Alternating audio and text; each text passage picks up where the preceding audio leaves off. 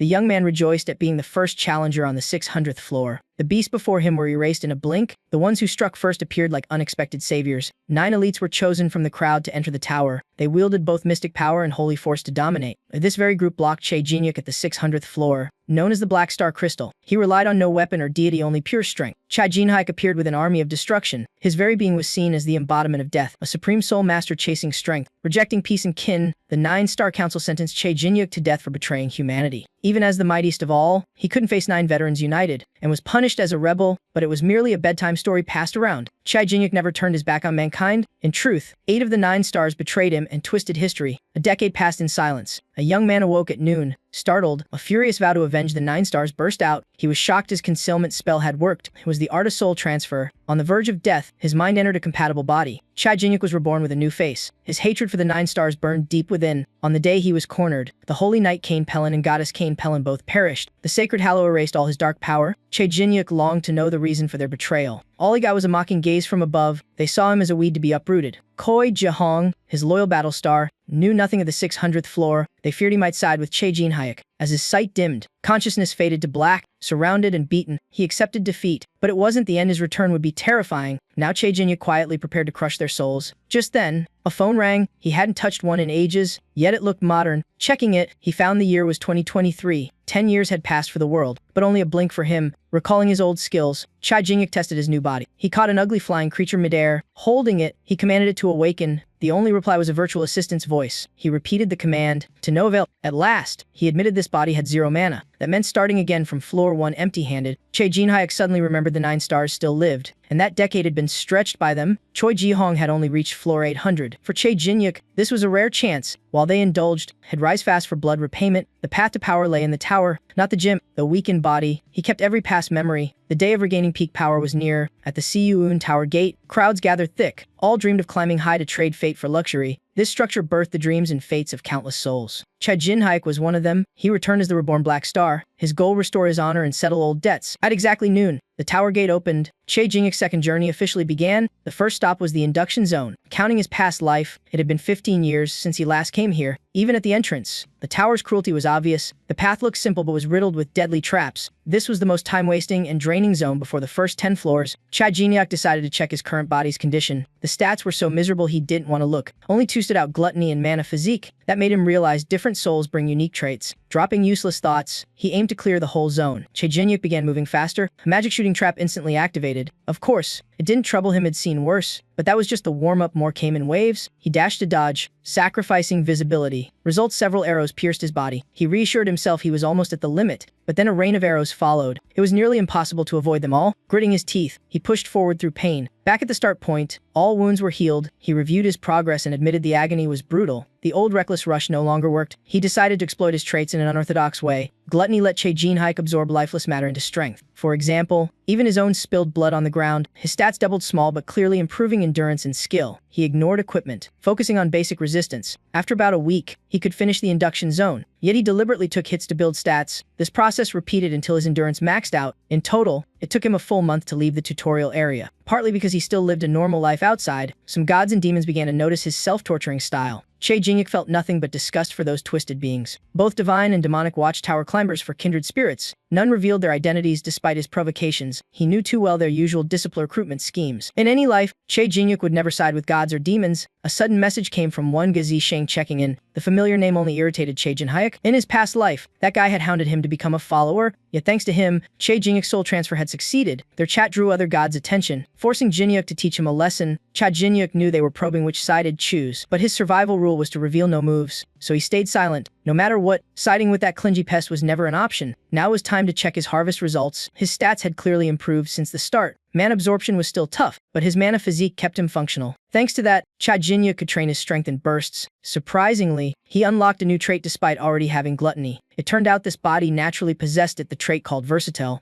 The plain name dampened his excitement a bit, but its effect let him master any field with ease. In battle, the system auto-adjusted to match his proficiency. Familiar in theory, yet far more powerful in practice, the once-a-distant dream title now appeared Omni-Master. That annoying guy showed up again, wanting to peek at his status. Of course, Che Jinyuk revealed nothing. He decided to move straight to the next floor. Whether the guy followed or not didn't cross his mind. From memory, the next room was for choosing one's path. As expected, it was the weapon and class selection zone. After training, he would be transferred to Floor 1. In his past life, Chai Jingyuk chose Mage for its mana advantage. This time, he wanted to test the true power of Versatile through drills. He grabbed an old bow radiating killing intent. One shot released 3 arrows striking the same target. Chai Jingyuk raised the difficulty on purpose. He enabled retaliating targets despite the danger warnings. 5 enemies appeared, charging him at once. 3 were shot down with artistic precision. The last 2 were finished gracefully with a sword. Not satisfied, he demanded to try all weapons on stronger foes. Giants appeared one after another. They barely made a move before their heads were pierced. The 2 behind them quickly fell as well. Suddenly, a long-range assault group arrived. Chai Jingyuk hid behind a giant's corpse. He searched for a fitting weapon. The system warned this was the deadliest group yet, but he was thrilled. Chai Jingyuk drew his true forte colossal magic staff. He taunted them, confident in his superior speed. Spells blasted forth, wiping out every enemy. Even he was stunned by the power of Versatile. It felt as if it mastered these weapons for years. The system announced had earned an achievement and qualified for the Omni-class trial. Chai Jingyuk hadn't expected that to count as a profession, but the rules allowed only 1 class per person. He couldn't give up this edge, so he chose it. His plan to make Omni a subclass was instantly denied. Subclasses only unlocked after floor 100. Chai Jingyuk realized he couldn't leave without selecting a class. He boldly used achievement points to unlock a subclass anyway. The system responded with confusion. No rookie should know that. Achievement points were special currency that let players alter system rules. Jin Huk ignored the warning, declaring he'd used 5,000 points but was short by 50. With a sigh, Chai Jingyuk called out the one still hiding. He forced the figure to appear and speak directly. That act counted as an achievement, granting 200 more points. Even with help, he was irritated by the demon's arrogant tone. At last, the subclass Omni Master was successfully unlocked. Chai Jingyuk destroyed the training zone and teleported to floor 1. The scene shifted instantly. 3 rookies struggled against a swarm of twisted monsters. At the brink of crisis, a figure descended from above. That figure was none other than Chai Jinhyuk. He struck, shattering the leader monster's skull. A familiar greeting rang out, as if meeting an old friend. Since surpassing floor 600, he had seen this species again. Meeting him now meant their doom. Chai Jinhyuk commanded the monsters to bow before him. The person behind froze, stunned by his raw power. Though titled a mage, Chai Jinhyuk fought hand to hand. Another person skipped introductions, just begging to team up. Chai Jinhyuk coldly told them to stay out of his way. He declared every kobold here belonged to him. The 2 rookies panicked and bolted. 2 remaining kobolds charged to avenge their kin. The first got its head smashed in by his punch. The second was shattered by a staff swing. The last one turned to flee in terror. Chai Jinhyuk didn't allow an escape. One strike pierced through, killing all 3 kobolds. The system finally acknowledged his entry to floor 1. The mission to slay 10 kobolds was child's play for him. He recalled the rule: kill 1,000 of a species to earn a title. In his past life, had hunted every title without missing one. Now, he prioritized absorbing the kobolds' power first. Through gluttony, he gained their memories and abilities. He even learned the kobold language. By absorbing this race alone, his stats matched a Florton climber. Add in class level bonuses, his power skyrocketed. Crucial memory fragments surfaced. The kobolds were preparing a tribute for their lord. Chai Jinhyuk instantly locked onto his next target. Slaying the lord would trigger a monster wave and grant massive rewards. To face that wave, he needed forces of his own. It was time to control the kobolds, turn them into his loyal minion army. Chai Jinhyuk switched to the summoner class. His ambition grew explosively. With a hidden class on this floor, he was determined to claim it. 4 more kobolds appeared unexpectedly, the perfect chance for his skeleton kobold army to debit. Soon after, Chai Jinhyuk led his newly tamed minions. The group reached an old, shabby wooden hut. Finding it empty, he was glad no hunter had arrived yet. Chai Jinhyuk smashed the floor, revealing a secret passage. That was where floor 1's hidden class was concealed. He advanced, breaking mana crystals embedded in the stairs. He realized the hidden class, Spirit Master, was sealed around this tome. Without hesitation, he flung open a coffin lid. A robed skeleton shot out. Its name was Wonkin.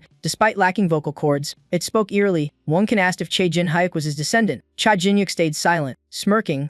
That smirk made the atmosphere unpredictable. Wonkin's attempt at a scary entrance completely failed. In his past life, after reading the skeleton's journal, Chai Jinhyuk had long lost the fear. But this time, he hadn't even touched that journal yet. In his last life, forced to switch to mage, Jinhyuk discovered this place and returned later. After becoming a necromancer, he had failed to subdue Wonkin. This time, Wonkin seemed pleased that Chai Jinhyuk spoke more politely than the rude man before. That rude man, of course, was none other than Chai Jinhyuk himself from his past life. Chai Jinhyuk barely restrained himself from smashing the skeleton. He wanted the class change immediately, but Wonkin demanded floor 10 first. The skeleton rambled about class hierarchies, which Chai Jinhyuk ignored. Chai Jinhyuk opened his status board, proving he was already a soul summoner. No need to wait. Seeing this, Wonkin grew excited at meeting such a rare genius. He judged Chai Jinhyuk far more skilled than the fool from 10 years ago. That fool, of course, was Chai Jinhyuk's past self. Lost in chatter, Wonkin forgot the ritual, irritating Chai Jinhyuk. Realizing his mistake, Wonkin hurriedly began the class change ceremony. He spoke of the age before the tower appeared on Earth. Back then, Wonkin had been one of the most dominant climbers. Even as a top-tier soul master, he never stopped seeking new strength. For him, summoning mere bones and flesh wasn't enough. What he desired was true souls. Wonkin resolved to restore the souls of the dead. From that, he created a summoning art never seen before, and thus founded the necromancer class. But old age defeated him, fading his path into obscurity. Desperate, Wonkin used the summoning ritual on himself. He pinned his hopes on a successor to revive his glory. That's why he waited for a climber to inherit his path. Since then, Wonkin existed as half an impest. After handing Che Jinhyuk the soul chalice, Wonkin congratulated him on gaining an official class. The chalice's function to imprison and summon souls was already clear to Cha Jinhyuk,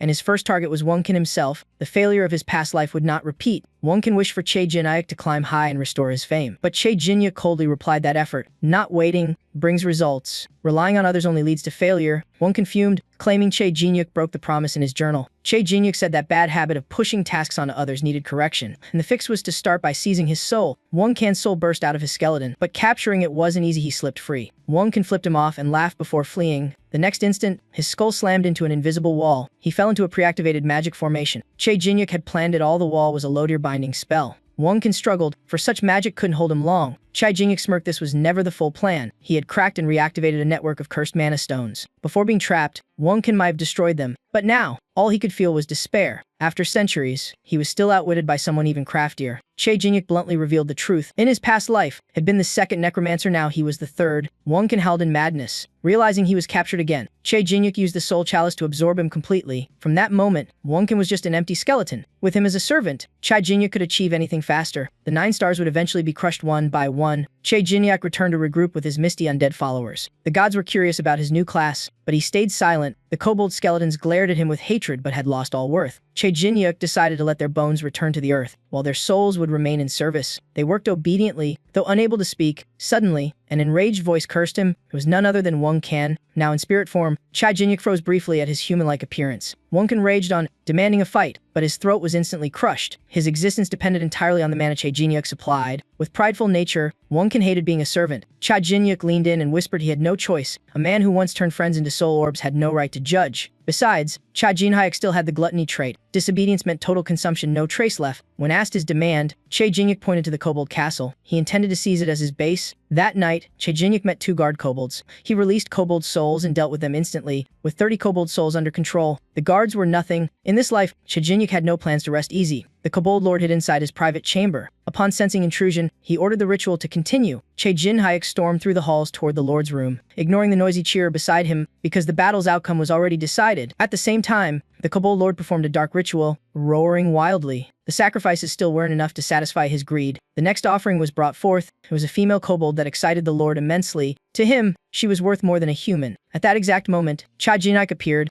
He ignored the ritual. Everything here would become his soldiers, infuriating the lord. As soon as he showed himself, the kobold lord was pushed to despair. The lord screamed of goblin royal pride and demanded human fear. Che Jinhyuk merely smirked, treating the threats as jokes. Dokkaebi, still confused, saw a chance to escape. The lord called upon power from the light spawn demon to strike back. 2 bloody claws lunged toward Dokkaebi. In panic, she stumbled to the ground. That brief opening let Che Jinhyuk strike. One punch shattered both claws. The ease of it was absurd. At first, Che Jinhyuk planned to ignore her but realized she was Dokkaebi, a powerful being normally found only on floor 100, and she wasn't even fully matured yet. Che Jinhyuk decided to save her to learn about the floor 100 incident. He warned her to leave fast next time. He wouldn't help. The kobold lord went mad, turning 2 minions into living bombs. Che Jinhyuk dashed in before they could explode. An uppercut launched the lord 8 meters away. His current body was nearing its physical limit. But to Che Jinhyuk, this was merely the warm-up. In desperation, the lord screamed a sacrifice to the light spawn demon. He offered himself as the tribute. Strange blood surged, wrapping around Che Jinhyuk. It formed a high-grade blood fiend beyond expectations. The blood fiend pinned Che Jinhyuk to the ground. Delighting the lord, he laughed loudly. Believing his foe had finally tasted fear, the lord boasted this was his ultimate soul art. Che Jinhyuk was annoyed at being compared to something so lowly. He decided to show what true summoning looked like. His army of kobold souls was summoned at once.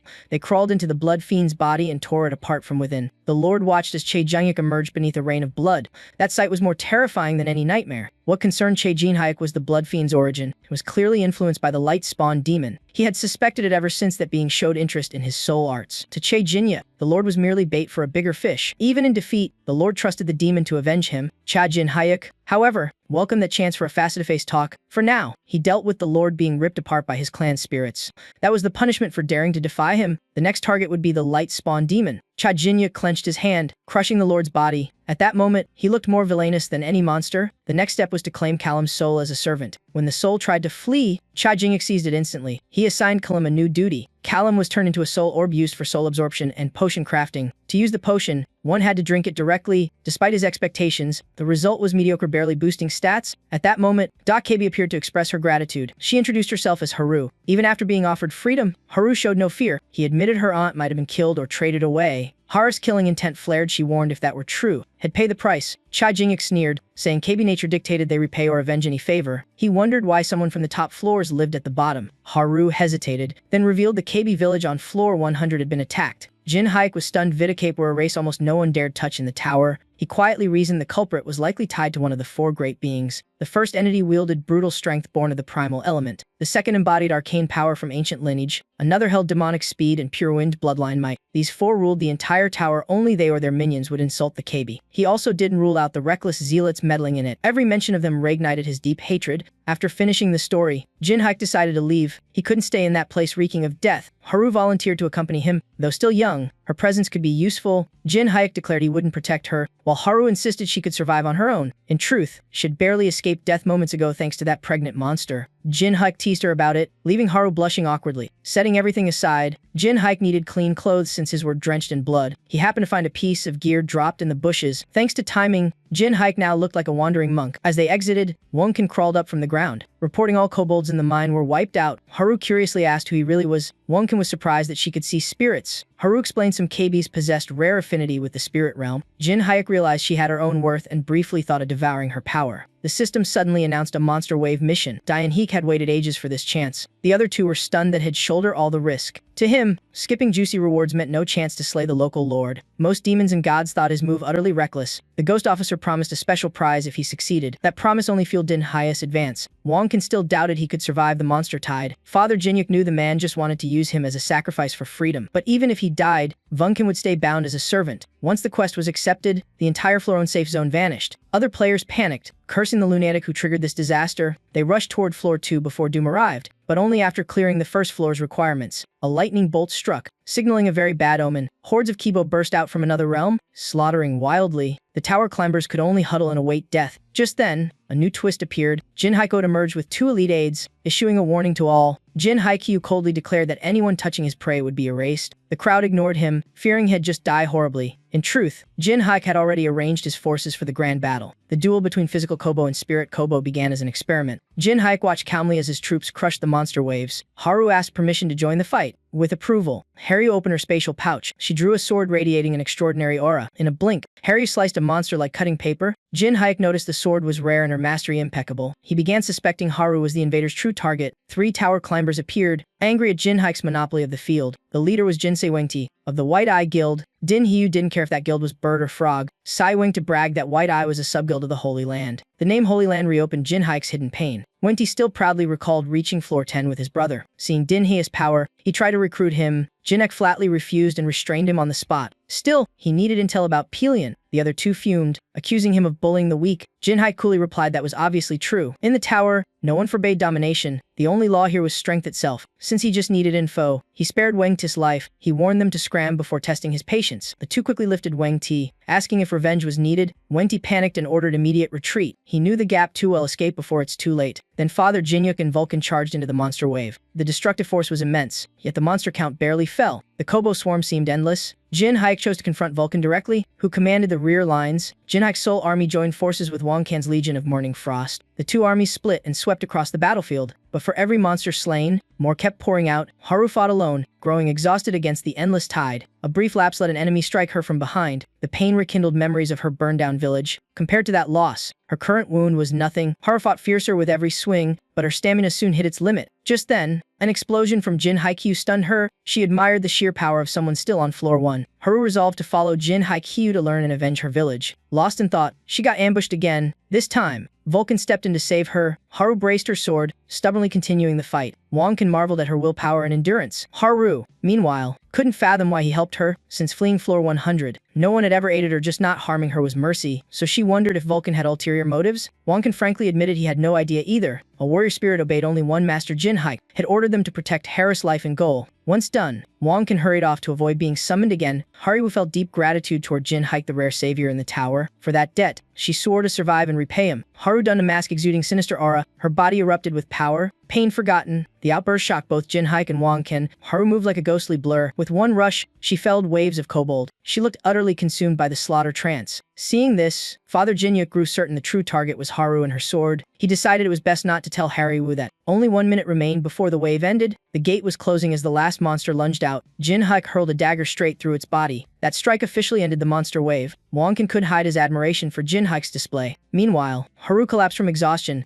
Jinhaik caught her, warning not to use that skill when drained. Facing Jinhaik, Haru flushed with awkward shyness. Putting feelings aside, it was reward time. Dunhyu had long awaited this moment. He earned the title Heteromorph Slayer, boosting all stats by 5 stars, plus 500 base attribute points were added. With Omnimaster and Devour synergy, his stats could grow infinitely. The reward was limited to the top 3 performers. First place, naturally, was Jinhaik, followed by Haru and Wonkin. Wonkin couldn't believe his name made the list. Still, the ultimate benefit went to Jinhaik. He remained just a loyal subordinate. Haru even offered her own reward to Jinhaik as a future investment. But Jinhaik refused. His betrayed past made him wary of trust. The second place prize was too valuable to accept without suspicion.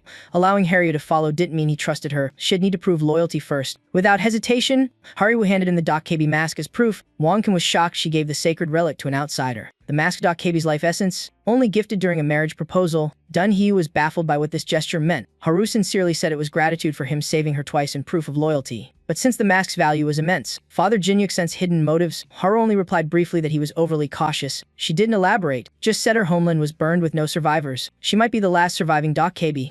Thus Haru chose to climb the tower with Jinhaik to avenge and survive. Father Jinhaik observed that she carried the same wariness as he did. He warned that betrayal would cost Haru her life. He accepted the reward. Viewing the mask as nothing but decoration, Haru cheerfully called him Appa, making Father Jinyuk shudder. Setting aside titles, the group opened their 3 gifts. They got a ring, earrings, and a necklace that reduced mana drain by tears. Wonkin judged them top-tier gear, while Haru barely grasped the value. The set perfectly suited a summoner needing massive mana like Father Jinhaik. Seeing the ghost officer silent, Dunhyu reminded him of his promise. The ghost only told him to buzz off. Jinhaik obeyed and led everyone to a diner. The town of Wangtan had been moved to floor 2 for refuge. After a second reminder, the ghost officer finally chose a gift for him. The prize was a skull ring radiating dangerous energy. Jinhaik froze in surprise the moment he held it. He paused mid-thought, making Vulcan and Haru curious. Jinhaik's face turned pale. He sensed demonic energy inside. The revelation left Wonkin in utter disbelief. Demonic energy was devil essence, far beyond mana. Normally humans must serve demons for months to gain a trace of it.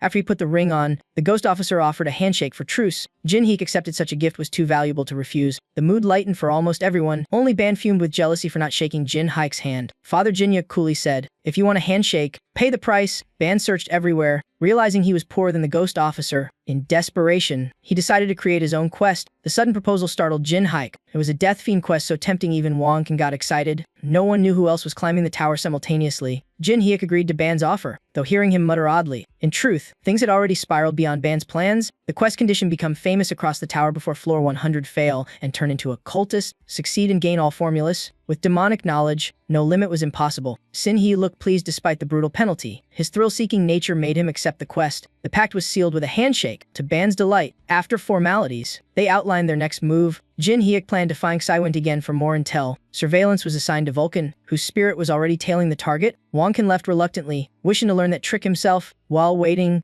Jinhaik chose to chat with Haru. He was curious about the origin of the Dokkaebi mask. On the way, Haru began explaining in detail. The mask let its wearer harness Dokkaebi powers. Those powers included charm and supernatural strength. For Haru, it also granted foresight into the future. Father Jinyuk regretted she hadn't used that ability earlier. It would have eased the fight. Haru suddenly stared, making Dunhyu uneasy. She said he gave off a very unusual aura. Outside the tower, countless people sought to touch such power. They knelt just to glimpse the future and dodge fate. Father Jinyuk believed there's no need to run, just smash what threatens you. Haru realized her abilities matched his perfectly. She wielded battle foresight, a pure combat power. Excited, Jinhaik hugged Haru, making her blush scarlet. He shouted with joy at their synergy. With Haru beside him, he believed they could crush the Starborn weapon users. That moment, Ban snapped a photo, enraging Dinhyu, who chased him off. Realizing his outburst, Jinhaikyu quickly apologized to Haru. He vowed to use the mask properly to avenge her and himself. Haru felt lucky and began trusting in their shared future. While the two bonded, Vulcan was already on the mission. He restrained Si Wang-ti, leaving him unable to call for help as his comrades fled. Wang-kan grumbled that capturing targets alive was too much hassle. When Jinhaik arrived, Vulcan reported Wang-ti had tried to escape. Jinhaik drew his sword, saying he only came to return something. He let Wang-ti choose where he'd be stabbed. Two cruel options lay before him. Sai Wang-ti panicked, spilling everything about the White Swan Guild before fleeing. Dinhyu figured he'd destroy that guild eventually, so he let him go. Still, between floors 10 and 200 lay countless minor factions. Wiping them all out would take ages, but if all went well, crushing Kane Pellin's branch guilds would make them famous fast, completing Ban's quest. On floor 2, climbers buzzed about the man who stopped the monster wave. When he appeared, the Dokkaebi mask kept his identity hidden. People swarmed like reporters for answers, since he couldn't reveal his real name. Father Jinyuk chose an alias. He introduced himself with a short fake name, then he and his two followers left. Ignoring the crowd's frustration, some suspected Jinhaik had a criminal past before entering the tower. Many climbers were fugitives avoiding the law. After all, hiding one's name was common, but the wave and the mask made him a spectacle. Still, they had bigger missions to focus on. The new quest was to defeat the aberrant warrior. Dinhyu thought it trivial and assigned it to Wang-kan. Wang-kan grimaced,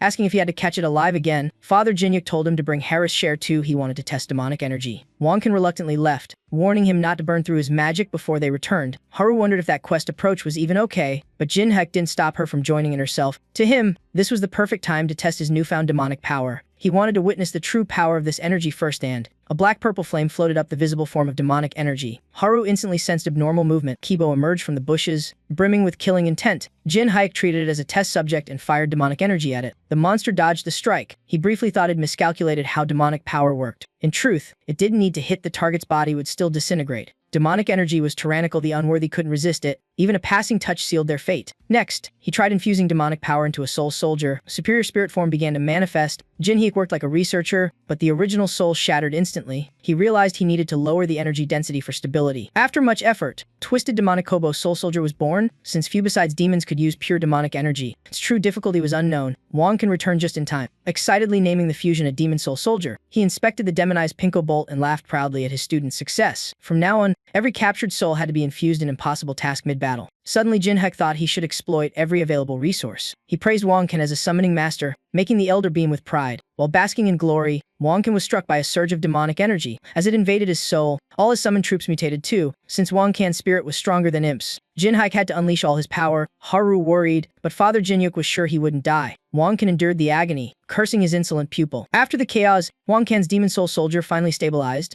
Jinhaik felt proud for creating the strongest Demon Soul Soldier yet. Wang-kan roared that had made a grave mistake. He declared Jinhaik had summoned something beyond his own control. That was the ultimate taboo for any summoner. Jinhaik smirked and donned the Dokkaebi mask. He needed a worthy opponent to test its might. Wang-kan had awaited this moment, believing it would set him free. He summoned waves of Demon Soul Soldiers to attack. Jinhaik unleashed the mask's full power. To him, every spirit's movement slowed drastically. He realized this was the same vision Haru always experienced. In an instant, Jinhaik shredded the demon souls and closed in on the grinning Wang-kan. Even weakened, his confidence never faltered. Wang-kan took Jinhaik's familiar punch head-on. He told the elder to calm down and follow instructions. Haru panicked seeing the old man get punched outright. Jinhaik didn't hold back, souls couldn't die from physical blows anyway. Wang-kan rubbed his face, retorting that rule didn't apply to him, it still hurt. Haru then asked how it felt using the mask's power. He said everything around him slowed, as if he'd reached a supreme realm. But Haru claimed that was just a minor side effect. Hearing that, Jinhaik was stunned. He wondered if that was only a fraction. What was the mask truly made for? Haru explained it granted battle foresight, letting the wearer read opponents' moves almost before they happened. However, Father Jinyuk couldn't wield it as naturally as a born talent like Haru. Jinhyuk laughed at himself, remembering Haru was a rare genius of the Dokkaebi clan. Even asking her for guidance wasn't simple. Haru curiously asked if he felt dizzy or had headache, as most untrained Dokkaebi suffered side effects when using the skill. Even she once did. She had feared he might fail to activate the mask's power at all. Her words stung Father Jinhaik's pride like salt on a wound. Had been too euphoric over his strength on floor 2, but now saw it wasn't that easy.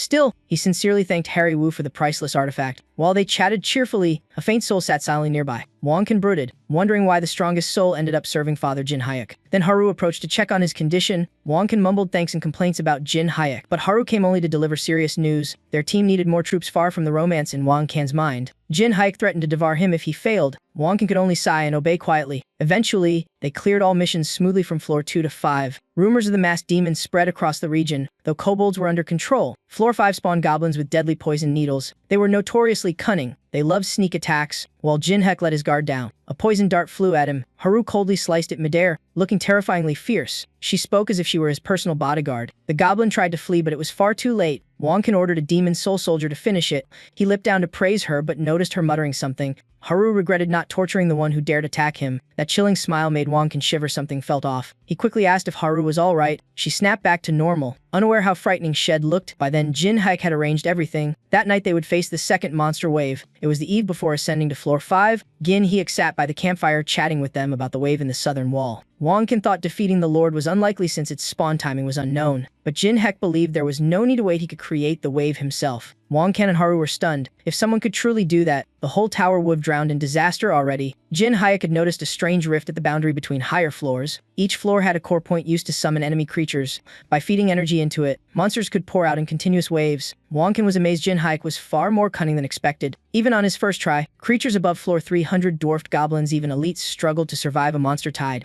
Though he couldn't yet use the principle directly, Jin Hyuk devised a workaround. They decided to trigger invasion waves repeatedly to boost power as fast as possible. Suddenly, the entire town quaked violently like an earthquake. A warp gate opened. Disaster struck before climbers could react. Swarms of goblins rained down like hail. Without warning, the attack struck the newbie zone, forcing civilians to flee. Those hit by the poison were instantly paralyzed. The numbing effect left victims completely helpless. A blond young man couldn't bring himself to abandon his comrades, but his current power couldn't match the savage goblin horde. His dream of reaching higher floors shattered in that instant. At the brink of death, a surge of demonic energy descended and saved him. A cold voice ordered all poison to be evacuated. The demon mask appeared. Climbers cheered. Realizing it was Jin Hyuk, none expected he had triggered the wave himself just to rescue them. His fame skyrocketed afterward, and guild dealings became far smoother. A rallying cry urged everyone to stand and fight. The demon soul army stormed out, crushing the goblins. Wonkin fumed. He was the creator of those troops, yet overshadowed, bound in servitude. Suddenly, a violent explosion tore the air apart. The demon souls burned under eerie blue flames. They were spells cast by goblin priests. Their magic overwhelmed the troops, throwing Wonkin into panic. Jin Hyuk calmed him, reminding him the priority was the enemy casters. So Haru took position on a rooftop and descended like a goddess of war. Her precise strike sent Vulcan into wild excitement. No one knew when the climb had turned into a true life-or-death war. Jin Hyuk joined in, using absorption to strip the goblin priest's powers. He seized their soul flames, keeping such might from unworthy hands. Jin Hyuk unleashed a soulfire storm that wiped the goblin field clean. He praised Harris' elegant yet lethal performance. Haru smiled, but the twisted grin chilled Jin Hyuk's spine. Her sword flared, raising a cyclone of catastrophic force. Jin Hyuk knew the weapon was extraordinary but couldn't grasp what was happening. The sight before him left him utterly speechless. Haru had entered a full Samura warrior state. Her fierce face and erratic moves screamed imminent danger. She suddenly spun and aimed her blade at Jin Hyuk. A single slash tore the air apart. Houses crumbled like tofu. The goblins froze, always struck by the ruin Haru had caused. Jin Hyuk's staff snapped in half under the force. He narrowly ducked, avoiding a fatal bisection. Horror struck him. What kind of sword could level a village in seconds? Haru had fallen into complete berserk madness. She relentlessly pressed Jin Hyuk with killing blows. Each slash annihilated everything behind its path. Even without the mask, Haru failed to recognize his identity. Worse, her attack speed only intensified. Father Jin Hyuk had to brace himself with his familiar staff, but their power gap was simply absurd. He was slammed into the ground, losing control. Wonkin rushed over, torn between concern and dark satisfaction. Jin Hyuk was forced to reconnect with his combat sense through his soul. His body had been flung 8 meters away, not yet recovered. The pressure felt like facing the elite warriors of the Dokkaebi clan itself. As most monsters were cleared, Vulcan handled the remaining ones. He had to personally teach Haru a real lesson. Jin Hyuk put his mask back on and launched a counterattack. His intuition from floor 599 warned him of imminent danger. One slip and that sword would shred him instantly. In this tower, every relationship could shift at any moment. Pity aside, he wasn't someone with a soft heart. Jin Hyuk resolved to finish Haru right there, but Haru's innocent face made him hesitate for a blink. Haru blocked Jin Hyuk's blade with her bare hands. He realized in shock it was the rumored battle eye power. Her speed outclassed him, and Jin Hyuk took a clean hit. He retreated, summoning the skeletal soldiers from the last wave. The bone mist surrounded Haru to restrain her, but she shattered it all in an instant. Her sword was so fast Jin Hyuk couldn't even track it. Absolute dominance left Jin Hyuk with no path to victory. Another explosion forced him to retreat again. At that moment, he noticed something off. Harris' eyes blood, her face twisted in pain. He suspected she was running out of strength. Jinhaik recalled Harris' words about Dakaba's side effects. If the battle eye was recharging, this was his only chance. Jinhaik dropped lower, luring Haru to chase. The provocation worked. Haru leapt after him. At once, Jinhaik activated Goblin Slayer and fired poison darts. Even a Dakabi level couldn't easily resist the paralysis effect. Without the battle eye, she couldn't dodge. Haru froze in that fatal split second. The space around them felt frozen solid. She sliced two goblins in half, making Jinhaik fume. Next, she aimed straight for him. Though he dodged, Che Jingyuk still lagged in speed. Haru grew thrilled, thinking victory was hers. Suddenly, something shot out from his blind spot. A poison dart struck Haru without her noticing. Jinhaik had one Goblin Slayer charge left. If her battle eye wasn't on cooldown, his plan would failed. Haru raged when she realized Jinhaik had trapped her from a dead angle. Once the poison hit, she collapsed and returned to normal. Jinhaik sighed in relief, testing his body's movement. Luckily, the dose only knocked her out, not killed her, but since the dart went through, his arm began to go numb too. Jinhaik gathered goblin corpses to extract antidote for himself. Jinhaik was the kind who feared nothing, not even poison. That's how he developed resistance to paralysis. He had to admit Harris' power was annoyingly tough. In the bluttered haze, Haru raised her sword amid the misty rain. A stranger appeared and gripped the blade. He asked if she was truly the master of the dragon-slaying sword this time. He suddenly realized Haru wasn't even of age yet. He carried Dakabi energy but wasn't fully pure-blooded. Before Haru could react, the blade was already at her throat. He warned her that drawing a sword unprepared would bring disaster. In that instant, Haru woke up on Jinhaik's back. The group had reached a village on the 6th floor. Haru blushed furiously when she realized she was being carried.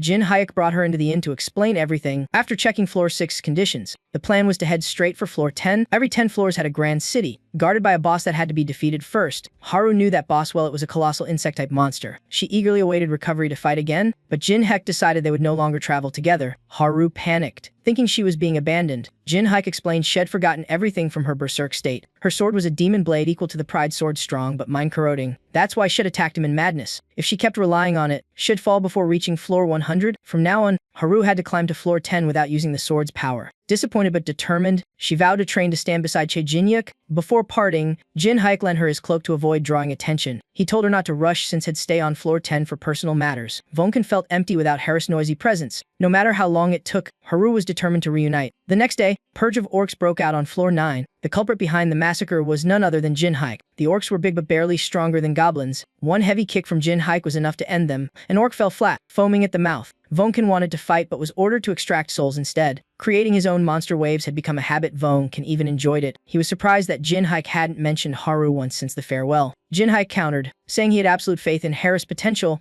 Vonken's job now was to drag more orcs for him to slaughter. Vonken fumed, furious at being bossed around even after death. Jinhaik calmly admitted his past, leaving Vonken speechless. He grew up in an orphanage with Choi Jae-hong. Vonken let out a startled gasp. He put a hand on Jinhaik's shoulder, saying he finally understood his pain. That expression made Jinhaik's skin crawl. After collecting loot from the steel orcs, they both entered the trial chamber on floor 10. A display panel appeared, catching Vonken's curiosity. Had never seen such a device before. It showed the fastest trial clear record, just 1 minute. Not seeing his own name, Jinhaik seized the chance to tease him. Irritated, Vonken snapped, but Jinhaik's name wasn't there either, so he aimed to break the record. That idea made Vonken burst out laughing. While waiting for the trial to start, Che Jingyuk discussed tactics with Vulcan. The ghost soldiers would restrain the boss the instant it appeared. Vonken got ready within a second. Jinhaik slammed his hand on the floor to trigger recovery and buffs. He decided to showcase the power of a true all-round master. Jinhaik summoned and fused multiple elements. The spell bore traits of piercing, sharpness, endurance, and destruction. All of it merged through pure mana flow. Finally, it formed a spear of annihilation. The Dark Ghost army stood in position, waiting for the boss to appear. As soon as the Great Orc was regenerated, Vonken ordered its limbs to be bound. The rest was left for Jinhaik to finish. The massive throw pierced straight through, sending the boss head flying 8 meters away. The headless body collapsed motionless. The entire battle ended in under a second. The title Demon Mask was officially recorded, marking his rise toward floor 100 fame. On floor 8, news of the floor 10 record began to spread. The name Demon Mask unintentionally became Harris' new motivation. She vowed to work harder to catch up with the two of them. Vonken cheered wildly for breaking the 4 Great Races record. Even top-tier spirit masters had never achieved that. Jinhaik excited Vonken's overexcited arm-around act, reminding him they still had work on floor 10 while waiting for Haru. At the same time, in another office, a blonde man took notice of the name Demon Mask on the record board. The city on floor 10 was the first major metropolis and home to the portal back to Earth. Those who stopped climbing enjoyed trade privileges to build the grandest city within the first 100 floors. Jinhaik decided to sell all excess items for medicine and supplies. Even though the auction ban was lifted, The economy here remained thriving. Many settled citizens couldn't buy everything through auctions. All over the streets, they kept seeing merchants with the Goldrich emblem. Their ubiquity piqued Voncan's curiosity.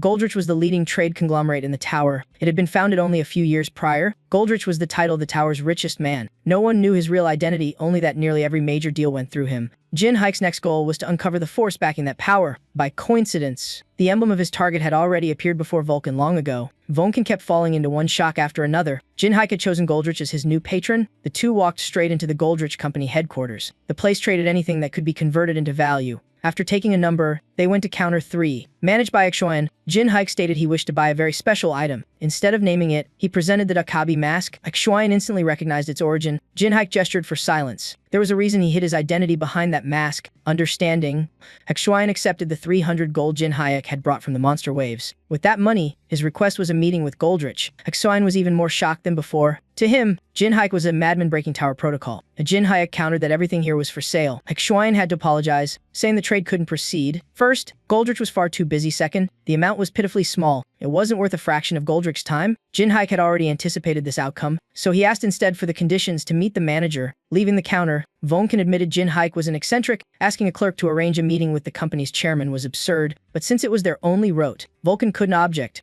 They entered the office of the manager known as the Puppet. He repeated that Jin Haik wanted to meet Goldrich, but the man wasn't present. The manager confirmed the gold wasn't enough for an audience. Jin Haik immediately made a bold decision. He demanded Goldrich be summoned, promising he'd convince him face-to-face. The manager jumped to his feet in astonishment. Had heard plenty of rumors about Jin Haik, but never thought he'd dare call the chairman's name so casually. With his marionette ability, he controlled others through invisible strings. Anyone caught became his puppet, but Jin Haik wasn't someone easily manipulated. He directly grabbed hold of those invisible strings. A skill effective even on floor 180 climbers was instantly nullified. The manager, shocked, switched to another tactic. They were both pulled into an entirely different space. He was sure Jin Haik wouldn't recognize this place. Jin Haik correctly named it the Mind Realm, where soul separates from body. The manager was stunned he knew yet stayed calm. Here, Jin Haik had to fight using pure experience and spiritual might. The manager proposed if Jin Haik won, had arranged the meeting with Goldrich. Spiritual threads bound Jin Haik tightly, but he only sneered in soul strength and experience. The man was centuries behind him. Jin Haik unleashed his willpower and snapped all the threads. The manager's unique power was useless against him. He couldn't comprehend how a floor 10 climber had the spirit of a floor 100 veteran. Even so, he refused to believe he'd lose. The manager snapped his fingers, unleashing a violent shockwave. From the water rose countless puppets, dense like an army. This was an artificial legion where, in the mind realm, experience was absolute power. All those puppets were trophies from his climb up to floor 100. They were designed to amplify upon absorbing Zot mana. Each puppet fought at roughly floor 50 strength. The manager felt victory was decided the moment Demon Mask entered the realm. Arrogantly, he commanded his puppet army to charge. Jin Haik was surrounded and dragged under the spiritual waters. The manager turned away, assuming Jin Haik would suffer longer, for injuries here left no trace in reality. But suddenly, behind him, massive water pillar erupted skyward. He hadn't expected Jin Haik to use magic inside the mind realm. Not only that, he activated his residual soul arts too, a floor 100 boss level being materialized within his domain. Jin Haik recreated his familiar battle form from 10 years ago. In this realm, others needed time to summon souls, but not him. That puppet army might look terrifying, but had never seen a real army. Today, Jin Haik decided to teach him what that meant. Not just summoning undead, he called forth an entire legion of souls. Just as the manager had said, the outcome was decided from the start. His mediocre puppets couldn't compare to Jin Haik's elite spirits. Looking at the opposing army, the manager recognized only a few names. Most were bosses from floor 100. Finally, he could only utter the usual question about Jin Haik's true identity. Jin Haik gave no answer, only commanded his army to crush the man's will. In utter terror, the manager was forced back to reality without knowing when. He hadn't exited the mind realm by choice. There was only one possibility: Jin Haik had seized control of it. Jin Haik approached, telling him to stop trembling and keep his promise. What he wanted was a meeting with Goldrich. Jin Haik handed him a sealed letter addressed directly to Goldrich. The manager knew he'd lost but could only forward the letter and await reply. Jin Haik was certain Goldrich would ignore him. Leaving the company, both the manager and Xuan bowed to see him off. Night had fallen, and Voncan suggested heading back to rest, but Jin Haik didn't know the meaning of stopping. He had another destination. Waiting for Goldrich was dull, and boredom was his worst enemy. His next stop was the White Swallow Guild headquarters. In the lobby, two girls were chatting excitedly. One bragged about reaching floor 57 and planned to shop after meeting her monthly goal. The blonde girl wondered why they even had to stand guard here. After all, no lunatic would dare charge through the front gate of the Holy Nation Alliance. No sooner had she said that than the doors burst open. Both girls quickly bowed and asked his purpose. Jinhaik flashed a fake, goofy smile. He complained about being tired of tower climbing and wanting to join their guild. Hearing that, both sighed in relief, thinking it wasn't serious. Then they remembered the recruitment bonus for new members. Recruiting rookies would boost their guild influence. They eagerly invited Jinhaik in and asked if he had a sponsor. Jinhaik feigned innocence, saying fate had guided him there. The two instantly labeled him a knave and newbie easy to guide. They decided to keep an eye on him and asked him to show his abilities. Jinhaik borrowed a coin from them. He crushed it between two fingers on the spot. The simple act left both girls awestruck. Jinhaik added he also knew a few basic spells, especially magic. A magic circle flared in his palm, producing a small flame. The girls squealed in amazement at the display. They no longer cared what his base skill was. The performance was too flashy. He could be the guild's next idol. The blonde girl in particular took a liking to him. He was her type. Meanwhile, Jinhaik was only stalling for time. Suddenly, an alarming noise echoed through the hall. Someone rushed in, shouting that an evil spirit was ravaging the village outside. All climbers above floor 50 were urgently summoned. The two girls left reluctantly. Before leaving, the blonde told Jinhaik to stay put until they returned. Once the door shut, Jinhaik put on the Dakabi mask. He became Demon Mask once again. Outside, chaos erupted as villagers fled the marketplace. All attacks were useless against the evil spirit. The creature's form was grotesquely bizarre. In truth, Vonkin was acting the part of the terrifying spirit. He knew he looked ridiculous. It had been ages since he'd played this role. It was all part of Jinhaik's carefully staged plan. While Vonkin caused havoc outside, Jinhaik sawed chaos inside the guild. He knocked out guards and searched for his target. A sleeping soldier woke to the commotion. Stepping out, he came face-to-face with Jinhaik's mask. The shock nearly made the man's soul leave his body. Jinhaik grabbed him for interrogation. He demanded a list of guilds allied with the Holy Nation and their locations. His goal was to destroy them all. The soldier warned he'd be doomed if he made enemies of the great powers. Jinhaik replied that someone who couldn't protect himself shouldn't meddle in others' affairs. Gasping under the chokehold, the man trembled and pointed at a pile of papers on the desk. Jinhaik checked the contents. It was a roster of the Kane Pellin brothers' subordinates. He burned it all and left. He swore he'd make every one of them kneel before him. The final targets were the Kane Pellin brothers. Elsewhere, the blonde man was reading reports from the floor 10 branch. A letter slipped out, catching his attention. It was a private note attached to the report. After reading, he crushed it in fury. He wondered how Demon Mask had discovered this secret. Meanwhile, the White Swallow Guild tried to cover things up since all witnesses were dead. Guildmaster Batholio began suspecting Jinhaik and summoned the two girls. The blonde described Jinhaik's appearance. To her, he was masculine, lean, and bright-faced, but the other girl thought he looked rough and ugly. They glanced at each other in confusion. That's when they realized they'd fallen under Jinhaik's illusion magic. After wrapping up with Vonkin, he dragged himself back, only to receive Jinhaik's lazy compliment. Jinhaik teased him about the creepy rumors of a ghostly figure spreading through the streets. Vonkin bitterly changed the topic, asking if Che Jinhyuk had started any fires lately. Che Jinhyuk smugly bragged that even basic spells were enough to leave a vivid impression on anyone who saw him.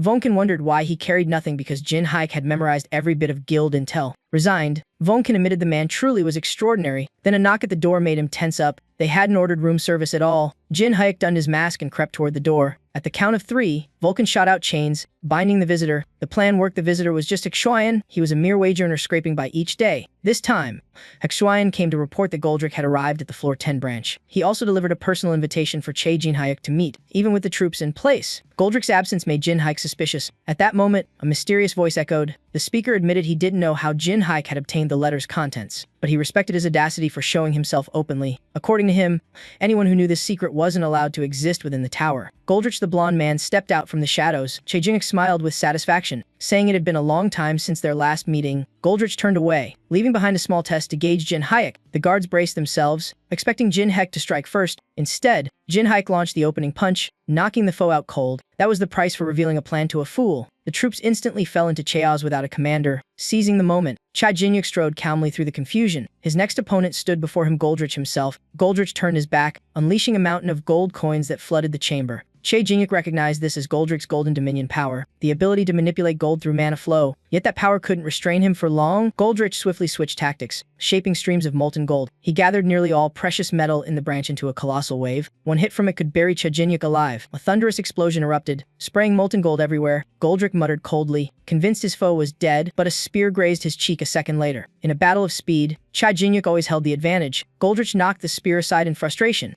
He taunted that such words would make him tremble. Che Jinhyuk calmly replied that Goldrich couldn't kill him, because he still needed the letter's intel, and his men were ordered to take Jinhaik alive. In exchange for a promised clue, Goldrich led Jinhaik into his office. Che Jinhyuk mocked the room's lavish decor, saying rich men sure knew how to live. Goldrich locked the door and engaged him head and again. His golden dominion sealed the entire space. cutting it off from the outside world. He then demanded to know who told Jin Haik that he was the auction's true owner. The auction system was a massive network allowing free trade across the tower, but it hadn't formed naturally. Goldrich himself had built it. If that secret got out, the entire Goldrich Corporation would collapse. That threat drove him into madness. Chai Jingyuk sneered, calling it nothing but a silly rumor no one would dare speak aloud. Goldrich snapped back, saying losing a few subordinates was no big deal. He manipulated molten gold, forging a massive axe and swinging it down at Jin Haik. Yet Jin Haik didn't even bother countering, he simply stepped back. Vulcan threw a single punch, shattering the golden weapon to dust. Goldrich froze as he saw a spirit warrior materialize, for only necromancers could summon and sustain battle souls. That meant Jin Haik's true identity could no longer be hidden. He removed his mask, smiling coldly as he declared it was time to collect his debt creditor William. Goldrich was stunned. He hadn't believed Jin Haik was still alive after 10 years. Choi Jingyuk calmly recounted their entire past. Von Ken, eavesdropping nearby, was shocked by their deep connection. Even so, Goldrich couldn't accept resurrection after all. Even Jin Haik once doubted his own survival. This time, Jin Haik's goal was merely to claim part of Goldrich Corporation's resources. He proposed a financial partnership agreement between them. The way he spoke made it sound as if the company already belongs to him, leaving Goldrich awkwardly smiling. Yet, ironically, he wasn't entirely wrong. A man without a merchant's instinct could never afford relics from the tower's upper floors. He had once been Goldrich's key founder and its largest shareholder. That arrogance convinced Goldrich he truly was the Jin Haik of the past. Still, to seal the deal, Choi Jingyuk had to offer something of equal value. He chose to sell all the intelligence he'd gathered, analyzed, and decrypted over time. Goldrich agreed to hear it first before deciding its worth. If someone had ordered Jin Haik's hunt, it had to be a supreme figure commanding even the proudest races. That meant a sovereign power existed, none other than the four kings of the tower. Goldrich was stunned when Jin Haik openly mentioned the four kings. They maintained their superiority by preventing other races from climbing higher. Thus, they either conquered the tower themselves or erased anyone who might surpass them. Those who join will be crowned rulers of a specific floor. Goldrich remains skeptical since he seems to be the only victim so far. Choi Jingyuk mentions the Oni village tragedy on the 100th floor. Only one person survived that incident, Haru. She's a young Oni training like mad to face the mighty warrior clan. Yet she still can't clear the 10th floor trial. That means she can't reunite with Hariel and Vulcan. Haru swears to become even stronger. The sword spirit teases her, asking why she won't use his power. He knows she longs to see Choi Jingyuk again, and with his power, no foe could matter. But Haru firmly refuses to use the twin dragon blade's might, because she once made a promise to Jin Haik that she'd rise by her own strength, not anyone else's power. After hearing it all, Goldrich deduces their true target is Hariel and the sword. To get her,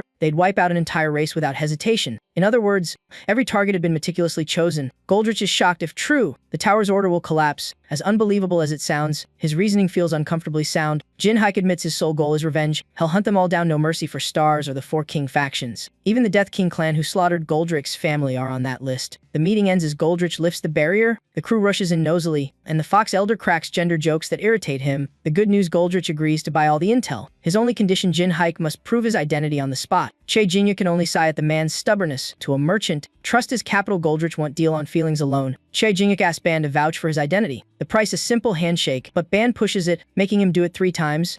Then Ban keeps confirming with Goldrich that he's the man he thought. With Ban's honor on the line, Goldrich has no reason left to refuse. Goldrich shakes hands, seals the deal, and welcomes Jin Haik back. He hopes someday they'll call each other by real names, not these temporary ones. Goldrich promises anything money can buy will be provided to Jin Haik. In return, he wants usable weapons in the tower and a huge stock of ammo. That request stuns Goldrich. Necromancers don't usually need arsenals. Choi Jingyuk calmly reveals his subclass as an Omnimaster, leaving Goldrich speechless. He hadn't imagined such a class existed, and Jin Haik even demonstrates its perks. For example, every stat is enhanced, and any weapon feels like an old friend. Envious but impressed, Goldrich believes he'll soon surpass his past self, so the task now is to speed up Choi Jin Haik's growth. Goldrich summons his management puppet. He orders it to buy every weapon below floor 10 under another company's name. All items are packed separately for VIP guest Choi Jingyuk. 10 minutes later, the manager returns with a cloak, but it's no ordinary cloak, it's a mobile storage vault. Goldrich proudly introduces the special item as Dao Phi. It links to a subspace with warehouse-level capacity. Temperature, size, and color are customizable, with protective runes built in. Items inside can even teleport to the user when needed. It's a rare tower treasure, so Goldrich urges careful use. Jin Haik jokes that if he splurges too hard,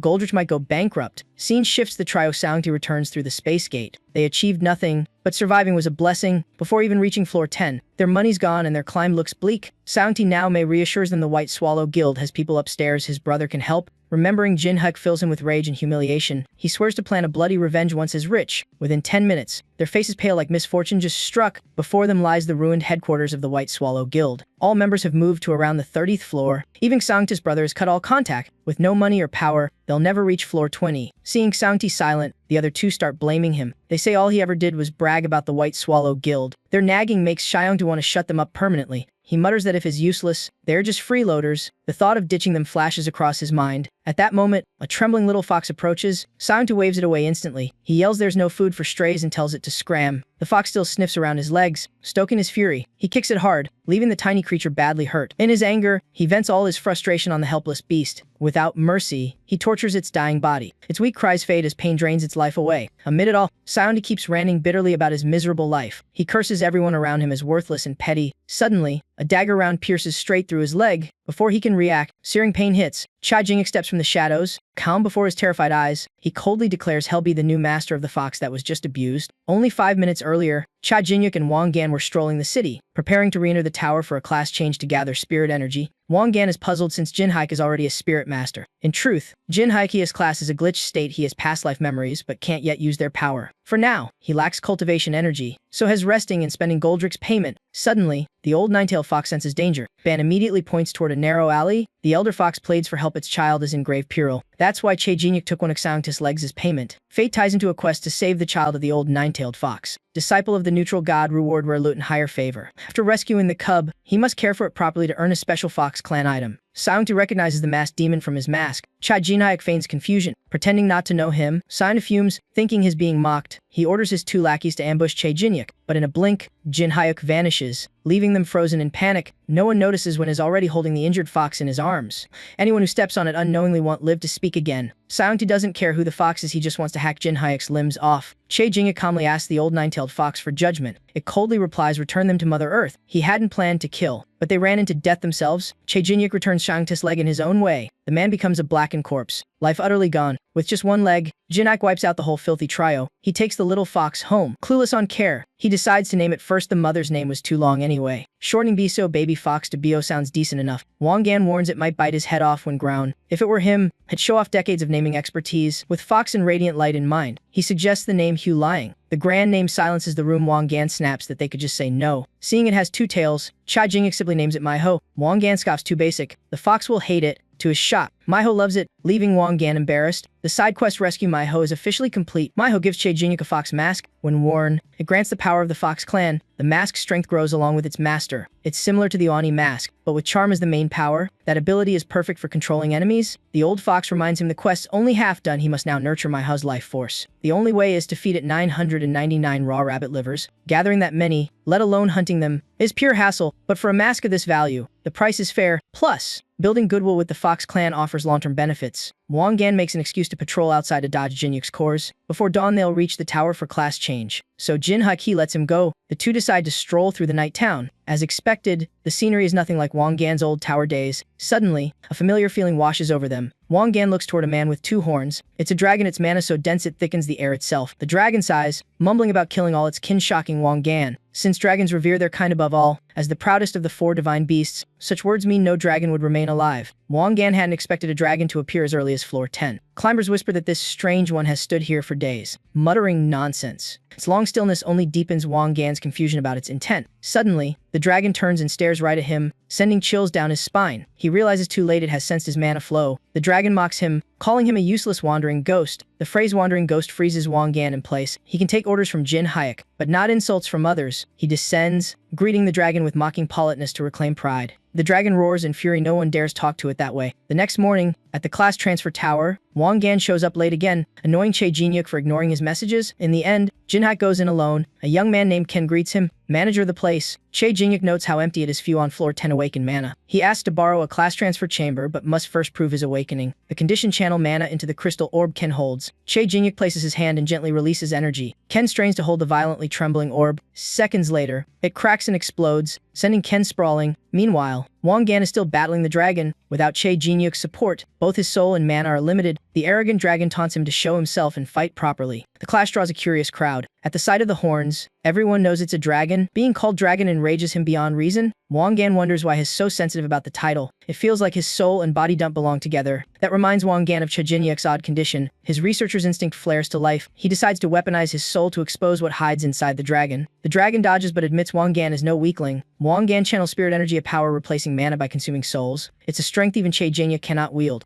That alone proves why Wang Gan is a top necromancer. They clash wildly, the dragon throwing constant jabs. He mocks Wang Gan's formal introduction like a dating ritual. when Wang Gan draws his weapon. The dragon unsheathes his blade and reveals himself. He names himself Hendrik, the Dragon Slayer, title for one who once subdued dragons. Such a fierce soul trapped in a dragon's body is a cruel paradox. Hendrik uses the flow escape skill, forcing Vulcan to split apart. Seeing his youth, Wang Gan drops his guard. If Hendrik's soul truly climbed to floor 780, even Che Jinyuk might not win easily, so the only choice is to seal him. Wang Gan prepares his strike, while Hendrik vows his armor won't be broken again. Suddenly, spectral hands burst forth, gripping Hendrik tight. A massive spiritual attack follows immediately after. Hendrik roars and unleashes his ultimate skill, Brave Edge Slash. The slash shatters all attacks, but he can't dodge Vulcan's spectral grasp. Hendrik's head is crushed tight by the giant spectral hand. He thrashes desperately, but his resistance is pitiful. Wang Gan exhales in relief. He nearly died, having drained both soul and mana granted by Che Jinyuk.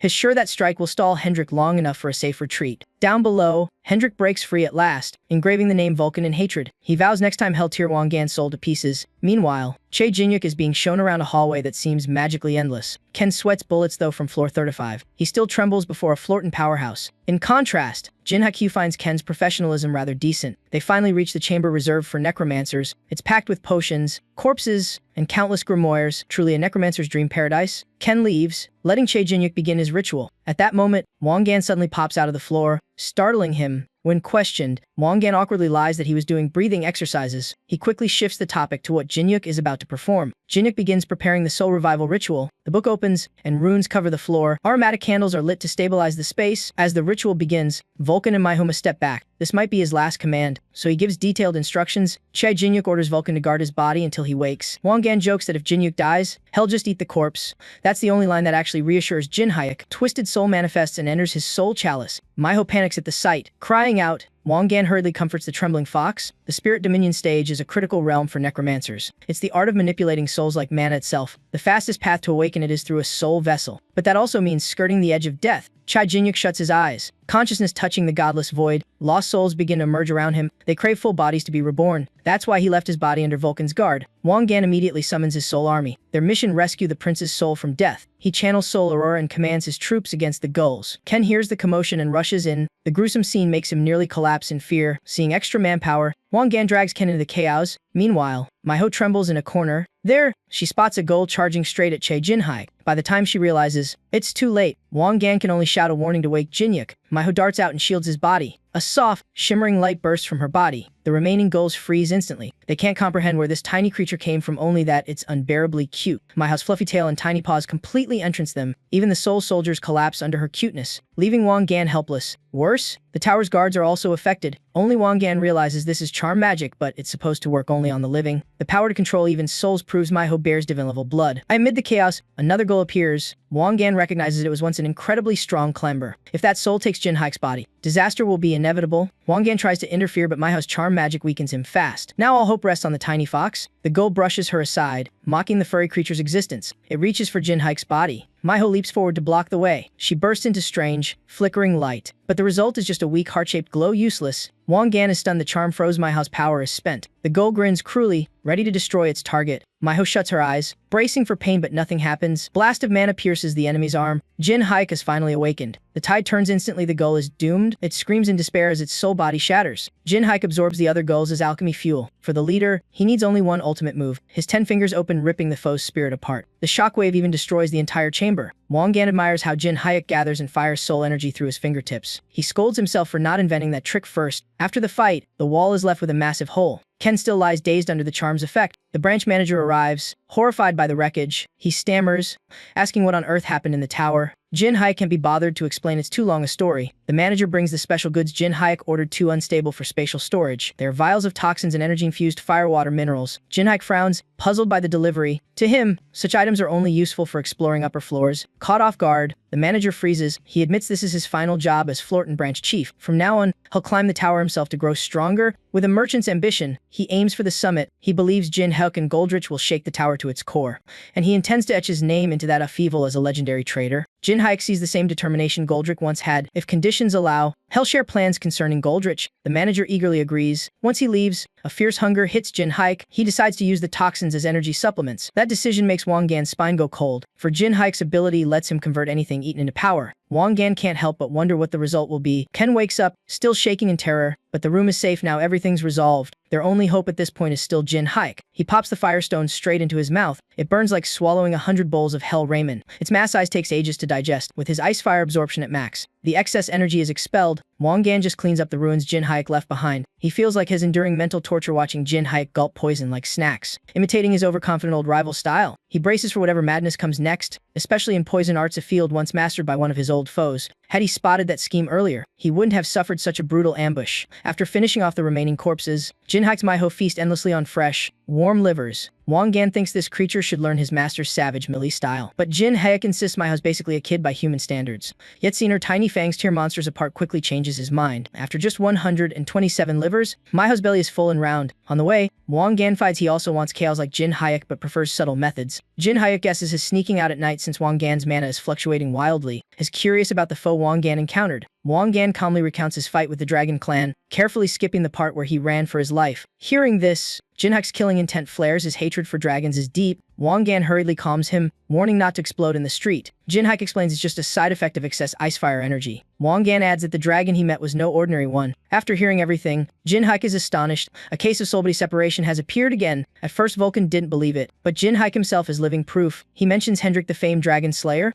That man began his climb by training to slaughter dragons. Every dragon he found or traced was hunted down. Over time, he became a monster with that notorious title. Rumors say Hendrik died on floor 700 or 800, but it might have been a royal dragon trap. If he's still alive, Jin Haik wants to meet him once. Overexcited, he unconsciously releases violent energy again. Wang Gan mocks that his eat-everything ability is self-torture. The poisons and icifire are wrecking him inside. The idea of seeing a priest disgusts Jin Haik. He refuses divine cleansing, but if he delays treatment, he'll lose control. Divine power is the only self-healing option. Suddenly manhua lets out a furious roar that nearly bursts Jin Haik's eardrums. Wang Gan notices strange behavior among the surrounding crowd. They ignore the roar, walking blankly like puppets. A blinding golden light freezes both men. A girl glowing like an angel appears before them. She smiles and greets the masked demon. Jin Haik instantly recognizes her as Celestial. Realizing she's an enemy, he prepares to strike first. Yet somehow she's already gripping his sword hilt. She warns him not to do something he'll regret. She restrains him completely with just one hand, then places the other hand gently on his face. Each touch precisely senses every inner wound he carries. The hello above her head blazes brilliantly. A stream of pure energy flows deep into Jin Haik's body. Wang Gan watches nervously, fearing a trap, but every injury on Jin Haik is healed completely. Its divine celestial power proof she means no harm. She introduces herself as Uriel, of the wingless celestial clan. The crowd around them awakens, as if freed from a long trance. Jin Haik immediately questioned what Uriel had done to them. She admitted to lightly altering memories to protect the people.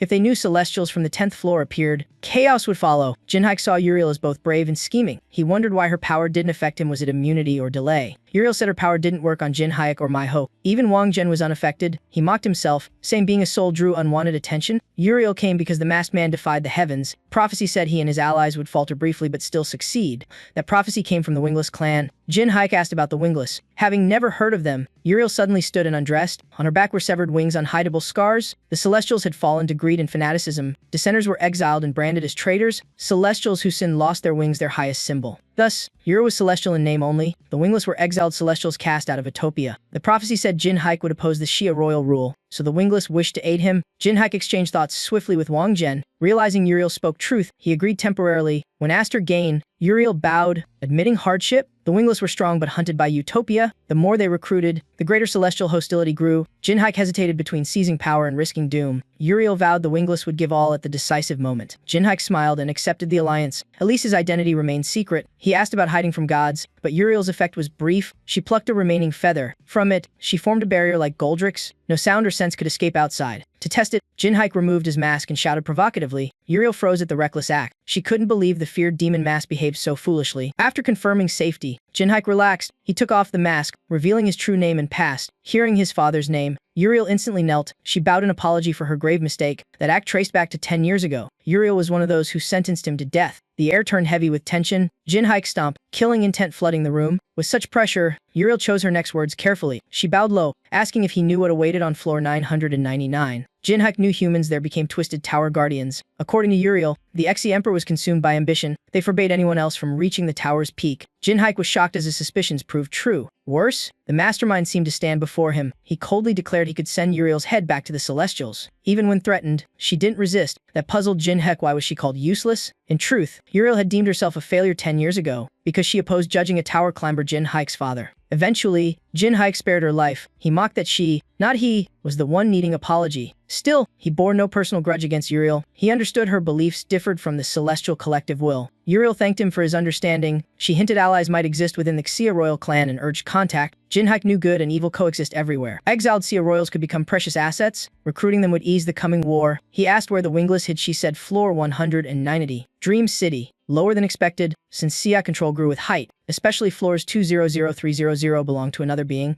Jin Haik recalled it was the realm of Ji Wuhuandi. That invincible entity could erase the wingless base with one strike. Uriel shyly asked to put her clothes back on. Jin Haik asked if her visit left any trace. Uriel assured him it hadn't, but being hunted, she could only bring herself. Jin Haik smiled coldly, satisfied with that answer. Uriel worried he might have strange hobbies. Jin Haik quickly clarified he only wanted a few feathers. Uriel relaxed, saying feathers regrow easily. In fact, had asked vaguely, fearing they would. Uriel generously plucked him plenty, but she warned not to expose them. Celestials could trace their origin. Jin Haik reassured her he'd swallow them all to leave no trace. That odd response made Uriel shiver, while he blushed. Finally, the moment of farewell arrived. Uriel said she'd watch over him and vanished into the void. Wang Jin curiously asked if that was it. Jin Haik admitted had long awaited tasting it. The celestial power made him doubt his own endurance. Wang Jin stayed silent, had long abandoned vain ambitions. He warned Manhwa not to copy Jin Haik's habit of swallowing everything, or risk metabolic disaster sooner or later. When Jin Haik bit a feather, his heart stopped for a split second. His body glowed, as if light was caged inside him. Wang Jin sighed, had seen this kind of scene too often. He pulled Manhwa to fly circles far from the sight. Unable to bear the pain, Jin Haik screamed and fainted. When he woke, he was floating in a water-filled space. His head throbbed as if hammered repeatedly. More importantly, he realized he was trapped in his inner world. He feared his body was too weak for celestial power. If he failed, the spiritual world would be his grave. Suddenly, a golden waterfall surged behind him. That divine power was vast as mountains from a single feather.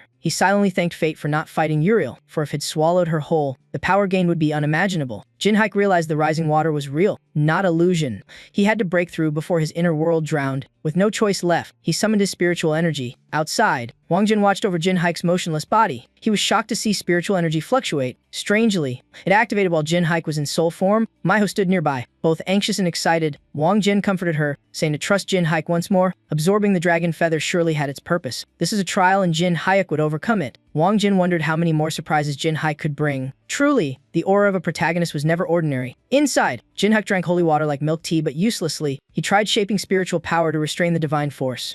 Had always gained strength through hunting and devouring, so he naively thought the waterfall could be handled the same way. But divine power overwhelmed him, crushing his will. Either surrender or be consumed. Fear struck him for the first time. Then he realized that fear was born from his own soul, so he decided to use his own method. Jin Haik created a giant shark embodying his bloodlust. He ordered it to dive into the falls, turning the impossible real. He began savoring every drop of holy water. The taste outshone even milk tea. The thirst for power exploded, pushing him to absorb endlessly. Meanwhile, his real body reacted accordingly. It twitched with a crazed grin like a power addict. A distant observer clapped, welcoming the birth of a predatory demon king. That was the sly neutral god known as Greed. The being was so covetous it hoarded treasures and longed to swallow the world. Its divine name was Tan, perfectly mirroring Jin Haik's current state. The craving to claim all divine power nearly consumed him. Wang Jin's shout and Manhwa's joyful face pulled him back. Jin Haik awoke, prompting Wang Jin's curiosity and readiness to mock. But too bad for him, Jin Haik had utterly succeeded. He displayed new powers that left Vulcan speechless. From a tiny seed, he built an inner realm generating divine force. Wang Jin was stunned. Jin Haik wasn't sure royalty yet wielded celestial might. If the Celestials learned, they'd surely launch a hunt against the Cultivator clan.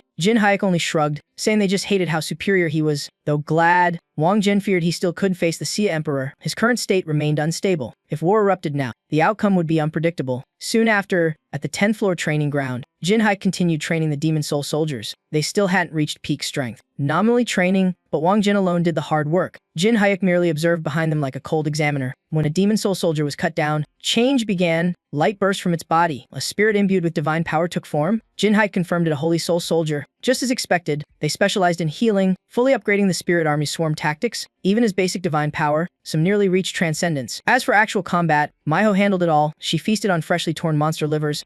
At nearly 900 livers, her power training was almost done. Jin Haik opened his status screen to check progress. The divine power seed had reached level 3 in mere days. He hadn't used it much, but could trigger it once in crisis. Next goal, meet Hendrik, the Dragon Slayer hero. According to Wang Jin, Hendrik had long stopped climbing the tower. He stayed put as if waiting for someone. If he halted on floor 10, there had to be a reason making Jin Haik eager to meet. Like Uriel, perhaps Hendrik awaited a destined signal. Leaving the alley, they saw tall Hendrik among the crowd. The horns and red eyes confirmed he was of Dragon Clan. Jin Haik approached immediately, startling Wang Jin. The elder worried Hendrik might not be expecting Jin Haik, but Jin Haik always solved problems with fists. not talk. Wang Jin cursed his reckless nature. He decided to stand back, muttering that trauma breeds caution. Jin Hayek watched Wang Jin's mix of fear and excitement with amusement. Their noisy arguing broke Hendrik's concentration. He waited here because prophecy said someone on floor 10 would fulfill his wish. But even he didn't know who that person was. Jin Hayek greeted him first. Hendrik replied, saying he'd also been waiting to talk to Jin Hayek. He even greeted the familiar face of Wang Jin. First, Hendrik wanted to test if Jin Hayek was worthy. Jin Hayek disliked such theatrics but let it slide. Recognition mattered more. Hendrik refused to talk in public and proposed moving elsewhere. Surprisingly, he chose a secluded alley. Without another word, Hendrik opened a spatial gate. They followed him into a hidden realm of the 10th floor. There, special sight abilities were sealed, dulling Jin Hayek's senses. At last, Hendrik began a serious conversation. He sought to annihilate all Dragon Clan hunters and asked if Jin Hayek shared his cause. Jin Hayek smirked. The goal sounded too petty. Hendrik frowned. Not grasping his meaning, Wang Jin quickly intervened, fearing Jin Hayek's provocation, for Hendrik was a monster beyond the tower's norms. Jin Hayek used mental speech to calm Wang Jin, assuring it was planned. He continued, saying he partly knew why Hendrik became like this, but Hendrik didn't realize the true enemy wasn't just the Exia royals. To Jin Hayek, targeting only dragons was far too small, had destroyed everyone behind his downfall, whoever they were, so Hendrik's ambition fell short of keeping pace with him. Hendrik was stunned. Did Jin Hayek mean to slay the Xia royal clan too? Jin Hayek said both of them had survived death and shared unseen puppeteers. Those words alone made Hendrik laugh with excitement. Wang Jin had no idea what was going on. Hendrik realized he owed Jin Hayek an apology. The person foretold by Uriel's prophecy was none other than him. Jin Hayek was surprised Hendrik had met Uriel. Even so,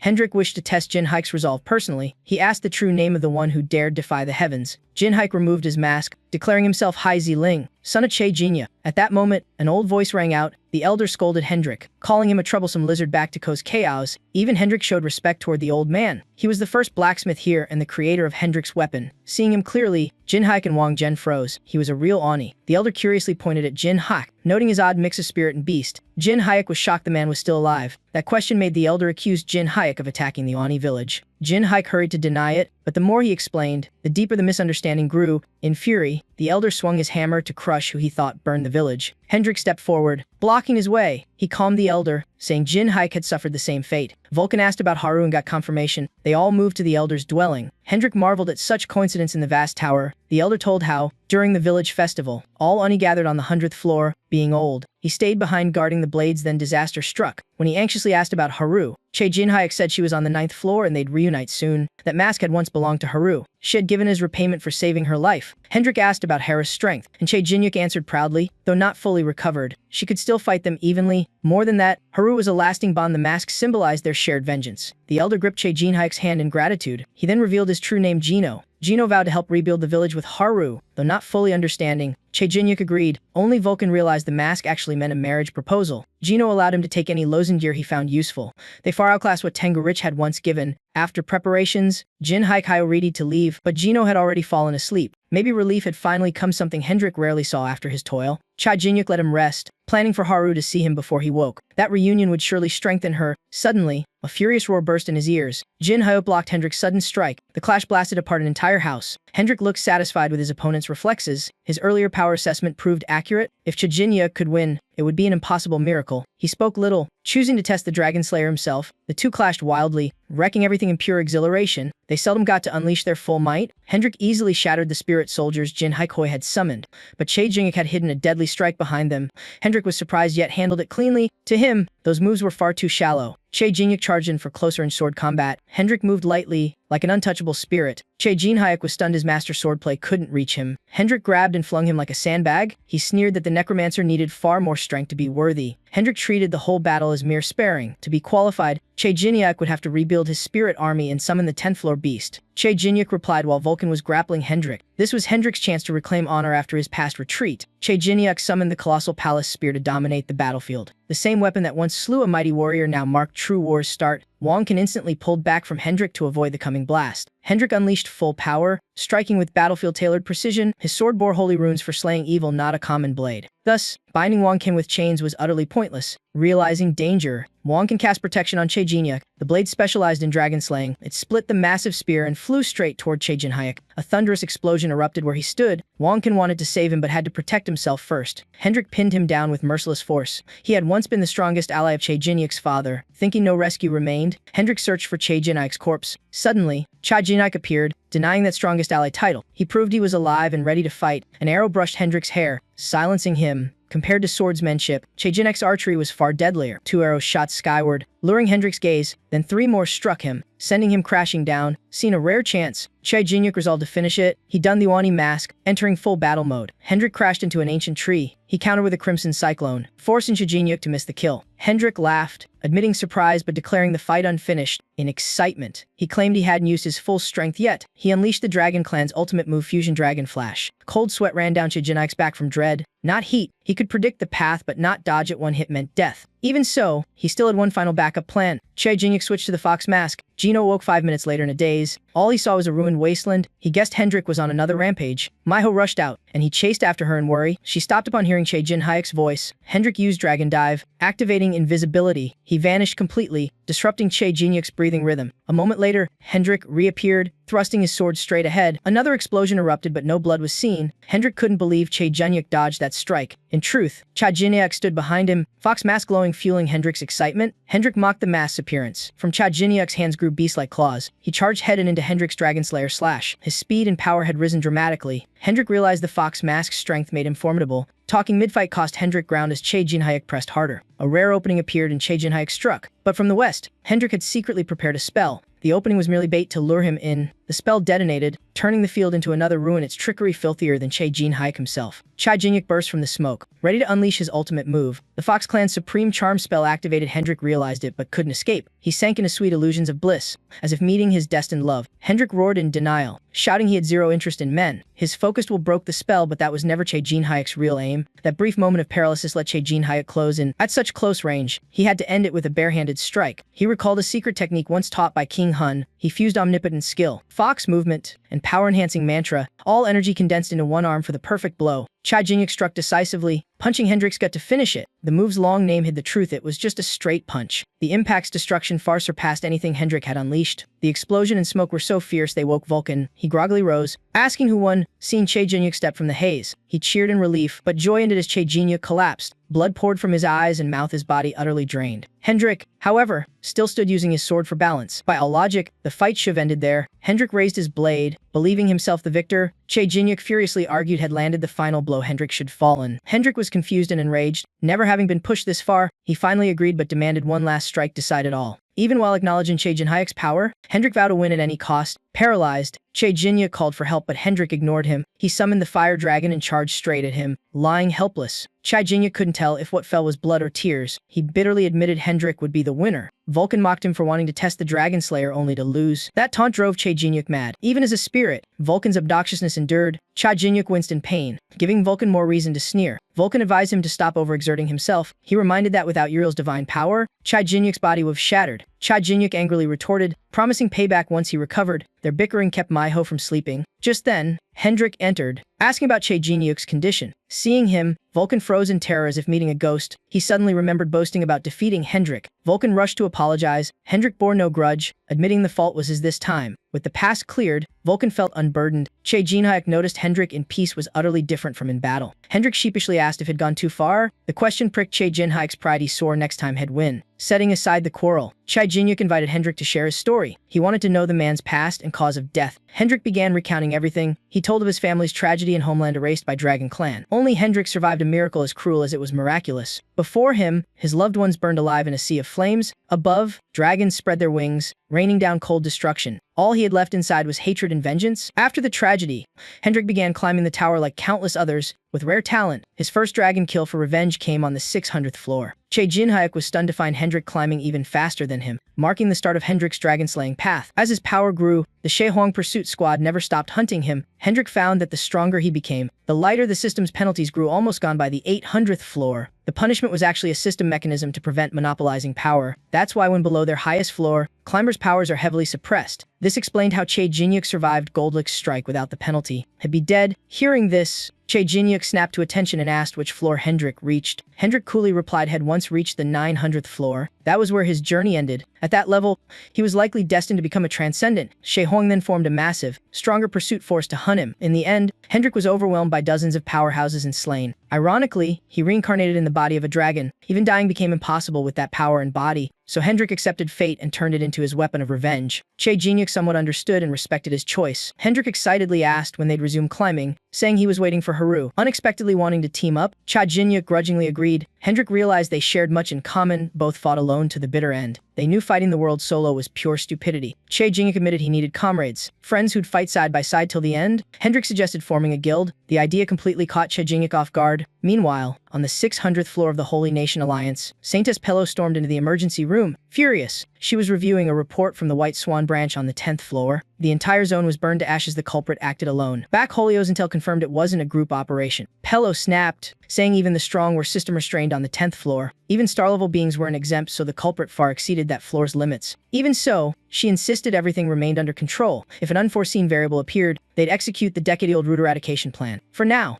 they'd hire a strong enough bounty hunter to handle it. After careful thought, Che Jingyuk agreed to Hendrik's proposal, but one obstacle still stood in his way. He currently had to finish his guild's mission. Before reaching the 100th floor, he needed to build his own fame and reputation, so directly associating with Hendrik or his guild would only cause trouble. Hendrik understood this and offered a neat, efficient solution: let Che Jinhyuk be the guild master. The suggestion left Che Jinhyuk completely stunned. In truth, Hendrik didn't want the role. He lacked confidence. To him, Che Jinhyuk was an exceptional necromancer and a true leader. Che Jinhyuk worried about ordering Hendrik despite being weaker. He doubted Hendrik would obey someone beneath him. Suddenly, Hendrik knelt before him, shocking Che Jinhyuk. He quickly protested, unwilling to see such a scene. Hendrik laughed, saying it was just a joke to show resolve. He hinted at the humiliations he had once endured, along with long-lasting frustration and rage. But for his ultimate goal, had bear it all. Che Jinhyuk asked again, and Hendrik nodded firmly. In the end, Che Jinhyuk agreed to be guild master for revenge's sake. Hendrik looked absolutely pleased with that decision. The next issue was choosing the guild's name. It would be led by a masked man defying evil and fate. Che Jinhyuk chose Heaven to Fire, finding it the perfect fit. Formation required a trade fee, reminding him of Goldrich and his puppet. But then he recalled the puppet had left. Now Schwan managed the 10th floor branch. What puzzled Che Jinhyuk was the Tower Channel's curiosity. Due to system duties, the Tower Channel often visited the place. They'd even grown friendly with Hank Swan. Every time Che Jinhyuk visited, his bizarre requests intrigued Hank Swan. Che Jinhyuk announced this visit's purpose to found a guild, and Hank Swan said it'd be easy given the masked man's fame. But the condition was having at least 2 members. Hendrik, Vulcan, and Miho became the first members, and Hank Swan panicked at the Dragonkin. While Hansen admired Che Jinhyuk deeply, Hendrik was quite famous for stirring chaos in public. Che Jinhyuk kept sending more invitations. Once everyone gathered, Hank Swan processed the guild paperwork. He followed Goldrich's orders, proving all of Che Jinhyuk's demands. The invitations soon reached the puppet. Haru and Goldrich received them. Spicing things up, that night, Che Jinhyuk went hunting food for Miho again. At the same time, he tested separation magic. Monster corpses piled high like a feast for Miho. Today marked the completion of preparing 999 livers. When Miho ate the last one, a blazing red pillar shot up. Hendrik curiously wondered what would happen if the fox finished them all. The system instantly announced the descent of the nine-tailed fox. Vulcan shouted in panic, drawing everyone's attention. A figure appeared, stunning Che Jinhyuk. The true Nine-Tails form. It was a cute, gender-ambiguous little girl. Clumsy, she fell straight into Che Jinhyuk's arms. Miho pouted adorably, her face irresistibly cute. She sweetly called Che Jinhyuk dad. Che Jinhyuk was completely dumbfounded, mind spinning. He panicked, protesting that he wasn't even married. Haru suddenly appeared, face blank, eyes cold. Che Jinhyuk froze, trapped in a dilemma. Miho innocently pointed toward Haru. She cheerfully asked Che Jinhyuk about the big sister before him. The sugary voice made Haru's killing intent skyrocket. Even without context, she felt deeply wounded. When Che Jinhyuk turned to the nine-tailed fox, he saw the quest complete. Miho was now his spirit beast. He never expected Hollis' reward to be this absurd. The nine-tailed fox handed her daughter to Che Jinhyuk and quietly left. Vulcan smirked knowingly. While Hendrik couldn't grasp how humans tangle with foxes, Haru broke down. Thinking Che Jinhyuk's daughter was already this grown, she imagined his past. Torn by jealousy and sorrow, Haru blamed herself for holding illusions and reaping bitter pain. Hendrik stepped forward, calling Harris' name. He realized she was the young Oni girl they'd all been waiting for. Haru lifted her gaze toward his dragon form. Memories of her burning village surged back. The image of cruel dragonkin haunted her relentlessly. Without hesitation, Haru struck at Hendrik. To her, he was the enemy of the Oni village. Hendrik, confused by the sudden attack, dodged and called Che Jinhyuk to vouch for him. Che Jinhyuk smirked, thinking Hendrik should handle his own misunderstanding. Hendrik refused to fight back, fearing he might hurt her. Che Jinhyuk knew Harris' temper. She wouldn't back down easily. Hendrik decided to treat it as a second test. Haru was blown back but felt no pain. She lunged against strong spirit energy, yet still far weaker than Hendrik. A single dragon tail-like strike sent her flying. She hit the ground, gritting her teeth at the vast power gap. The enemy stood before her, yet she was powerless to avenge her village. The sword's spirit emerged, recognized the dragonkin, and lent Haru its strength. It granted her dragon-slaying power, the reason it was called the Dragonbane sword. Haru transformed. Piquing Hendrik's interest in the sword's nature, Hendrik easily blocked her dragon blade with one hand, stunning her. Then he kicked her straight in the vital spot. Even with Dragonbane, she couldn't match his might. His very foundation of training far surpassed hers. Haru begged the sword for more strength to avenge her kin. That resolve thrilled the spirit sword, amplifying its power. Hendrik realized this was a parasitic blade form. Haru screamed her vow to avenge the slain Ani. She swung with power unlike anything before. Hendrik knew it wasn't her strength, it was the sword's control. If it went on, she'd surely be consumed. Hendrik grabbed her hand, urging her to drop the sword. He warned the parasitic force was eroding her. She wasn't at the realm to contain it. Haru stubbornly refused to let go until Hendrik was dead. Facing the one who'd slaughtered her kind, she showed no mercy. Hendrik realized her hatred for dragons ran uncontrollably deep. As one who had once wielded that sword longer, he felt responsible for guiding Haru back from the brink. He warned the next hit would hurt, but wouldn't kill. Thundering dragon flash struck, leveling the whole area. Haru's hand slipped from the blade as she drifted into deep sleep. In her dream, Haru returned to the Wani Forest village. Children appeared, running around her. Their hollow eyes asked why only she survived. That question forced Haru to face the painful truth. The Wani too had longed to live, just like her. Why had only she endured while all others died? That question haunted Haru endlessly. The only reason she had to live on to wield the Dragonbane sword. The blade became her salvation's power. To avenge the village, she had to rise and fight. The Wani race lived by two words: gratitude and revenge. Hendrik was horrified seeing Haru stand after such a blow. Worse, she went berserk and charged straight at him. The blade nearly pierced through Hendrik's body. If it hadn't broken, both he and Haru would have surpassed their limits. The Dragonbane sword urged her to grow strong enough to kill him for vengeance. Chejinyak and Vulcan stood aside like spectators, pretending concern. Luckily, Hendrik was fine. Haru fainted from exhaustion and time, now just needed rest. It was clear Haru had forced herself past her limits too many times. The sword had severely damaged her mind and body. Hendrik worried she'd attack again upon waking. Their pasts were too alike. It was possible the dragonkin who once possessed him had destroyed the Wani village. Hendrik accepted that hatred as his own burden to bear. Chejinyak took Hendrik to another room. He rented the entire second floor for Hendrik to stay until Haru woke. Though Hendrik wanted punishment, Chejinyak snapped, telling him to leave so Haru could heal in peace. As expected, Haru rested far better afterward. When she woke, she thought Chejinyak was beside her but saw his daughter instead. Haru startled, making a small noise. Hearing it, Chejinyak rushed into the room. Miho cheerfully shouted "Dad," sending Haru into another mental breakdown. Chejinyak told Miho to step out and never call him that again. He warned her that otherwise Haru would get mad and cause chaos. The next day, the group set off, Harris' luggage neatly packed. Even though the Dragonbane sword was broken, she felt it would return one day. Hendrik's belongings were neatly stored with magic, nothing left behind. Miho was ready too, but now called Chejinyak brother. Chejinyak was surprised not to hear Dad anymore, all thanks to Haru patiently teaching and correcting her. Even so, Miho muttered she still preferred calling him Dad, but once Harris' deadly glare hit, she swallowed her words. Dunhue handed everyone a personal teleportation artifact. Activating it would send them straight to the predetermined meeting point. Wonkin loudly demanded his own benefits. Dunhue suddenly remembered, then pulled him back into the soul space, infuriating the old man. He cursed for being treated like a storable trinket. Dunhue ordered departure, ending the argument. The group entered a luxurious magic chamber owned only by magnets. At that moment, another figure appeared unexpectedly. Gino arrived, embracing Goldrich in tearful reunion. Wonkin watched from outside, oddly relieved by the sight. Goldrich strode in, exuding authority, considering time his greatest asset. He was clearly annoyed by the delay. Jin Haikyu explained the Ani incident, but Goldrich sensed had lost his old sharpness. The puppet noticed the Tower Trader title had vanished a decade ago. Dunhue revealed his true identity. Shedding his old disguise, Goldrich compiled all current intel for everyone present. The puppet raised its hand, overwhelmed by the massive information dump. The truth surfaced: the four great clans had secretly purged every potential threat,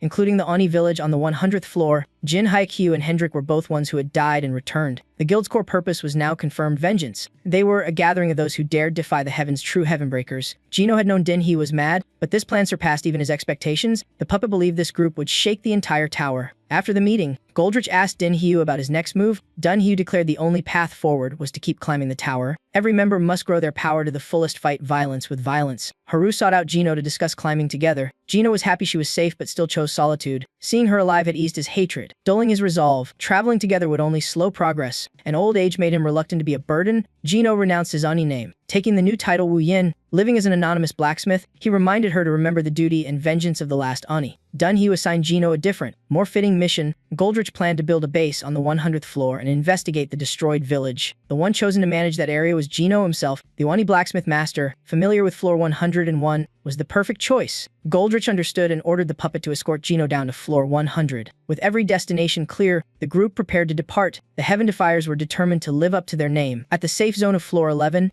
Dun Hyu appeared with divine-like aura descending from the heavens. Floor 11 was considered the true starting line. He swore vengeance on those who forced him onto this path. No matter how high his enemies stood, had crushed them completely. From the teleport gate, a familiar bounty hunter appeared with a sly smile. He confessed to had been hired to track Dun Hyu's movements. The trail had led him straight up to floor 50. The tower buzzed with news that the masked devil had reached that level. He even commanded a soul army capable of self-regeneration. His allies were all remarkable individuals. With each battle, his army of spirit soldiers kept expanding. A newly appointed guild master was caught in the surprise raid. He refused to die before tasting the full glory of his post. He used the stone beast Go Ling as the holy nation's shield. The creature was a floor 120 tier monster. He believed this trump card could turn the tide. His goal was to purge those who dared insult the Holy Nation Alliance. But Go Ling was instantly shredded by Jin Haik's strongest companion. The attacker, a Dragonkin Draconic Slayer, Dun Hyu grabbed the floor 50 leader by the throat. Utterly dominating him, the man couldn't believe anyone dared defy a 9-star ranker. For Dun Hyu, this grudge had begun 10 years ago. He stated it was time to call things by their true names. Every time he broke a tower record, that floor's guilds were wiped clean. Floor 50 fell, marking the official start of the Heaven Defier Guild's uprising. Dun Hyu strode through the streets amid waves of gossip. News of him attacking 9-star affiliated guilds spread like wildfire. On higher floors, those enemies could still use magic to cover their tracks. But Haru realized he was deliberately flaunting his movements. Dun Hyu was tired of sneaking around for scraps of intel. From now on, had forced his enemies to come to him. With his current stats, ambushes no longer posed a threat. Magic and divine energy were weak here, while high-floor enemies were power-restricted. The only flaw was incomplete gear. Hendrik even told him not to be greedy. With weapons forged by Wu Ying, the top Wani blacksmith, tower climbing became smoother. The mention of Wu Ying sparked Harris' curiosity. While Miho pouted at Hendrik for upsetting her, Hendrik sulked, not knowing what had said wrong. In the end,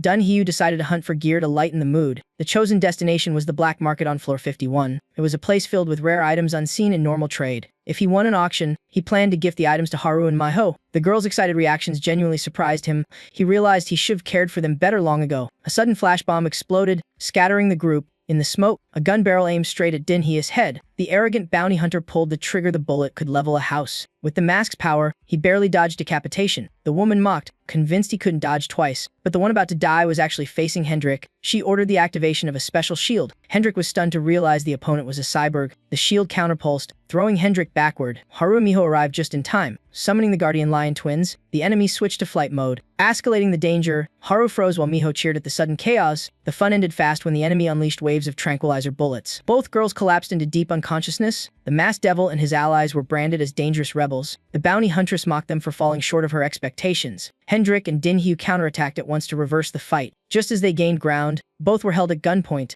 She sighed regretfully about having to end it too soon. Instead of firing, she paused to open dialogue. After sitting down to talk, she introduced herself as Sen, the elite bounty hunter. Dun Hyu was shocked to learn they'd been bountied since floor 50. Sen said introductions were pointless. She already knew everything about her targets. She proposed a more entertaining idea than straight combat, wager offering benefits for both sides. Hendrik was visibly annoyed by the ridiculous deal. Sen promised that if they won, she'd withdraw and reveal who issued the bounty. Hendrik wanted to kill her outright, but Dun Hyu stopped him. Finding the force behind it was crucial to avoid future traps. The deal was sealed. Sen only wanted a fight worth her time. Hendrik grumbled that everything still came down to fists anyway. Sen set a condition: no one was allowed to die. To ensure information exchange, neither man fully grasped her true intent behind that rule. The duel terms 2 versus 1, and Dun Hyu forbidden from summoning souls. Dun Hyu agreed, saying discovering her motives mattered more. Hendrik declared as long as she's breathing, his game to start. Sen switched to autoflight mode and opened heavy fire. The weapons posed no real threat to Dun Hyu. Sen suddenly flanked from behind but was blocked by spirit defense. At the same time, Hendrik ambushed her from the opposite side. She instantly teleported away in a flash. Hendrik couldn't halt his strike and accidentally hit Dun Hyu. Their teamwork descended into utter chaos. Dun Hyu grabbed Hendrik by the collar, shouting for him to follow orders.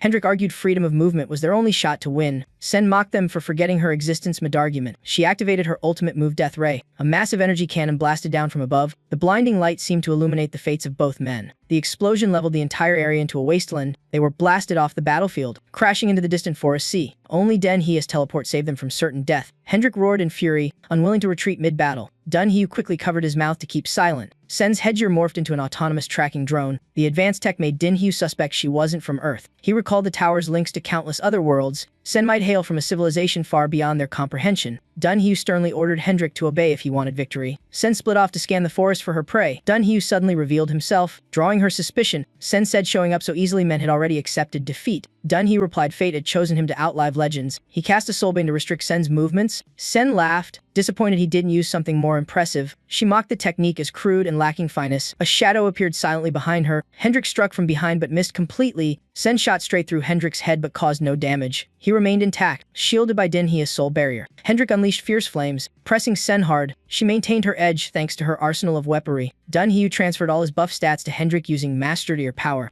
He showed Sen what real all-rounder support looked like. Hendrik's speed skyrocketed, matching Sen's motion perfectly. She fired nonstop, but he was too fast to lock on.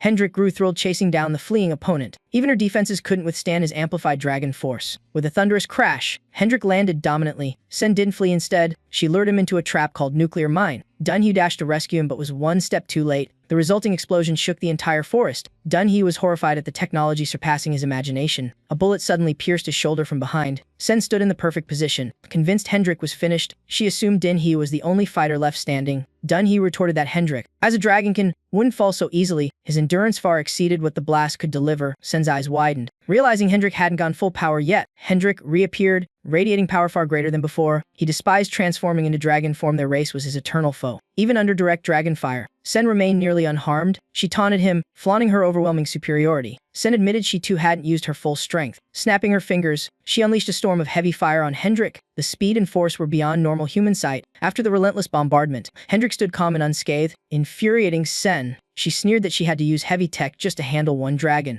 Hendrik reminded her of the pact not to kill each other. He warned her not to push him into breaking that rule. Hendrik roared, body engulfed in flames. Charging straight at Sen, she stepped back slightly but still exuded confidence. The battle grew ever more chaotic and brutal. Sen activated her defense systems to maximum power to counterattack. The Dragon Clan's firepower hit the shield, triggering a sky-shaking explosion. The shockwave spread, shaking the entire area. Ding Xiao struggled to heal even with divine power due to his previous bullet wound. When Hendrik transformed into a dragon, all of Ding Xiao's boosts and defenses vanished. His presence completely scrambled the surrounding magic field. The Dragon Machine duel dragged on with no winner yet. Axon stayed energetic, exploiting her tech advantage. She deployed holographic illusions to distract Hendrik. Axon panicked as her magic control shattered unexpectedly. Hendrik's eyes burned red as he roared in fury. He shrank his body to dodge the dense hail of bullets. A storm of firepower poured endlessly around him. The assault's pressure made space itself tremble violently. Hendrik stood tall, magic surging, mocking all weapons aimed at him. Axon switched tactics, pulling out a cannon-sized weapon. Hendrik felt a chill. This was her real answer. Axon admitted it was her most destructive weapon. Forced to use it, pushed this far,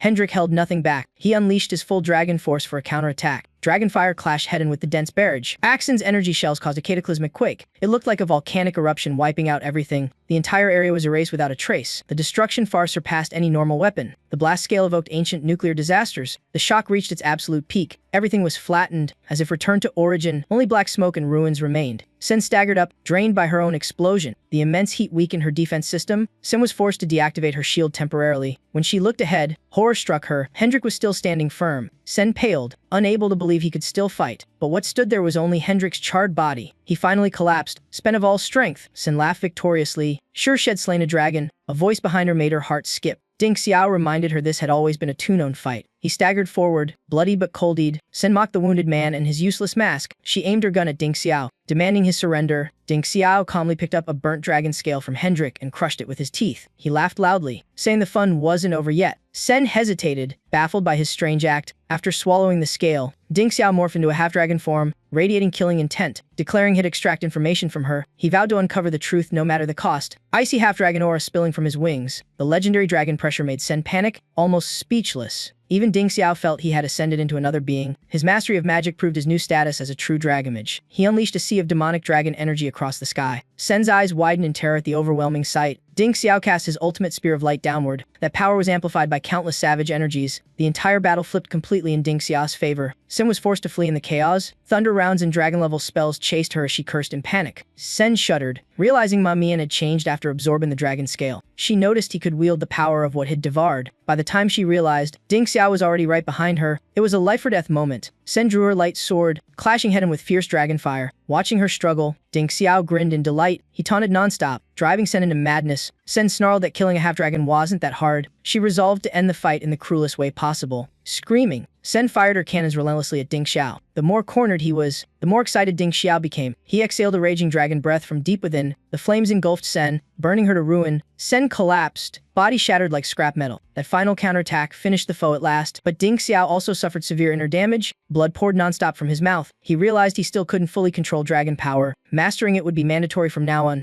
Ding Xiao sighed, reminding himself of that truth. His eyes drifted blankly amid the smoky void. All that remained were the aftershocks of war. After a while, Sen faintly regained consciousness. Her body ached horribly from the battle's aftermath. Hendrik spoke, saying she'd finally woken up. He noted they'd waited quite a while for this moment. Sen was stunned that Hendrik had healed so fast with dragon power. She wondered where she was being held. Sen gazed curiously at the dark surrounding space. Ding Xiao explained it was a magic barrier, everything outside was destroyed. Realizing defeat, Sen bowed her head in frustration. She lamented the overwhelming might of supreme-blooded beings. Hendrik pressed her on why Shed started the fight. Sen calmly replied her only goal was to battle a dragon. In the end, risking her life for such desire felt meaningless. Her confession left both Hendrik and Ding Xiao speechless. Maintaining this barrier drained massive mana. All the mana stones looted from monsters were burned to stabilize space. With Sen awake, Ding Xiao demanded she honor their deal. He questioned the identity of the mastermind, the one who'd placed the bounty and sent hunters after them. Ding Xiao covered his face, ordering Sen to explain from the start. Sen confessed she wasn't following a single person's orders. Behind the kill order was an entire guild organization. She mentioned the familiar punishment laws of the tower. Those from higher floors had their power restricted below. Factions bypassed by funding and manipulating lower guilds. That formed a cascading web of control through the lower layers. That overlapping network became the guild's foundation of power. Hearing guild, Ding Xiao frowned warily. He recalled the Holy Nation Guild under Jukes and Ken Pillow. Only that force had the influence to control on such a scale. At the Holy Nation Guild's High Council, Ken Pillow summoned his followers to discuss the new threat. The Holy Nation's guild system had been attacked by Ding Xiao. To prevent the chaos from spreading to other guilds, Jukesing decided to plan Ding Xiao's elimination. The goal was to crush the threat before it could grow. Direct action would trigger severe penalties, so they chose to hire mercenaries instead. The chosen one was Sen, but she not only failed the mission, she also leaked vital intel to Ding Xiao that made the organization label her a traitor. After interrogation, the Holy Nation Guild threw her to beasts to silence her. Her body vanished inside a monstrous maw. Her screams echoed, then faded into silence. Elsewhere, Haru woke startled by faint noises. Her head throbbed, unsure if it was dream or reality. Before her stood only Ding Xiao and Miho. Haru panicked. Asking about Hendrik and Sen, Ding Xiao said Hendrik had gone scouting earlier. Their pursuers were clearly no ordinary foes. Hendrik sought more intel despite having clues. Seeing Haru fine, Ding Xiao chose to continue toward the black market. The trio soon reached the trading zone on floor 51. Ding Xiao let Miho feast before shopping. The open door made Miho burst with excitement like a freed bird. Haru, in contrast, was still haunted by her earlier dream. Her tense face didn't escape Ding Xiao's gaze. He sensed something unsettling in Harris' mood. Night slowly descended over the district. Before entering the black market, Ding Xiao worried Harris' looks would draw attention. He snapped his fingers, creating an illusion disguise for her. A sleek covered outfit instantly appeared on her. Miho turned into a small fox and perched on Che Jinyuk's shoulder. The trio finished concealing their identities and got ready.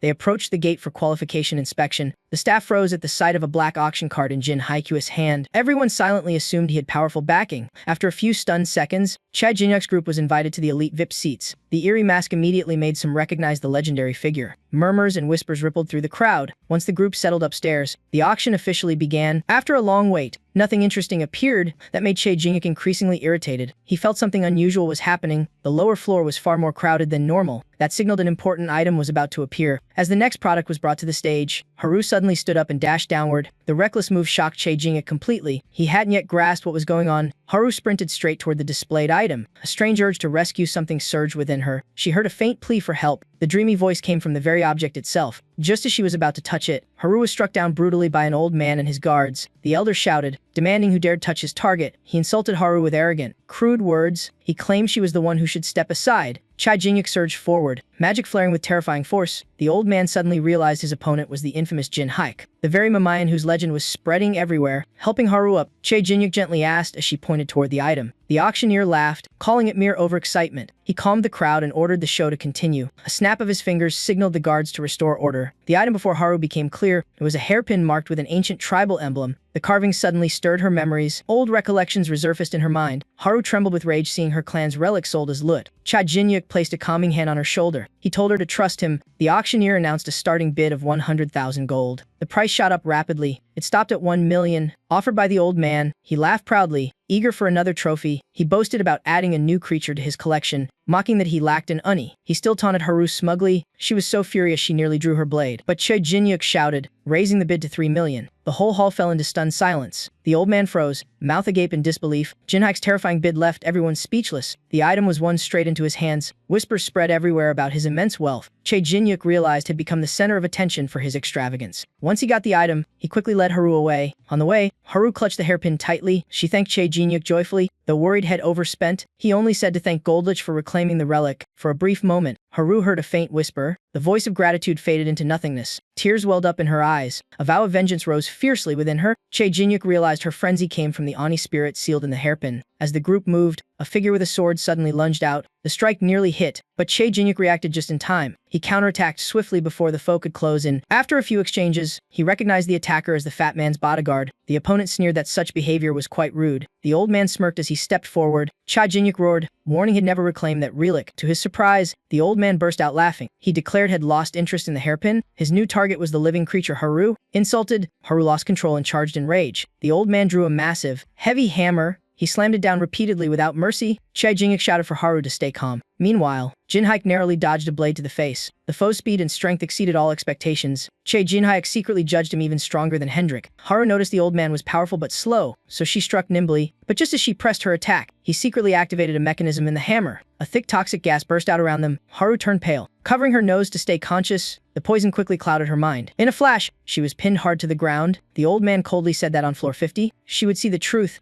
Every tower climber owns a personal trump card. He explained the toxin was an upgraded numbing gas from war syringes. The old man seemed indifferent to Harris' burning hatred. He declared her life was only just beginning new. Haru was nothing more than a prized living collectible to him. He roared and drew a knife to finish her off. At that fatal instant, Jin-hyuk appeared in time. He descended like a god, slicing off the old man's arm with a cold strike. Chae Jin-yuk coolly stated the toxin was useless against him. He sneered that the old man wasn't even worth his attention. His calm voice made the man pale with terror. With his arm severed, the old man screamed and writhed in agony. Before Chae Jin-yuk could strike again, the bodyguard lunged in. He noted the enemy's reflexes were impressively quick, a second slower and had be dead already. Saying that, Chae Jin-yuk unleashed a formation with his 5 spirit fingers. The ground beneath the guard exploded like fireworks. The attack was blocked by a mix of sword and magic that proved the foe mastered both arts. He possessed an extremely rare hidden class. The pressure made Chae Jin-hyuk feel he faced a veteran climber. The bodyguard broke into a cold sweat. Realizing the danger, he urged the old man to retreat and treat his wounds, but the man stubbornly refused to abandon Haru before him, losing patience. The bodyguard pointed his sword at his own master. He reminded him of the protection clause in their contract. While in combat, the employer must not interfere. Yelled at, the old man visibly panicked. He fled in terror, even without capturing Haru. Greed made him switch targets. He snatched the hairpin and bolted away desperately. Haru immediately gave chase, refusing to let him escape. But midway she was blocked by the bodyguard. Chae Jin-yuk rushed in, blades clashing fiercely. He mocked why start a fight only to back out halfway. In the silent night of the desolate city, Chae Jin-yuk and the guard clashed in a deadly duel. The fierce battle quickly wrecked the surroundings. Chae Jin-yuk briefly pitied the rare talent of his foe for serving in such a filthy place. The bodyguard retorted that this filthy world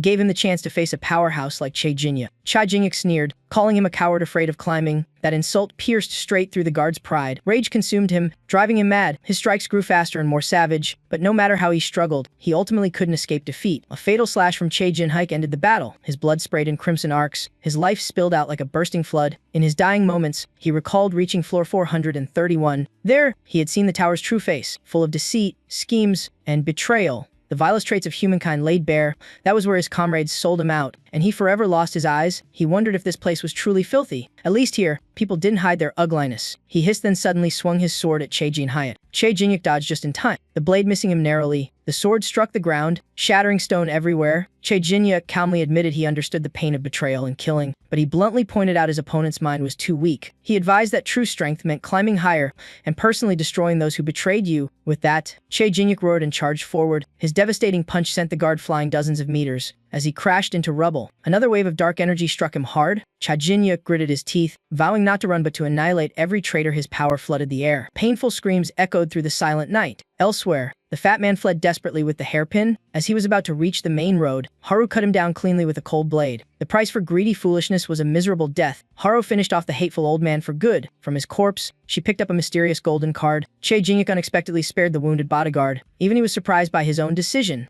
He realized the man still had unfinished business with those who blinded him. Chae Jin-hyuk quietly urged him to destroy all the betrayers. The guard smirked, promising to return and make him regret it. Chae Jin-hyuk looked forward to that reunion, his mercy leaving a deep impression. Vonkan guessed he sympathized due to a shared past. Amid whispers about his motives for vengeance, Chae Jin-hyuk stayed silent, offering no explanation. At the same time, Haru had safely returned home. She told Chae Jin-hyuk the fat man was dealt with and showed him the card. The golden card she'd taken from his body. It seemed linked to the auction house but couldn't be used directly. Cha Jinyuk deduced it was a type of key. Passed for elite auctions of ultra-rare items, he studied it with a calculating, eager look. Haru bowed, apologizing for her anger that endangered everyone. Cha Jinyuk only patted her head and gently reassured her.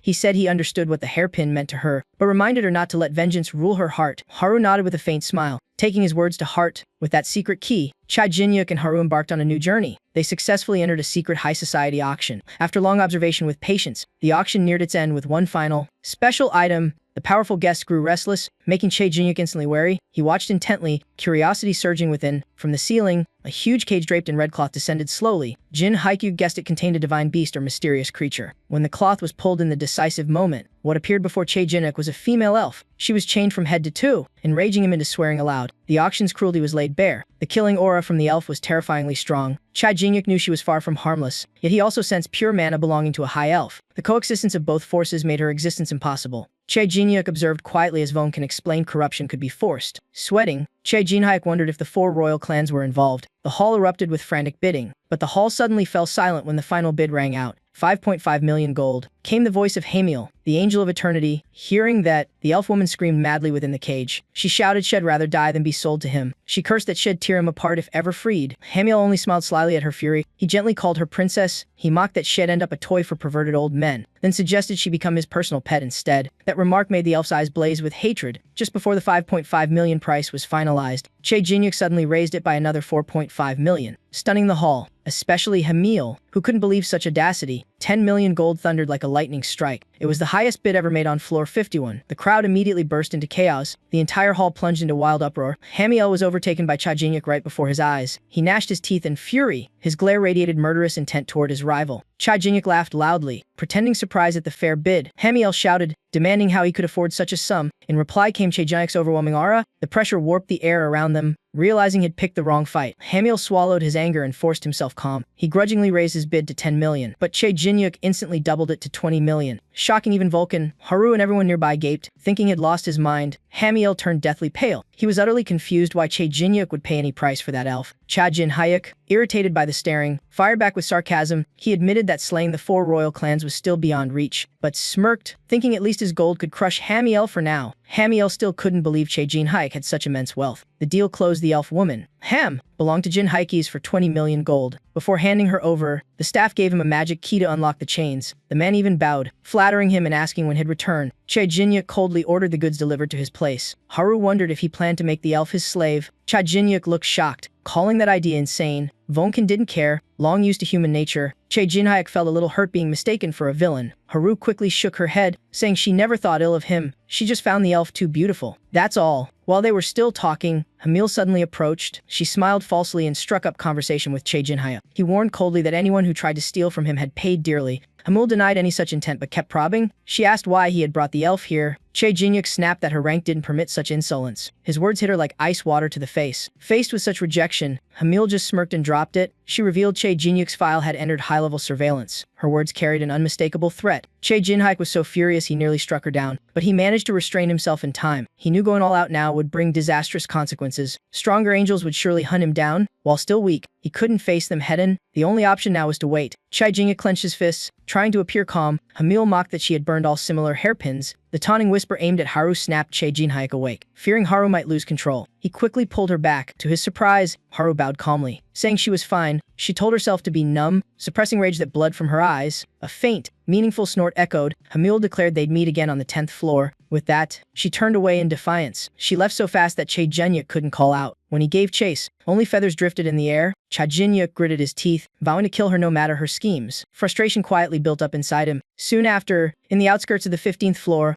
Vunkin busily used his spirit weapon to drive away wandering souls. He sealed the area so no one could eavesdrop. Cha Jinhyuk, Haru, and Miho approached the cage. He honestly stated he had no intent to harm the elf girl. The elf stayed wary, mocking that he was no different from others. Cha Jinyuk calmly asked her name. Belief or not, she introduced herself as Elowen von Greisev. Cha Jinhyuk was shocked upon hearing that surname. It belonged to the royal bloodline of the divine elf priests. He realized the elf before him was a noble. Cha Jinyuk had no idea that at that very moment, the dark elves were scouring the forest for him. A hybrid elf with great potential like her would grow even stronger once corrupted by darkness. Remembering Hamiel, Chai Jingyuk knew she despised the 4 royal clans. He secretly deemed her a perfect pawn for his rebellion. Meanwhile, Alaiwan was racking her brain for a way to escape. The chains completely sealed away her power. Even if freed, she couldn't recover immediately. Her mind spiraled in helpless confusion. Suddenly, Chai Jingyuk unlocked the cage. Stunning her, he asked her to stand and answer a few questions. Seizing the chance, Alaiwan dashed for freedom. But after a few steps, she collapsed in pain. Chai Jingyuk reminded her that an elf's strength lay in mana and soul. He approached gently, explaining it softly. Alaiwan cautiously asked his true intentions. She suspected the place was too perfect for wrongdoing. She sharply accused him of trying to use her too. The words made Haru blush. She covered Maiho's ears and defended Chai Jinhyuk. The system kept chiming in with explanations, driving Chai Jinhyuk insane. Suddenly, a deafening explosion startled him. Chai Jinhyuk immediately signaled Vunkin to report. Vunkin said their location had been discovered by tower climbers. While fiercely fighting, he sent an urgent warning to Chai Jinhyuk. The group had come after discovering Jinhyuk's auction takeover and plotting. The relentless attacks left the enemies barely holding on. Jinhyuk was stunned to realize the culprit was an acquaintance. Haru and Miho were sent to assist and protect Vulcan. Jinhyuk stayed with Elawan for a private talk.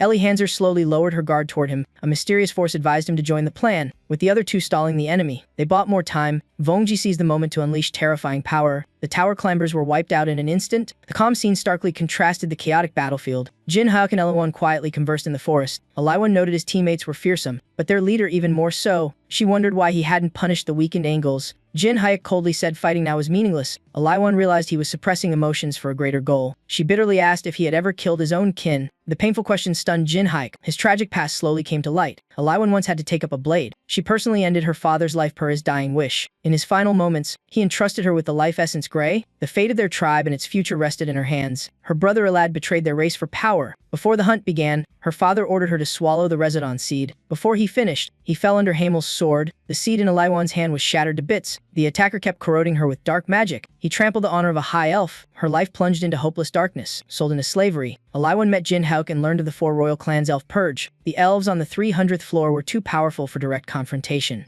Jinhyuk concluded that internal betrayal was the only viable tactic. Seeing Elawan's exhausted figure, he invited her to join his heaven-defying plan and promised revenge. Even after clearing the enemies, Haru still worried for Jinhyuk. She thought of him alone with Elawan. Jealousy flared. Imagining Elawan winning his heart, the thought nearly drove her mad with envy. Distracted, Haru was suddenly ambushed by Red Hawk. Luckily, Jinhyuk appeared just in time to save her. Haru immediately asked about the elf's condition. Hearing Elawan had left, Haru was stunned. Not long before, Elawan had hesitated to face her blood relatives. Jinhyuk demanded details of her siblings' crimes. Elawan coldly vowed revenge 100-fold. Her vengeance targeted the 9 stars and the 4 royal clans. Despite Jinhyuk's sharp reasoning, Elawan chose to leave. She declared she'd train until equal to him before returning. Before departing, she hesitantly asked his real name. Jinhyuk revealed his identity tied to the spirit master and his father. Alaiwan suddenly understood, connecting a great secret. She vowed to offer both soul and body should she fail. With that, Alaiwan faded away like moonlight in the breeze. Jinhyuk was left alone in tangled thoughts. Back in the present, after explaining, Chai Jingyuk saw Vulcan appear suggesting retreat. Rumors spread fast, drawing hordes of tower climbers their way. Vulcan proposed moving to the 60th floor, where Goldich would regroup. Ironically, on the 60th floor Goldich was struggling against the 9 stars raiders. The enemy deployed an entire army for the assault. Goldrich's chain stores were set ablaze and destroyed. These facilities were tied to the heaven-defying faction, risking total exposure. To avoid implicating others, the secretary fought desperately to protect their secret. Suddenly, Guildmaster Josine, built like a hippo, descended radiating murderous intent. The secretary trembled in terror under his aura. At the critical moment, another guildmaster appeared. Holio from the White Swallow Guild stepped out, mocking and provoking Josine. The two argued fiercely over merit and reward points. Beck insulted Josine, accusing him of shamelessly stealing credit. The taunt drove Josine mad. Cursing furiously, both got so caught up bickering they ignored their surroundings. The secretary seized the chance, casting seductive threads to restrain them, but before his counterattack could take effect, he was ambushed from behind by the Guerrilla Guild's master. The newcomer smugly boasted of capturing the target. He loudly declared he'd caught the fraudster and demanded recognition. May lifted her chin, sneeringly questioning Aso, head of the Divine Path Guild. She condemned them for letting the masked fiend rampage and then acting disgracefully in the city. Arthur Hume loudly rebuked Jules and Beck, leaving them humiliated and furious. May, however, stayed indifferent, focused only on her own profit. The secretary, unwilling to lose the place, recklessly cast the deception spell on himself. His power erupted with a furious roar, scattering the crowd in fear for Goldrich and his ideals.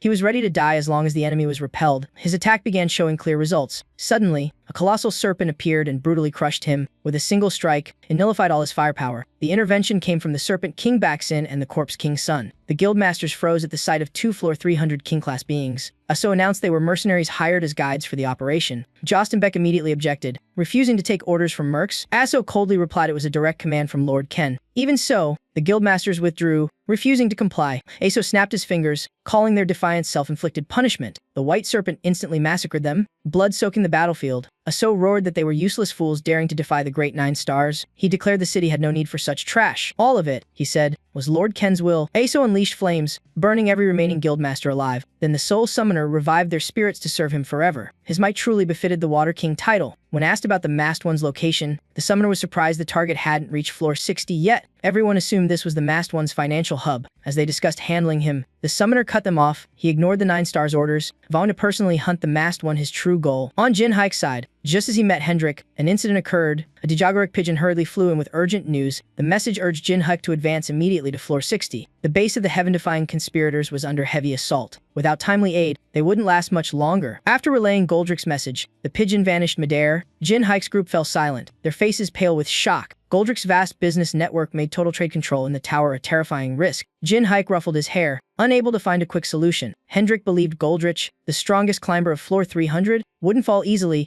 Jin Haik countered that if Goldrich were truly dominant, he wouldn't need to borrow another's name. Once Goldrich revealed himself, his stores would be publicly tied to the Heaven Defiers. When that happened, the conflict would surpass a mere raid. The 4 royal clans would surely wipe out all of Goldrich's forces. Jin Haik decided to head straight to floor 60 to destroy the Holy Union. As the team prepared to teleport, disaster struck. Vulcan was suddenly ambushed from behind by Baxin and Sun. The 2 enemies laughed, vowing to kill everyone on the spot. Behind them, the giant serpent spewed a fireball of annihilation. The explosion swept everything away, leaving desolation behind. Jin Haik only had time to shout for his team to activate teleportation first. Gazing at the ruins, Che Jinyuk realized the enemy was actively hunting them. Biaxin and Sun proved it with brutal strikes. The team was blasted apart, unable to react. Jin Haik identified one as a soul summoner and the other a serpent cultivator. Their fighting styles gave away their true identities. Hendrik drew his sword only to be caught in Baxin's serpent jaws. Baxin sneered, suggesting he'd keep Hendrik as a pet. He even promised to grant him the highest rank. Biaxin mockingly asked what color Hendrik's scales were. The insult made Hendrik boil with rage. The two clashed fiercely. No mercy spared. Meanwhile, Chai Jinyuk faced the soul summoner directly. With a glance, he judged the foe had at least reached floor 300. Jin Haik grew intrigued, wanting to test the opponent's strength. He called Haru and Miho to assist Hendrik. Left alone, Jin Haik summoned his Legion of Souls. The army was just enough to counter Sun's Bone Soldier battalion. The two forces collided violently, killing intent flooding the air. The soul summoner watched Jin Haik closely. He admitted Jin Haik lived up to his reputation, easily crushing his bone troops. The enemy asked if Jin Haik bore the title Death Spirit Master. He sneered that Jin Haik was unworthy and demanded he surrender his power. Jin Haik cursed back, dark energy surging wildly from his body. Enraged, Sun played dirty by trapping Haru and Miho inside an iron-jawed beast. By the time Jin Haik noticed, both girls were locked with no escape. Sun growled, threatening Jin Haik to yield or watch them die. Jin Haik exploded in fury, hating the enemy for touching his people. On floor 60, the battlefield turned into a fiery, metallic hell. The vanguard army and tower climbers fought in total chaos. Relentless bombardments turned the entire area into madness. Azo watched silently, noting the enemy only used a defensive formation. That tactic made penetrating the tower nearly impossible. Even without mages, the defenders had Goldrich with monstrous strength. Goldrich fired golden core shells, demolishing buildings and blasting foes away. Knowing he couldn't last, Goldrich fought desperately to buy time for Jin Haik's arrival. Meanwhile, Jin Haik was still trapped, battling Soul Summoner Sun to save Haru and Miho. The two clashed madly, murderous intent surging nonstop. Jin Haik roared for him to release the girls. He gritted his teeth and punched, his aura slamming into Sun. Sun arrogantly declared he'd steal the Death Spirit power and serve the Lord of Necromancy. Hearing his own title, Jin Haik froze. The enemy hadn't recognized his true identity. Haru and Miho dimly regained consciousness after the ambush. In front of them stood an entire bone army closing in with crushing pressure. The monster tried to burrow away with the two girls, making Hendrik roar in fury. He swore he'd never let the enemy escape. This was his final limit. The serrated serpent lunged, forcing Hendrik into a deadly position. Hendrik barely blocked its neck with his sword. From the serpent's mouth, another snake slithered out, taking advantage of the opening. It bit Hendrik's neck, making his mind reel. Before succumbing to poison, Hendrik swung a final, fatal slash that killed the beast. In delirium, the memory of his blood-soaked homeland massacre resurfaced vividly. That tragedy fueled the rage that burned in Hendrik all his life. Biaxin mocked how someone with dragon blood could hate his own kind. He explained that the venom could awaken buried painful memories. Sometimes those memories even transferred into him. Biaxin couldn't fathom why Hendrik despised what he saw as perfection. He approached, holding a small snake, his arrogant words stabbing Hendrik's pain. The emotional wound ripped open, making Hendrik tremble violently. Hendrik screamed in anguish, recounting his homeland's fall and the despair of being reborn as his own enemy. He shouted for Biaxin to shut up, unworthy to judge him. Biaxin calmly asked why Hendrik raged so much over the past. He said Hendrik should have abandoned hatred once he became dragonkind. Baeksin bragged of slaughtering countless beings to build his serpent legion. To him, every sacrifice was worth the pursuit of ideal beauty. Baeksin called himself the Serpent King, a worshipper of all scaled life. He tempted Hendrik to join him, urging acceptance of his true nature with a cold, selfish tone. Hendrik stood firm, gritting his teeth to declare his own title. He proclaimed himself the Dragon Slayer, sworn to destroy every scaled creature. Their opposing creeds made a life-or-death battle inevitable. Baeksin's snakes lunged endlessly, only to be mercilessly cleaved apart. Even so, Hendrik began to tire from the prolonged fight. Baeksin mocked that none of his snakes could ever touch him. Hendrik roared and charged while Baeksin calmly kept summoning serpents. Seizing his weakness, Baeksin commanded the giant serpent to coil tightly around him. Crushed between stone-like scales, Hendrik screamed in agony. He realized in despair that he'd be crushed to death if he didn't break free. As he tried to chant teleportation, Baeksin appeared before him to block it. Baeksin sneered, saying Hendrik wasn't worthy to fight him and forced him to kneel. Then Baeksin activated the serpent handler's hypnosis, trying to turn Hendrik into his servant. As Hendrik's eyes dulled, Baeksin figured there was only one escape left, to force Hendrik to awaken as a dragon and flee this place. But Baeksin was certain Hendrik couldn't do it. His hatred for dragons had long surpassed reason. Despite his own dragon blood, Baeksin questioned whether Hendrik had truly accepted his real self. Amid the provocation, Hendrik suddenly recalled a distant memory. It was when Jin Hyuk learned he wanted to abandon his power out of fear of dragon form. At that time, Jin Hyuk told the group to use everything they had to overturn fate. To fight floor 300 foes, no cards could be held back. That advice dragged Hendrik from fear and delirium alike. He stood tall, transforming into a massive black dragon before Baeksin's stunned eyes. Baeksin couldn't believe Hendrik had overcome his trauma so swiftly. Hendrik roared, admitting he wasn't strong enough yet, but to win, he'd use everything and crush his foe no matter the cost. That overwhelming aura didn't scare Baeksin, it ignited his lust to possess. Back with Jin Hyuk and Sun, the battle raged at its peak. Jin Hyuk and his bone army were gradually pushed back while Sun stood firm. The disadvantage made Jin Hyuk waver slightly. He realized the opponent was using techniques from a past life. Two goals flashed in his mind, saving his comrades and aiding Goldrich. But he forced himself not to be distracted anymore. As long as he defeated Sun, everything else would fall into place. Jin Hyuk steadied himself, enduring each surge of demonic power. Sun asked in shock if this fighting style came from Jin Hyuk highs. Jin Hyuk coldly confirmed it and guessed Sun had learned the same. Sun confidently declared it surpassed their shared master. Jin Hyuk's unshaken resolve both angered and unsettled him. Just as Jin Hyuk lunged to counterattack, Sun teleported, luring him straight into a deadly bone soldier trap. But Jin Hyuk burst forth with divine and demonic power combined, erasing the trap instantly. The fusion of both forces was nearly unheard of. The sight left Sun speechless in horror. Jin Hyuk's unprecedented existence forced the system to record it. His enhanced half-human body was now fully complete. Even so, how to completely destroy the Death Star remained unsolved in his mind. Outnumbered and pressured, he still forced himself to annihilate everyone without mercy. He planned to erase the resurrection ritual, hunt the true body appearance altered, will unbroken. The method was risky but promising. Jin Hyuk hesitated, then bet everything. He brazenly insulted both Sun and the Death Star, proclaiming himself the true heir.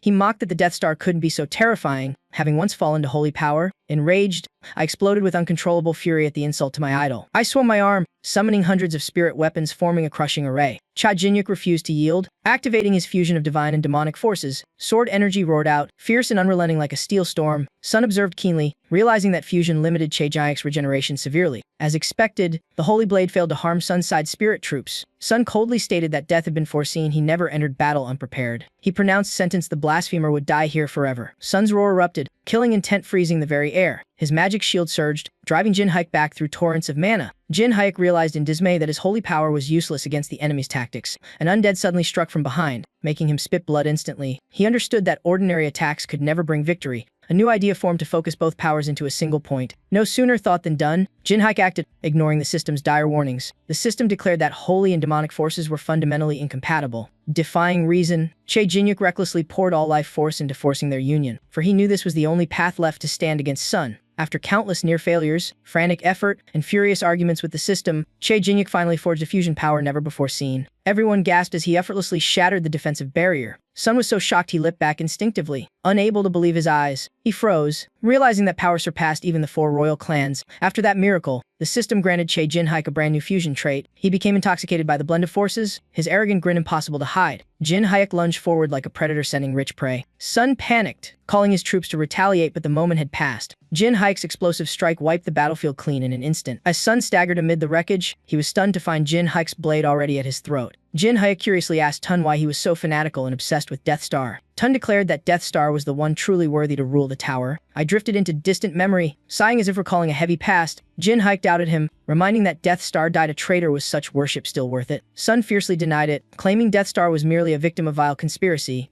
His violent reaction left Che Jin Hyuk speechless. How did this man know that secret? For the first time, Che Jin Hyuk felt someone genuinely understood his injustice like Sun did. Sun questioned him back, probing the depth of his feelings. He invoked the title Death Spirit Master, asking if Jin Hyuk ever doubted that fatal event. Death Star had been the mightiest necromancer but perished in a clash with the old stars. Sun raged that his allies were bribed. Death Star was framed and slain. Shouting through his grief, Jin Hyuk coldly countered that perhaps the man destroyed himself out of ambition. Though outwardly calm, Che Jin Hyuk was shaken by Sun's fierce loyalty. I shivered when Jin Hyuk insulted Sun's idol, acknowledging his power but denying Death Star's lineage. To Sun, Death Star was not only a savior but greater than the old stars themselves. He saw Death Star as both pride and the purpose of his life. Sun declared he'd defeat Jin Hyuk to inherit that will, his fervor thrilling Jin Hyuk. For the first time, Jin Hyuk understood what it meant to be someone's living faith. He decided to recruit Sun, turning him into an ally to prove his own worth. Infuriated, Sun clenched his teeth and activated his incomplete Ghost King technique. His fury over the insult became fuel for a violent power surge. Sun hurled his soul force at Jin Hyuk with reckless abandon. Jin Hyuk instantly summoned Vun Can and unleashed a soul strike in return. Vun Can quickly realized those spirits weren't true soldiers, far inferior in nature, yet their structure resembled the earliest primitive undead. Making him suspect Sun had self-trained as a necromancer, Sun kept attacking wildly, eyes blazing with murderous devotion to avenge his idol. Jin Hyuk thought privately that, had he not reincarnated, Sun might have become Death Star's successor. Resolute, Che Jin Hyuk charged at Sun at full speed, leaving the side battle to Vun Can. A series of explosions erupted as two powers violently clashed.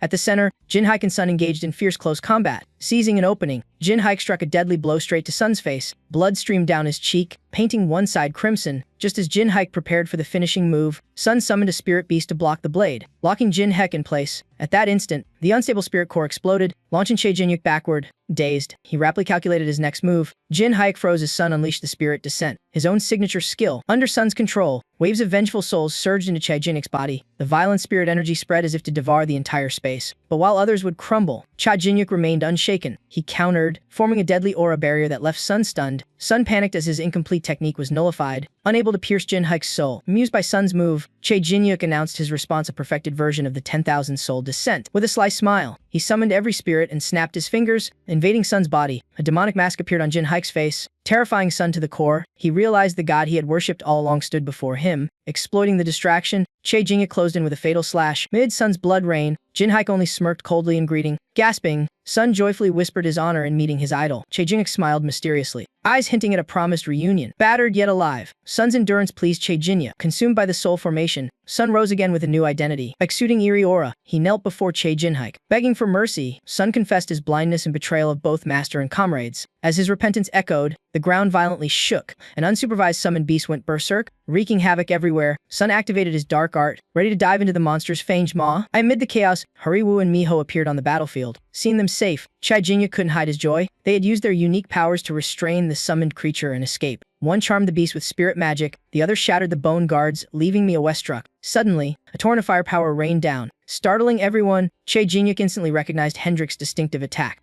That meant the duel between Basin and Hendrik was over, as if confirming Jin Hyuk's intuition. The twist came in an instant. Basin's shattered body plummeted from the sky, making Sun go pale. He couldn't believe someone as strong as Basin fell so quickly. Hendrik coldly declared the Death King's victory sealed his foe's fate. He claimed all threats were gone except the serpent plotting betrayal. In his draconic form, Hendrik descended, blade pointed at his enemy in warning. Basin lay flat on the ground, apologizing regretfully to his serpent. But what happened next came too suddenly for anyone to predict. Basin went mad, biting and swallowing Scylla whole before the horrified crowd. He truly devoured his comrade, spreading blood and death across the field. Hendrik coldly declared the act utterly meaningless. He swung his sword down, but the result defied expectations. Basin transformed into a half-human, half-serpent abomination, his scales deflecting the dragon blade. Laughing maniacally, Basin proclaimed this was the true final battle. He called upon Scylla's name, merging as one and challenging Hendrik to the end. Dragon and serpent entwined, clashing fiercely in chaos. Hendrik mocked the hypocrisy of love that sacrifices its partner. Basin retorted that no bond was more perfect than becoming one. His twisted logic only drove Hendrik to unleash greater fury. Che Jin Hyuk and his allies tried to assist but were stopped by Hendrik. He declared this battle against the beast was his alone. Amid the struggle, Hendrik slashed Scylla's throat but couldn't withdraw his sword. The serpent monster swallowed both the blade and Hendrik's arm whole. Basin roared triumphantly, believing Hendrik was finished. He raged, preparing the final blow against the dragoman. No one expected a spiked dragon claw to grow from the swallowed arm. The claw struck fatally, felling Basin in tragic ruin. Before collapsing, Basin mocked Hendrik's grotesque form. Hendrik admitted he had learned much from this fight. He boldly proclaimed himself the Dragon Slayer, an unchangeable truth. Hendrik finally slew Scylla, the supreme serpent of the Serpent King Basin. Amid awe and respect, Sun voiced admiration, admitting Che Jinyuk's lie was truly extraordinary. Che Jinyuk replied that this time, he would conquer the tower with trusted comrades. He invited Sun to join as a sole warrior in their climb. Stunned and moved, Sun bowed deeply in heartfelt gratitude. Hendrik dusted himself off, urging the group to advance to the 60th floor before losing their chance. Haru and Miho agreed, pressing Che Jinyuk to depart quickly. Che Jinyuk knew the real war was still ahead. He shouted for everyone to charge straight to the 60th floor together. Suddenly, Sun knelt down, blocking the path and pleading for Che Jinyuk to stop. He revealed the ruler of the 60th floor was Azohum, the Holy Kingdom's sacred lord. Azohum's power rivaled Sun's, even matching a high-ranking holy knight. However, the key issue wasn't about victory or defeat. After being saved by the Pilong brothers, Azohum swore absolute loyalty to them. In return, he became the only guildmaster granted divine power by the gods. That meant, Sun explained, Azohum wielded strength equal to higher deities. Meanwhile, on the 60th floor, Goldrich desperately fled from the undead army led by resurrected Arthur. Che Jinyuk asked if they were truly powerless, doomed to watch their guild perish. Sun affirmed there was still one path to balance the battle. He said he had carefully studied Che Jinyuk's abilities. Sun proposed that Che Jinyuk absorb all his power here and now. Leaving him stunned, he believed Che Jinyuk's power could devour everything, even death itself. If correct, all his accumulated cultivation would become Che Jinyuk's strength. Hendrik, after some thought, agreed, noting the Serpent King's might and army were formidable. Yet Che Jinyuk hesitated, fearing Sun still had lingering attachments. Sun denied it all, saying such things no longer mattered. He swore loyalty, calling this offering of power his highest honor. With unwavering eyes, Sun begged Che Jinyuk to accept the gift. Moved by his sincerity, Che Jinyuk decided to comply. He agreed to absorb the full strength of both Sun and Basin. With that, Che Jinyuk clenched his fist, unleashing an aura that drained their essence into himself. On the 60th floor, Arthur's resurrected undead soldiers hunted the last surviving mages with bloodthirsty eyes. Goldrich hid behind a shattered window, drenched in sweat as the fortress neared collapse. Defensive casualties mounted, forcing him to devise a counter-strategy. The plan was to sow chaos, split the enemy, then switch to prolonged guerrilla warfare. While plotting, a fiery bombardment struck his position, obliterating everything instantly. By teleporting in time,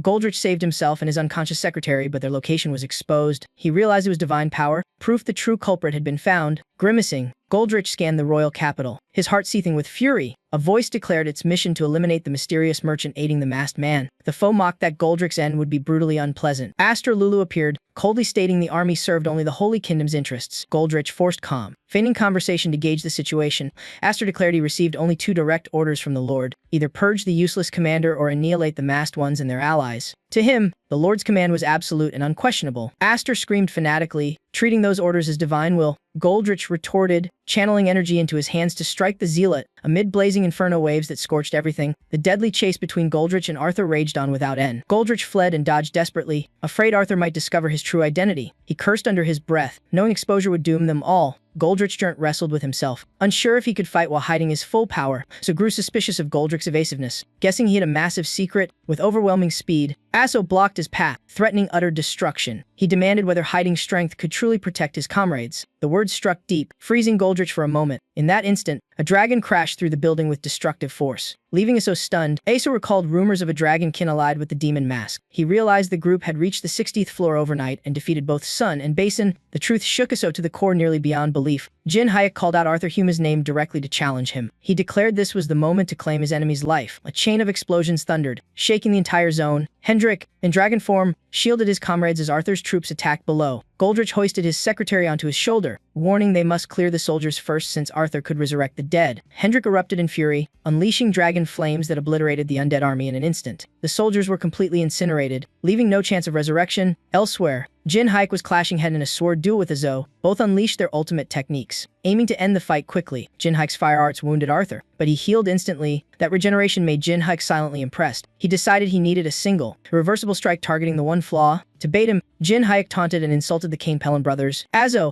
enraged, summoned divine lightning punishment. At that instant, Che Jinya called forth Vung Kanjia. Arthur's holy power was completely nullified. Aso froze, eyes blank, unable to comprehend what happened. Before he could react, another twist struck. Wonkin laughed loudly, dragging Sun forward for Arthur to see the truth. Seeing Sun side with Jin Hayek, Azo screamed betrayal. Sun calmly replied he had never followed anyone, only sought belonging. That statement drove Arthur insane, vowing to erase Sun's soul. At Jin Hayek's command, Wonkin and Sun charged together to gang up on Aso. Arthur was sent flying by Sun's punch. He began to suspect Sun now bore the demon mask's power. Seizing the opening, Chai Jingyuk dashed in with a direct strike. The precise blow made Aso spit blood instantly. Arthur crashed to the ground amid billowing dust. Struggling up, Aso still growled defiantly. He boasted of infinite divine regeneration, believing himself unkillable. Suddenly, Basin's serpent body coiled tightly around Aso from behind. Arthur realized in horror that Basin too served the demon mask now. His body was crushed stiff, his screams echoing in pain. The serpent arm struck fast, slicing Aso's head clean off. Blood splattered through the air, yet the head swiftly regenerated as Aso roared in defiance. Sun observed and concluded only purging holy power could truly kill him. Facing Jin Hayek's group, Arthur realized he was suppressed by powers of the Four Kings, and too so, he merely frowned, standing firm though he knew he couldn't win. The other three listened silently as he admitted his plan to use the Four Lords' power had failed, to gripped his staff tightly, saying their goal had never been destruction. Confusing Aso, Wonkin smiled and pointed upward, revealing the command had nothing to do with killing. He declared the converging violet gold light was to offer the foe to the Supreme One. Jin Haik compressed the energy, opening his palm as pure light exploded outward. Aso panicked. Realizing this power wasn't entirely divine, the system showed a hybrid attribute melding demonic and holy energies into one.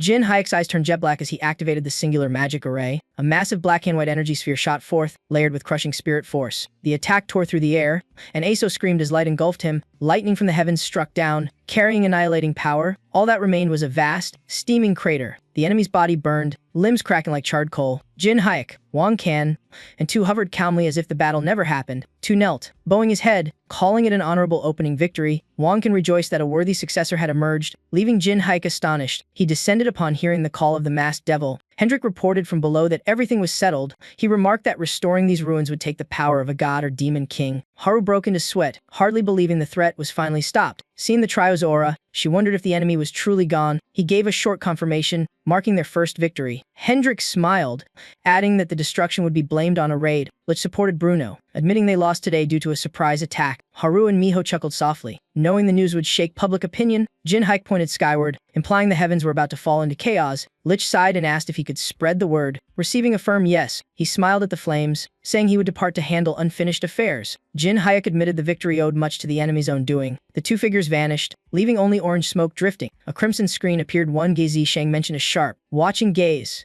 The interface shifted, revealing a silent three-dot emblem. No one spoke, all silently gazed toward the sky. Text appeared, hinting at an impending catastrophe. A brief message warned of an approaching event. Mio's hand trembled unconsciously. She looked up, as if hearing a strange sound. A ripple of water shimmered across the fabric of space. The ground quaked violently, signaling spatial displacement. Miho stood frozen, eyes locked on the heavens. A crack burst open, revealing an endless white void. A tiny glimmer shone amid the shattering fragments of space. Then, colossal golden light pillar descended from above. Everyone shielded themselves from the shockwave. Baffled by the radiant beam, Jin Hayek calmly reasoned it wasn't the sky tearing but the layers of reality splitting apart. Hendrik lowered his wings, warning something was approaching. Startling Haru, I pointed forward, urging everyone to look toward the anomaly. The broken remains were drawn upward by the beam, revealing Asam's corpse. His pupils glowed with renewed life. Crystal-like cracks spread across his body. The outer shell crumbled, exposing a new form within. Jin Haik froze, recognizing the familiar aura of ancient holy power, recalling the ritual beneath the cross-shaped sigil. He confirmed it was that same energy. Jin Hayek gritted his teeth and coldly uttered 2 words of thanks. His advancing steps made everyone realize divinity was real. Axer was fully resurrected, stronger than ever, redeemed, not discarded. He declared the time of divine retribution upon the faithless had come. Bare footsteps echoed, confirming they were all divine beings. Axer, fully restored, believed himself protected by the supreme gods. The divine judgment repeated, aimed at all rebels against heaven. Far away, a small container suddenly exploded. Someone felt a fleeting sense of dread. Carmen channeled energy into her hand, calling Cameron to activate the rite. The sigil on her palm flared brightly. She announced that Arthur Hume, the one who reached floor 60,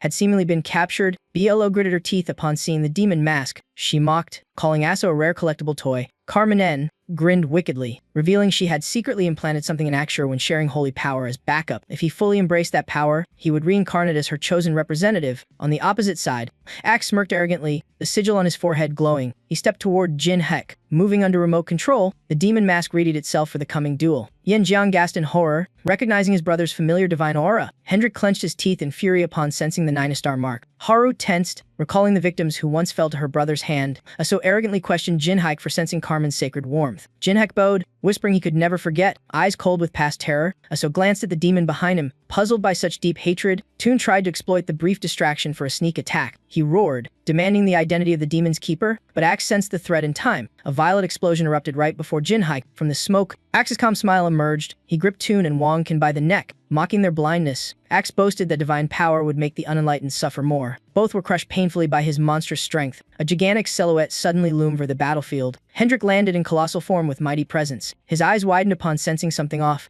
Axe casually blocked the dragon's claw with one hand, flaunting the supremacy of the 9 stars. His feet barely shifted, showing effortless dominance. In an instant, Hendrik was slammed into the ground with ease. Axe sneered that a lesser royal bloodline could never rival divine heritage challengers faced only death. Suddenly, a heart-shaped, bubble-like entity appeared unnaturally. Aso bowed his head in panic, realizing his body was no longer his own. Confused, he couldn't comprehend what bound him. His gaze locked on Miho, whose spirit power flared. He guessed she bore beast-skin blood. He didn't notice Jin Hayek closing in from behind, sword raised high. With a cold voice, Jin Hayek ordered the erasure of Carmen's puppet. The ceiling slash fell, cleaving Axe in two. Black smoke burst from the wound, engulfing his entire form. The fragments rejoined, and Axe laughed maniacally in mockery. Jin Hayek froze, realizing even his full power couldn't end him. Axe calmly declared himself beyond destruction. A bright spark formed on his fingertip, signaling a counterstrike. The energy stream flowed like a cascading river. It swelled into a blazing orb called Holy Form. Jin Hayek sensed deadly difference and shouted for everyone to retreat. Miho panicked. Reaching her hand toward him, a colossal energy pillar fired out, tearing the ground apart and flinging everything away. When the light faded, only scorched earth and rising smoke remained. Jin Hayek struggled to his feet. Realizing his body was completely numb, he flinched as a cold voice spoke, announcing his awakening. Azer was strangling Miho, mocking his perfect timing. Jin Hayek screamed her name in despair. Seeing Hendrik and Haru fallen, he wondered if all was lost. Azo sneered bitterly that their rebellion had died the moment they betrayed faith. His gaze darkened as the thought of defeat crossed his mind. He cursed inwardly, hating that he fell before Carmen's pawn. Determination ignited in his hardened eyes. He refused to accept loss. Axe tightened his grip on Miho's throat, choosing her as the first sacrifice. Miho burst into tears of despair,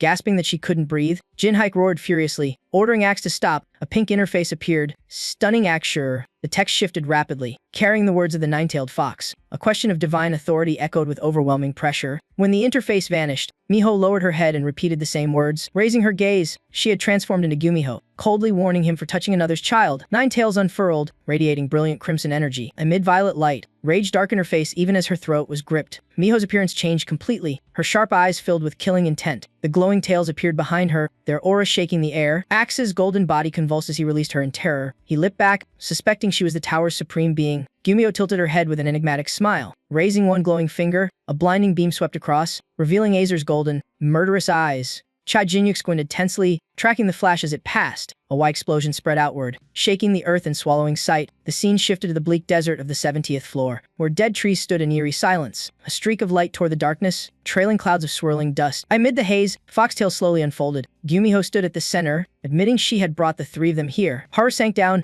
doubting but asking if she was the Nine-Tails receiving a gentle greeting. Jin Haya clutched his injured arm, struggling to his feet to ask where they were. Gumiho answered this was the 70th floor, the dark forest, shocking Haru who'd never climbed this high. She explained the tower had shortcuts between floors but without stat gains. They must return to the proper level. She pointed at Haru, revealing she was born on the 100th floor though she had never reached it. Leaving her stunned, Hendrik rose with his sword, confirming this was indeed the Dark Forest and voiced harsh suspicion. He demanded why they were sent to this barren, cursed land filled with black frogs, easy to lose one's way. Jin Haya countered that danger made it the safest haven, and Gumiho agreed. Chai Jinyuk noticed her trembling finger, sensing something wrong. Gumiho glanced at her hand, admitting she had hit her limit and could directly meddle in the tower world. She eyed Hera's spirit energy, seemingly assessing her condition. Gumiho warned this was only a temporary fix and their pursuers would soon return. With firm resolve, she stressed they had to grow stronger quickly. They weren't ready to face the enemy yet. Jin Huk impatiently asked how to achieve such rapid growth. She crossed her arms calmly, saying time was up and someone else would explain. Gumiho smiled and bid farewell, promising they'd meet again. Jin Hike rushed forward, reaching out to stop her, but it was too late. Miho instantly shrank back into her small fox form. The little girl closed her eyes, fainting as she fell through the air. Haru dashed forward and caught Miho just in time. Jin Hike looked at Miho in Hera's arms, wondering who Gumiho had meant. A sharp beam suddenly sliced past his face. Jin Hike leaned aside in time for the arrow to strike the ground. Two archers from the trees shouted, demanding to know who dared trespass in the dark forest. A masked elf woman appeared, ears exposed, coldly warning the outsiders to leave. Immediately after her threat, a gasp of surprise rang out. Jin Hayek raised his hand to activate a defense skill, calmly saying they came to find what they needed. One of the group removed their mask, mumbling that fate had reunited them unexpectedly. Jin Hayek and Haru froze as they recognized each other's identities. She cheerfully introduced herself as Elian. Happy after so long apart, Elian landed, explaining her caution toward outsiders, and Gin Hayek said it was fine. She shyly admitted she wasn't qualified to be called a leader yet. Elian pointed at similarly dressed elves, saying they were just forest guards. She lifted her chin proudly, speaking of their shared faith.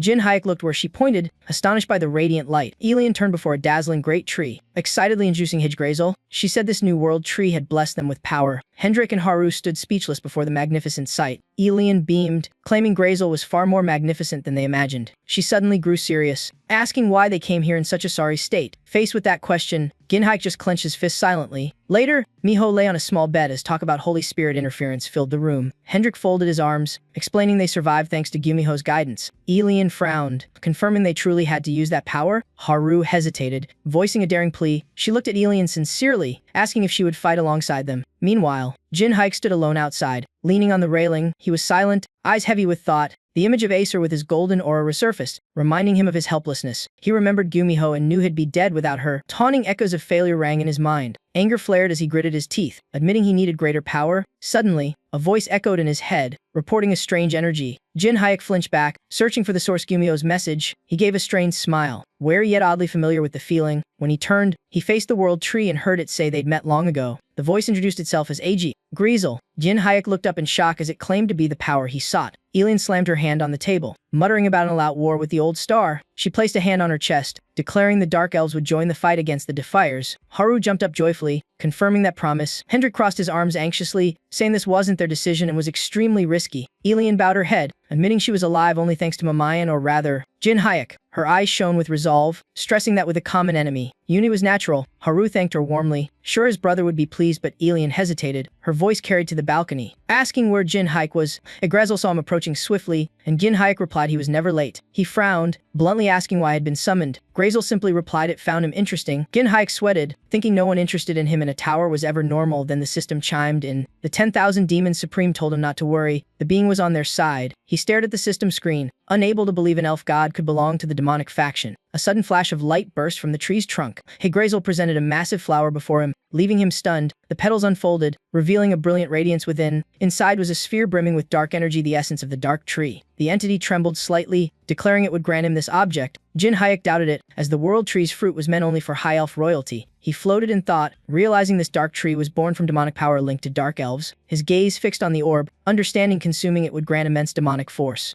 That thought instantly connected to Akshor. He realized he could defeat Azer, but the cost would be steep. Jin Hayek asked why it was offered to him instead of Elian. Hijgrazel didn't answer immediately but questioned the age before the tower's creation. Baffling him, it recalled being born from the goddess Jygraso, existing even before the tower. The fruit had been a blessing for the goddess creations, the elves. Jin Hayek listened, deducing that the elf god was an ancient world tree deity. The being spoke of that god who loved the elves with all devotion. It listed their advantages: beauty, intuition, longevity, and equal status among the four great races. Then it asked for the fatal flaw of perfection, and Jin Hayek promptly answered arrogance. Hijgrazel quivered in agreement, saying elves adored their own beauty and isolated themselves. In its mind appeared an image of a race obsessed solely with itself. It hesitated, thinking of those who turned to the tower and the fate of its kin, and concluded that elves lacked the fervor to climb the tower like other races. It determined that their pride led to almost no elves ever conquering the tower. Jin Hayek gaped in shock at that truth. Hijgrazel extended the branch bearing the fruit, asking why gods created life only to force them up the tower. He glanced at the system and replied it was to choose who became gods and strengthen divine power, which it questioned bitterly. Rezo compared it to a master disposing of a creation that failed to meet expectations. Jin Hayek clenched his fist and replied firmly that the useless would be eliminated and replaced. After speaking, he suddenly grasped the implication and shuddered. Rezo confirmed his thought, saying hope had shifted to the dark elves in a line. Images surfaced of elves seduced by scheming celestial powers. They allied with major races to overthrow the tower's order. As Rezo continued, Jin Hayek immediately thought of Carmen and the 9 stars behind it all. The mightiest humans were also enemies of the world tree. He listened calmly as Rezo said a line wasn't yet ready to wield such power. Rezo proposed granting the power to him. The system displayed a pact uniting dark elves with the dark tree fruit as a reward. The reward was confirmed to be the dark tree's crystal core. Jin Hayek read the pact's terms and smiled. He swiftly plucked the fruit. Accepting the offer without hesitation, the system announced the pact was established. A warning appeared: the demonic energy within the fruit was extremely dangerous. He felt the chaotic power in his hand. Knowing reckless absorption would destroy him, Rizzo shook its trunk as the system declared the world tree would assist. Gin Hayek watched the motion intently. The branches intertwined, forming a circle around him. He realized the plan was for the tree to absorb some of the demonic energy to lessen the backlash. Jin Hayek opened a void within his body using spiritual energy. He softly chanted to adjust his physique. Staring at the dark tree fruit, he declared he'd absorb its power with full force. He turned and ordered everyone to guard him until the process was complete. Hendrik nodded to take charge, and Toon placed a hand on his chest in obedience. Dark violet energy erupted from Jin Hayek as the fruit hovered, spinning slowly before him. With a deep voice, he commanded the absorption to begin. At that moment, hurried footsteps echoed through the forest. A lion. Hendrik immediately followed Harris' lead. A line warned the path was unclear. While Haru shouted his name as she ran, he leaped onto a cliff, pointing ahead to draw attention. Everyone turned to look in the indicated direction. A massive vortex of power appeared among the intertwined trees, enclosing Gin Hayek as he absorbed energy. Harry looked up, sensing the overwhelming demonic aura. Just as she was about to speak, a loud explosion erupted behind them. The sudden blast left everyone stunned. As the dust settled, a desolate ground and faint light emerged through the haze. A golden-lit figure stepped forward, coldly demanding why the two elves defied the celestial court's judgment. Azo glared fiercely, brimming with killing intent, ready to punish them this time. The wounded writhed on the ground in agony. The restrained girl convulsed and screamed. Azo gripped her neck, sneering that dark elves survived only by the evil in their blood. The elf weakly asked how he had tracked them here. He boasted that the old star's eyes and ears covered the entire world. Places thought hidden were, in fact, easiest to find. He shifted tone, threateningly demanding they summon Mamayan to save her while tightening his grip. Suddenly, a colossal black dragon appeared beside them. It lunged into battle without hesitation. The enemy narrowly dodged the dragon's fatal strike. Azo, seeing reinforcements, laughed mockingly. Hendrik and Harry charged in to rescue the girl. Facing his probing stare, power flared around the foe as he questioned why Mamayan hadn't come. The girl silently watched him, recalling that Maiho still hadn't awakened after the last incident. She guessed it was the aftermath of absorbing the nine-tailed fox power. She realized Maiho might never return in that form again. He looked up at the towering tree oozing dark aura and voiced a theory. He wasn't sure but suspected the demonic force on the world tree came from Cha-Cha Jin Hayek. In the dim black mist,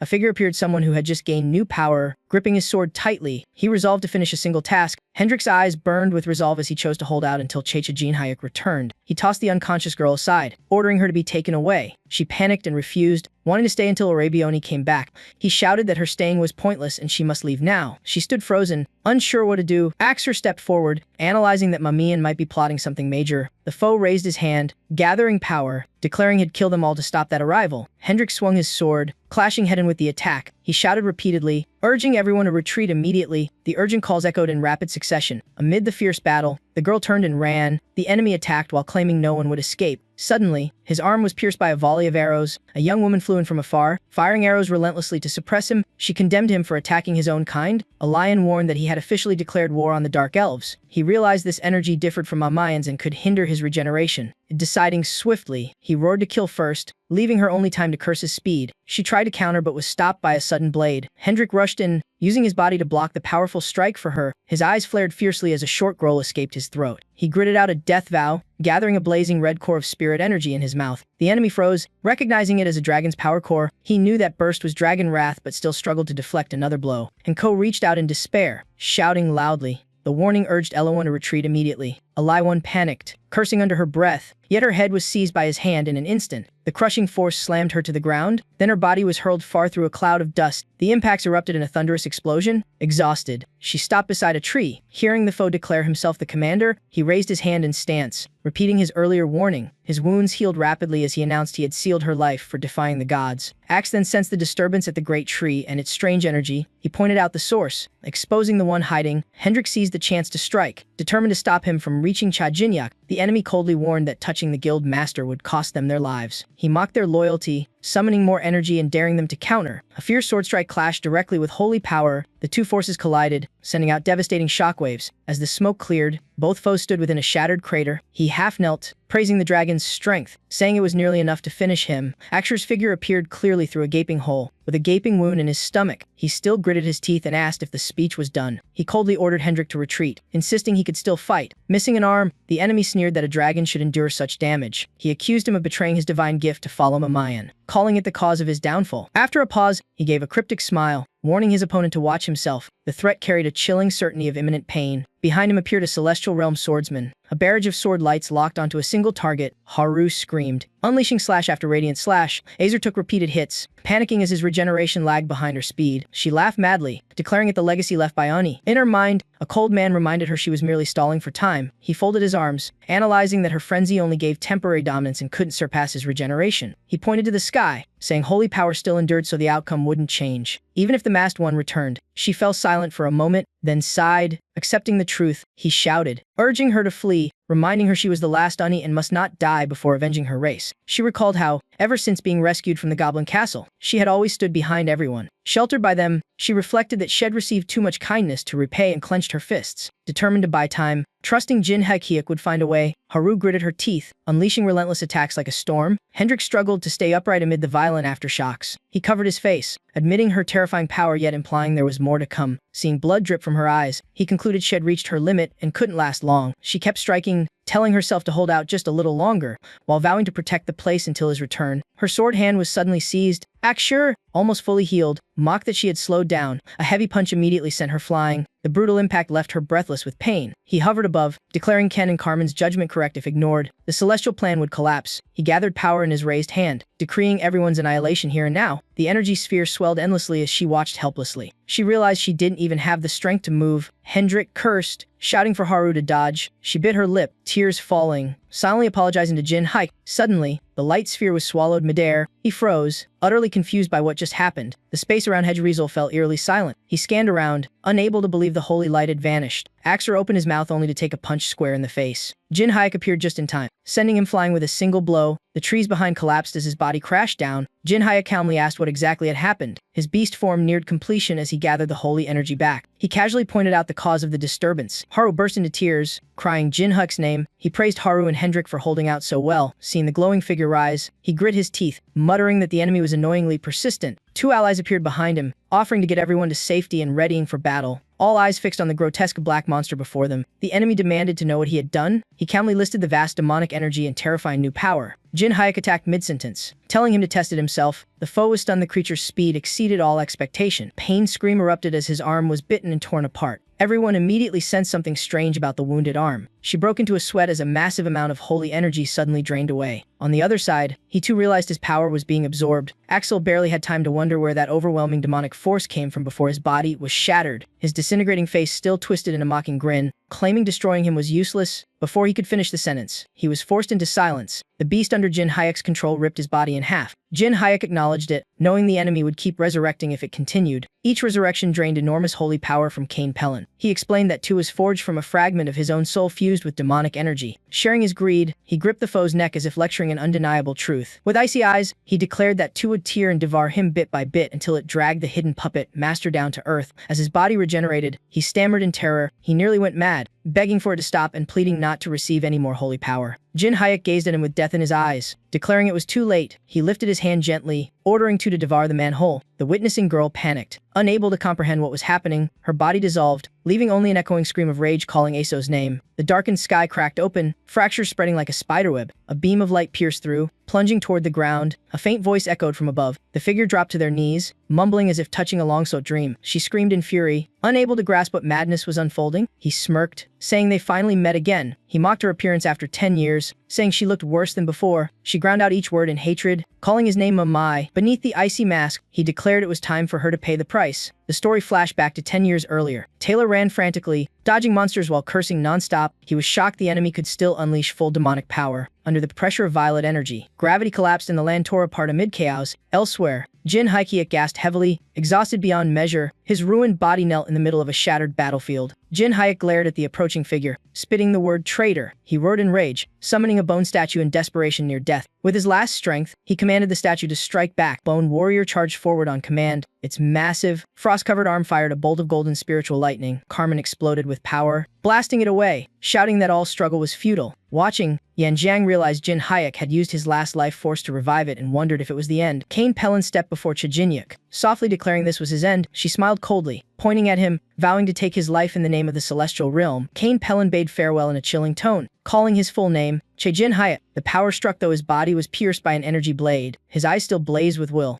Jin Hyatt coughed blood, eyes rolling white in unbearable agony. The memory closed as he clenched his teeth, hatred burning in his returning gaze. He now stood before her, his entire aura radiating killing intent. Jin Hyatt coldly declared it was time to settle the old debt. Mist and darkness enveloped the world, turning it into a forest of death with twisted branches. She panicked, realizing this was the black forest of the 70th floor, something impossible. Jin Hyatt calmly admitted that normally, yes, it couldn't be done. He recalled absorbing the dark seed of Jin Hyatt Rizzo, and having already planned to bring her down, he knew that even surpassing Arthur, as long as Cain Pelin supplied power, the foe was immortal. That fact made Arthur nearly indestructible. To break the stalemate, the link between their powers had to be severed. Jin Hyatt realized there was one being strong enough to intervene. Even under the tower's strict limits, that being was tied to the binding contract between gods and their followers. From this, he conceived the idea of exploiting that very law. He realized he, too, had the authority to invoke divine punishment and immediately commanded it to descend. Cain Pelin gasped, demanding how he dared exploit the covenant to drag her down. Jin Hyatt replied coldly that she was merely a tower-bound entity, not a true high god. Therefore, her body was forced to descend to the lower realm. Her own selfish schemes had led her to destruction. She bowed her head, lips curling into a cryptic smirk, then she burst into uncontrollable, hysterical laughter. In fury, she stomped the ground with divine force. Cain Pelin rose, golden holy power erupting, scoffing that Jin Hyatt was still a child. She pointed at him, firmly declaring she would prove her strength. Her raised arm drew forth a violent surge of energy as she threatened the higher tiers. But the brilliance vanished in an instant. The aura behind her abruptly disappeared. She froze, stunned by the sudden collapse. Blood streamed uncontrollably from her eyes and mouth. She clutched her face, collapsing,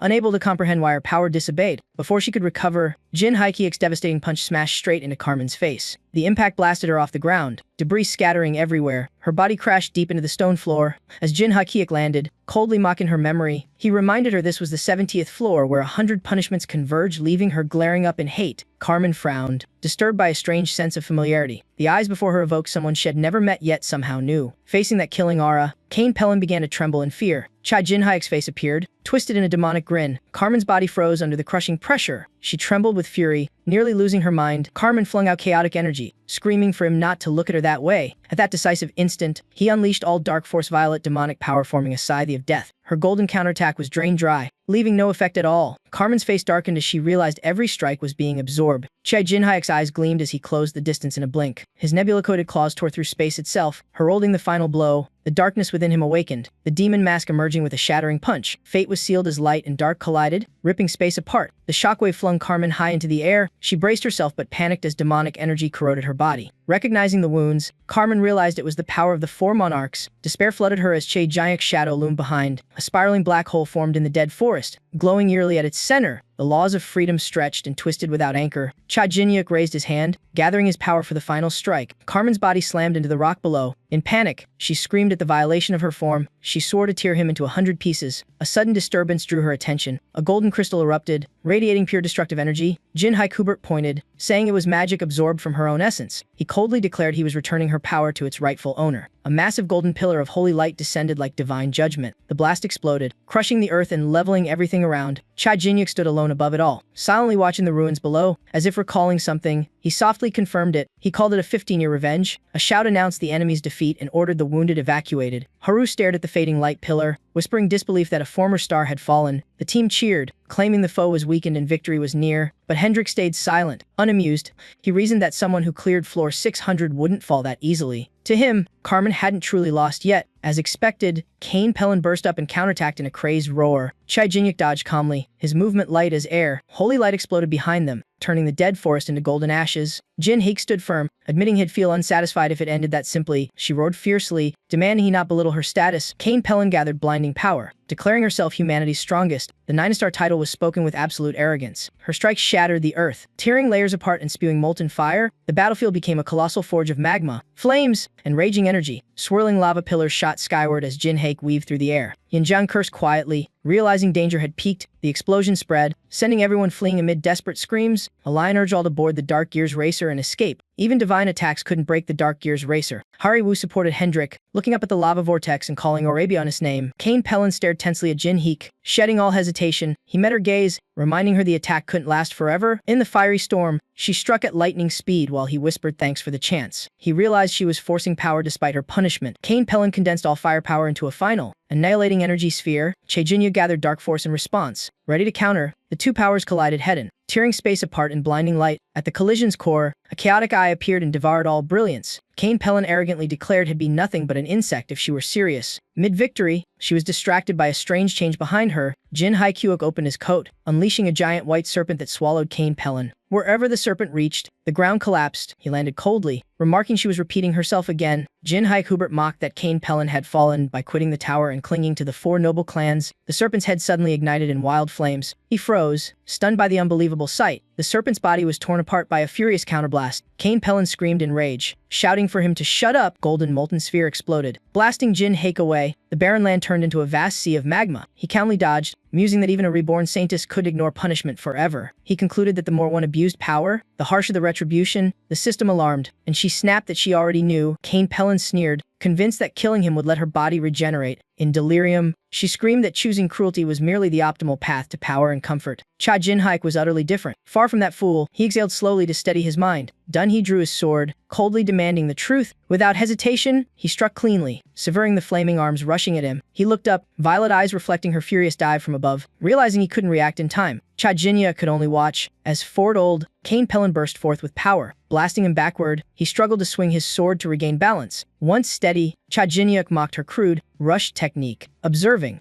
Dunhee sensed something off as she suddenly halted her assault. A vague confusion crept into his awareness. Before he could think, Cain Pelin closed in at insane speed. Gripping his head, she grinned triumphantly, shouting that she had caught the masked demon. Unable to resist, Che Jinyuk watched her remove his mask. She urged eagerly to see his true face. Her red eyes froze in terror at the sight before her. Seizing the moment, he leapt back, breaking free. She spoke, her voice trembling with doubt. She directly asked if he was truly that man. The name Jin Haik slipped out with hesitation. Che Jinyuk wondered how she recognized him despite changed face and voice instinct. Perhaps, he hinted that long-standing camaraderie might be the real reason. Cain Pelin furiously pointed at him, shouting for him to stop dodging. She demanded he reveal his true identity. Dunyu smiled coldly, admitting he was Che Jinyuk's father. He continued, declaring he'd crossed life and death to settle everything. Che Jinyuk charged first, sneering that now they finally knew fear. Cain Pelin lunged back, calling his words nonsense. Their blades clashed, golden fire versus dark violet force, shaking heaven and earth. Cain Pelin panicked, unable to believe the dead man stood before her. She screamed, vowing to tear Che Jinyuk's father apart herself. To her,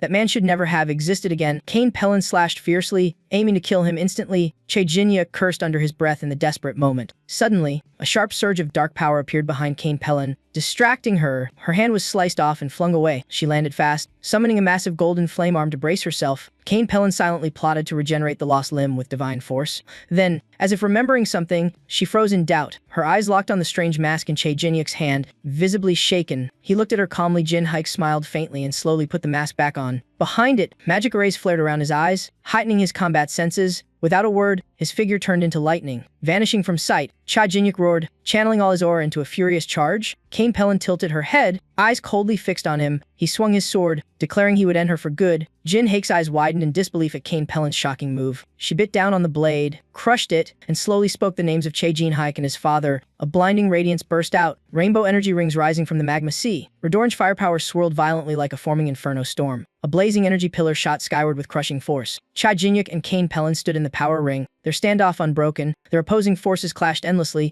neither yielding an inch. Cain Pelin questioned why he returned instead of hiding peacefully after revival. Jin Haik replied flatly his only goal was revenge. He blasted Cain Pelin away, shouting he would destroy the 4 royal clans backing her. After the hit, Cain Pelin dropped to one knee, clawing the ground for balance. She gritted her teeth in hatred, admitting he had truly changed. Jin Haik observed and concluded she had weakened, reaching her limit. In her state, she could unleash only one final strike if she ignored punishment. He quickly calculated timing, weighing a precise counter. If he broke that attack, victory would be his completely. From Cain Pelin's body, golden energy erupted, shattering the ground to rubble. Her eyes gleamed ferociously, declaring Che Jinyuk's father's grave awaited him. Cain Pelin raised her hand, forming a massive molten sphere surging with destructive fire. From afar, Lion stared in stunned disbelief. She cried out to retreat, saying she'd never seen divine power so terrifying. A lion warned the entire dark forest would vanish if the orb fell. Hendrik's question to flee was cut by protest. Haru stepped forward, insisting Orobiani was still fighting and they couldn't run. Her eyes and voice burned with unwavering faith. She was certain he would prevail inside that raging power.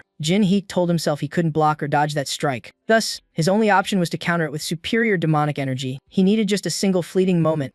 Only by unleashing mana stronger than Cain Pellin's divine power could he win. Seeing him stand still, she sneered, calling him an insect waiting to die. Suddenly, he leapt high into the air. Jin-Heek shot straight toward Cain Pellin at impossible speed. Cain Pellin's eyes widened in horror. Unable to believe he dared charge head-on, he roared, activating unified state demonization. The system announced his entire physique and skills had merged into one force. That unified power began evolving into a new skill, with warnings of severe damage. Ignoring danger, the system obeyed Jin Hayek's command and triggered the ability. Violent violet light tore space apart, opening a void rift heralding total annihilation. The surge of power shot straight toward the blazing magma sphere ahead. Upon impact, crimson and green light fused in a cataclysmic explosion. After the blast, Jin-Heek emerged like a phantom standing amid the remnants. He coldly declared his foe had no moves left, leaving Carmen utterly shocked. His mad grin and eerie eyes drowned in violet darkness as he declared the battle over. The system announced celestial and demonic energies were fusing into one. The unified force continued converting into demonic energy, with severe injury warnings. Even so, the system was forced to activate demonic energy under its master's will. Finally, Jin-Heek's demonic index reached level 259. Cain Pellin realized her full power strike was utterly useless against him. Staring at Jin-Heek brimming with power, she felt he was a true demon incarnate. Two extreme violet forces crossed, forming an X that tore through space. Cain Pellin's eyes widened in despair. Unable to accept the reality before her, Jin-Heek smiled, appearing right beside her before she even noticed. Without words, he struck directly with a power-filled palm. Cain Pellin's eyes turned white, her consciousness fading away. A lethal violet beam descended from the sky, obliterating everything in an instant. In the wasteland's center, a massive purple energy sphere burned fiercely. From above, Jin-Heek kept firing, intent on erasing everything. Terror unlike any before shook Cain Pellin to her core. She lowered her head in confusion, realizing the feeling was fear. Her hand trembled before her eyes. The man she once scorned, Che Jin-Yuk's father, hadn't climbed the tower in a year. The longer she looked at him, the more her mind fell apart. That truth was beyond all acceptance. His deep eyes locked on hers. Cain Pellin panicked, instinct screaming at her to flee. Jin-Heek coldly questioned that pitiful reaction. He exposed the fear festering inside her. Cornered, Cain Pellin desperately denied it. She screamed insanely, proclaiming herself humanity's strongest who once conquered floor 600. She declared she'd kill him and rule the tower.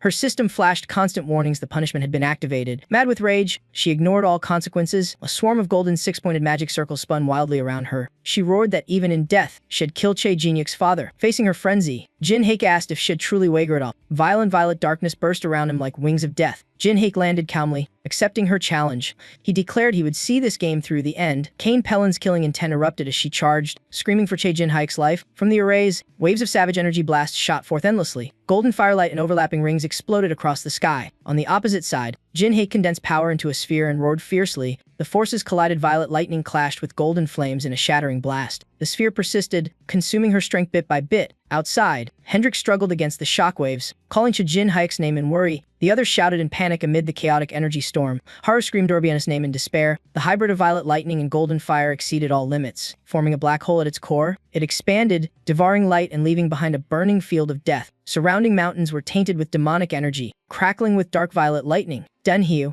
masked, panted heavily, his body showing clear exhaustion. The system warned of severe damage from the demonization backlash. He muttered defiantly that it still wasn't over. To him, this was only the beginning of his path of vengeance. Cain Pellin was blown away, her back slamming into a rock wall. A moment later, she completely collapsed to the ground. Jin-Heek realized her body could no longer contain any more power. Dinyu slowly walked toward the fallen foe. He said coldly that it was time to end this grudge. Suddenly, Cain Pellin burst into sobs of pain and despair. She trembled, begging for mercy and apologizing repeatedly. She promised to grant him ultimate power if spared. She offered all her treasures and relics in exchange for forgiveness. Cain Pellin recalled their joyful days climbing the tower together. With hands clasped, she pleaded earnestly for Jin-Heek's mercy. He remained unmoved, extending his sharp claws forward. Cain Pellin's pleading hands were severed, leaving her stunned. Panicking, she glanced around to assess her condition. She clutched her hand, leaking purple demonic energy. Screaming in terror, Jin-Heek replied indifferently, devoid of emotion. He shouted with hatred, vowing never to forgive the one who killed 10 years ago. Kane Pellin's remaining arm was blown away as well. She staggered to her feet, speechless before him. In panic, she turned to run, desperate to retrieve her severed hands. From behind, Jin Haek raised his hand and pointed at her. Energy shot from his claws, striking her legs directly. Kane Pellin fell to the ground in agony. She screamed in panic as she felt her legs crippled. Before she could react, brutal kicks smashed her face. Che Jinhaek pressed down with all his might, intent on crushing her skull. He kept pushing harder, giving Kane Pellin no chance to resist. After a silent pause, he said coldly, "Shed never understand how long had waited for this moment." To him, this vengeance meant both sides dying once to settle the score. Terrified, Kane Pellin begged to live on as a bound spirit servant forever. Jinhaek recounted how,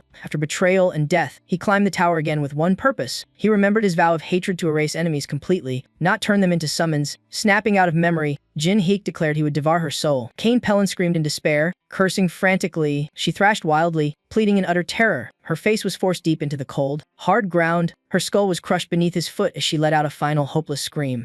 After that instant, nothing remained beneath Jin Haek's feet. Only faint blue smoke rose quietly. Kane Pellin's soul separated. Soaring into the air, twisted spectral face glared with fury, vowing not to be devoured. As she spoke, sharp fangs appeared before her. Kane Pellin was horrified to see the familiar monster again. She stumbled back, cursing in despair as her soul was forcibly consumed. From below, Jin Haek raised his hand, calmly saying had killed her once already. He added that it still wasn't enough to satisfy his hatred. Jin Haek coldly ordered to devour her soul. Kane Pellin couldn't escape. Her soul was pulled into his mouth, screaming Che Jinhyuk's father's name. When all ended, he withdrew his power completely. The system announced demonization lifted, stats returning to normal. A sense of fulfilled vengeance made him exhale in relief. The mask and energy shell around Jin Haek's body began to dissolve. Half of the glowing mask fell to the ground, marking the battle's end. He bowed his head, exhaling a final whisper. Done. He looked up at the sky, confirming vengeance fulfilled and the traitor punished. The air still echoed with furious curses lingering behind. Suddenly, his body froze as danger instinctively struck him. The backlash of demonization left Jin Haek temporarily paralyzed. Just before he collapsed, a shoulder caught him in time. Haryu appeared, slipping his arm over her shoulder with familiar ease. Hendrik stepped in on the other side as everyone gathered around Che Jinhyuk. Vunkin smiled lightly, praising his success yet calling him reckless. Hendrik added that one had fallen, but 7 enemies remained. Haru sincerely congratulated Orbiana. Hearing that, he stayed silent for a moment. At last, Che Jinhyuk smiled in satisfaction and thanked everyone. From afar, a lion arrived, complaining everything nearby was ruined. Staring at the wreckage, she grudgingly admitted victory but hated the aftermath. He reassured her he'd help restore the area as promised to the World Tree Mother. Che Jinhyuk added seriously that none of them should worry about costs. He claimed he had an absolutely reliable financial backer. At that moment, a message from the World Tree Goddess appeared above Alian, ordering her to bow. A lion blinked in confusion. Unsure of the strange command's reason, the system warned that more star-ranked beings might appear here anytime. Among them was a celestial star who'd lost his family and was now targeting them. The final note stated clearly facing Piolo now meant certain death. Hearing this, Jin Haek grew pensive, his eyes showing deep calculation. He finally decided the group must hide and focus on strengthening themselves. Jin Haek smirked confidently, vowing not to retreat in shame this time but to make Piolo suffer. The scene shifted to mysterious footsteps across dry ground. Above, dark clouds gathered thick, swallowing the sky. The first drops of rain began to fall. The world sank into a heavy, somber storm. Beneath a colossal tree, a lone figure pondered Carmen's disappearance after being dragged to floor 70. In the rain, Piolo finally appeared. Bel-Lo scanned the surroundings, quickly spotting the terrifying traces of devastation. Lightning webbed across the sky menacingly. His face darkened as he guessed this was the aftermath of a massive battle. A fierce bolt of lightning split the heavens and struck the earth. At its center lay a giant stone skull glowing eerie blue-white. Piolo clenched his teeth in rage, shouting the names Death Star and Che Jinhyuk. He recalled the reign of Death Stars, Che Jinhyuk's signature mark. That symbol was known only to him and the star-ranked warriors. Piolo deduced Carmen had brought Bone to the death mask but didn't know why the mark appeared here. While frantically searching for Carmen, a cold voice interrupted, announcing a reunion. The glowing death mask spoke, claiming to stand right before him. Piolo shouted in shock. His face went pale as he recognized his opponent's identity. The mask declared bluntly it was the one who killed Carmen Piolo. The revelation left Piolo frozen in disbelief. He clenched his fists and screamed, unable to accept his sister's murder. The mask gave no reply, only lowered its blazing violet gaze upon Piolo. Facing that gaze, Piolo slowly realized the terrifying truth. Images of Kane Pellin being crushed into the ground flashed in his mind. Then came the vision of her soul rising into the sky. The last sound echoing in memory was her scream of Che Jinhyuk's name. Piolo roared through gritted teeth, admitting he had once suspected Che Jinhyuk's identity. He swore never to forgive the one who killed his only family. The death mask sneered, exposing his fake grief for comrades he never cared about. It declared coldly that now Piolo's turn had come. With a sentencing tone, they promised to destroy Piolo piece by piece. Slowly and cruelly, Piolo screamed in fury. Losing all control, he unleashed his full power, shattering the death mask into countless fragments. From within the shards, the mask's taunting voice still echoed a promise unfinished. The scene shifted. The 9-star Carmen had fallen to the death mask. The people below erupted in uproar. The news shook the entire capital. Citizens debated in disbelief, unsure if the mask was too strong or the star too weak. A furious shout rang from another scene. Holy Nation soldiers pointed, declaring the area under their control. Their leader yelled, demanding who allowed this trespass. A blood-stained axe dragged along the ground. The opposite side coldly mentioned the Holy Nation. Kim sat in the center, smirking that such titles no longer frighten anyone. The Eno guildmaster appeared, interrupting with a threatening tone. He proclaimed the bold fool would die for defying the heavenly church of Inoa. He roared for them to retreat before it was too late. Kim laughed mockingly and stood up. He jeered that even dead leaders love to talk. Kim defied openly, saying he'd obey no orders. He declared he'd defend his own justice with his hands. Kim swung his axe and charged to attack. His followers rushed forward in unison. The Holy Nation soldiers panicked. Shocked by such defiance, the Eno guildmaster drew his sword calmly, dismissing them as rabble. Kim roared back, mocking the weakling dreaming of reaching 9-star rank. His deadly strike was blocked by a radiant blade blazing with divine fire. The heavenly nation had lost one of its pillar stars. Thus, their power could no longer stand as before. Neighboring forces began to threaten and press them harder. Those who once provoked the heaven nation now hid like ghosts. The scene shifted to a public notice posted on a wall. Months later, an official bounty was issued. Crowds murmured that the death mask was still at large and might have allies. The list named a sword lineage master and the last demon temptress. The mention of the fox spirit stunned the crowd. Many doubted they could ever capture them. Garam crossed his arms, asking about the group's whereabouts. Another said only a star could kill them. Garam wondered why the death mask was so powerful, then was reminded of a rumor. Chanzone slowly revealed the secret behind the true identity. The death mask was the fallen star of the past. In a modern room, someone doubted the story Piolo had told. Piolo replied gravely that even he found it hard to believe. After investigating the ruins, he confirmed the one responsible was Che Jinhai. Taylor chuckled softly in mockery. He pointed at Piolo, claiming the man went mad after his sister's death. A violent surge of energy erupted behind Taylor, radiating pure destruction. The man's face darkened as he sternly issued a warning. He shouted that things had gone far beyond control. The next words froze Piolo. Terrified he'd become Che Jinhaik's next prey. As if his thoughts were exposed, he frowned, uneasy that the other knew everything. He dropped a cryptic question, probing if Che Jinhaik planned to purge. Taylor sat still, voice icy as he revealed the true aim: 2 rare power fragments. The man declared the balance broken, mocking loyalty to uncertain strength. Taylor waved around, pointing at the emptiness as proof of his claim. Piolo slammed the table, cutting the debate with a furious roar. He leapt up, demanding if everyone truly shared that belief. The rival sneered, saying an equal had no right to challenge him. Just before chaos erupted, Joel's face appeared, ordering a ceasefire. Proposal arose to split and distribute the power among factions. Piolo ground his teeth, realizing all tragedies began with the death mask. Hatred burned on his face, his thirst to destroy Che Jinhaik unstoppable. The scene shifted to a messenger bird circling the city's skies. A hand brushed its feathers, whispering that hidden forces were moving. Dinhayu continued, hinting their side's moment to act had come. Stroking the creature, its master vowed to erase Che Jinhaik and his allies. Lich spoke solemnly, noting this foe wouldn't fall like Cain Pellin. With sharp eyes, he analyzed that impatience would restrain the enemy. Because the man had lost his spirit faction's backing, all sides refused to support him, even wishing both the Holy Nation and the Cursed One erased. The last key target was finance to control the lower ranks. They quietly gather evidence and build a base for the next strike. Lich clenched his fist, saying they'd buy and trade abandoned assets, even inflate prices. A lion doubted the plan, calling it exactly what the enemy wanted. Lich flipped a gold coin, assuring that money enslaves people easiest. After the talk, he pondered this was the start of a revenge drowning foes in debt. Finally Lich rose, warning all to brace themselves and reminding Dan Elf of his debt. A lion rolled his eyes mockingly while Boppet clenched his fists. Volunteering, Lich calmly organized, declaring the main phase of the plan complete. The rest would depend on the strength they'd forged through training, especially after such a long time apart. Some once naively believed that hope alone could carry them through. At that moment, Manhwa and fox form crept deep into the desolate forest. Elsewhere, Baya questioned if the tall creature was truly masked face's ally. Doksu laughed, claiming their prey couldn't escape even if it didn't match the wanted photo. He aimed his gun, treating Maiho as a small target while chasing the greater bounty. 3 gun barrels locked onto Maiho's tiny frame. Realizing the looming danger, Maiho quickly scanned her surroundings. Towering mountains under the bleak night sky echoed with gunfire. A blackened arm appeared, its fingers spinning dark purple bullets. Nyunghan, filled with killing intent, stepped before the guns to shield Maiho. Duaksu screamed in shock as he saw him block flaming bullets barehanded. Bung peered through the scope, unable to believe what he saw. Before they could react, the man closed the distance in a blink. A fierce swing sent the enemies flying backward.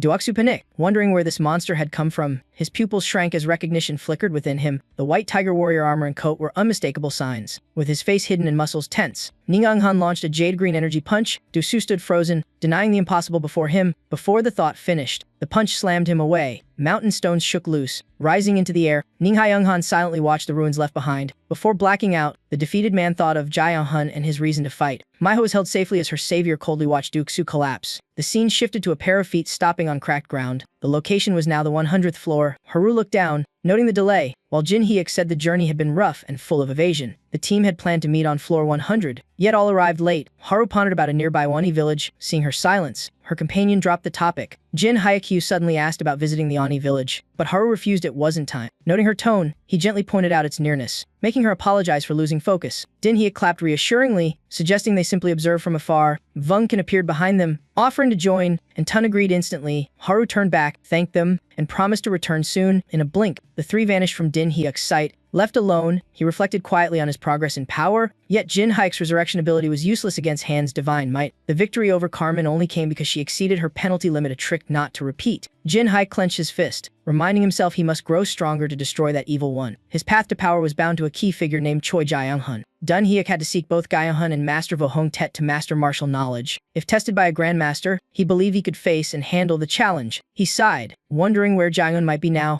As the thought faded, strange light flickered behind Dinguk deep in the forest. He turned sharply, realizing it came from the direction Haru had gone. Elsewhere, Paris Group faced unbearable tension. From the dusty haze, a vague figure repeated an earlier warning. Hamil slowly revealed himself, declaring he'd await them on floor 100. Haru clenched her teeth, eyes blazing at the intruder. Jin Hyuk instantly recognized that divine aura as Hamel's. As someone charged from behind at terrifying speed, Jin Hyuk only thought of rescue. When the killing intent closed in, he coldly glanced back. An explosive strike targeted him, but he blocked it and shouted to stop. The attacker gasped, realizing Che Jinhyuk had survived that fateful sword strike. Jin Hyuk calmly replied, calling him Taylor, the fallen sword saint. Their clash sent shockwaves, flinging a body into the air. Jin Hyuk's and Taylor's opposing powers collided head-on. Taylor sneered, mocking the mighty Death Star for merely defending. Jin Hyuk coldly demanded to know why Taylor was here. Taylor raised his blade, amused that Jin Hyuk was shocked had reached floor 100. Jin Hyuk gently parried the incoming slash. Blinding flash engulfed them in suffocating energy. Taylor asked if Jin Hyuk even knew why he had come personally. He casually declared killing Jin Hyuk wasn't even worth concern. Punishment or not,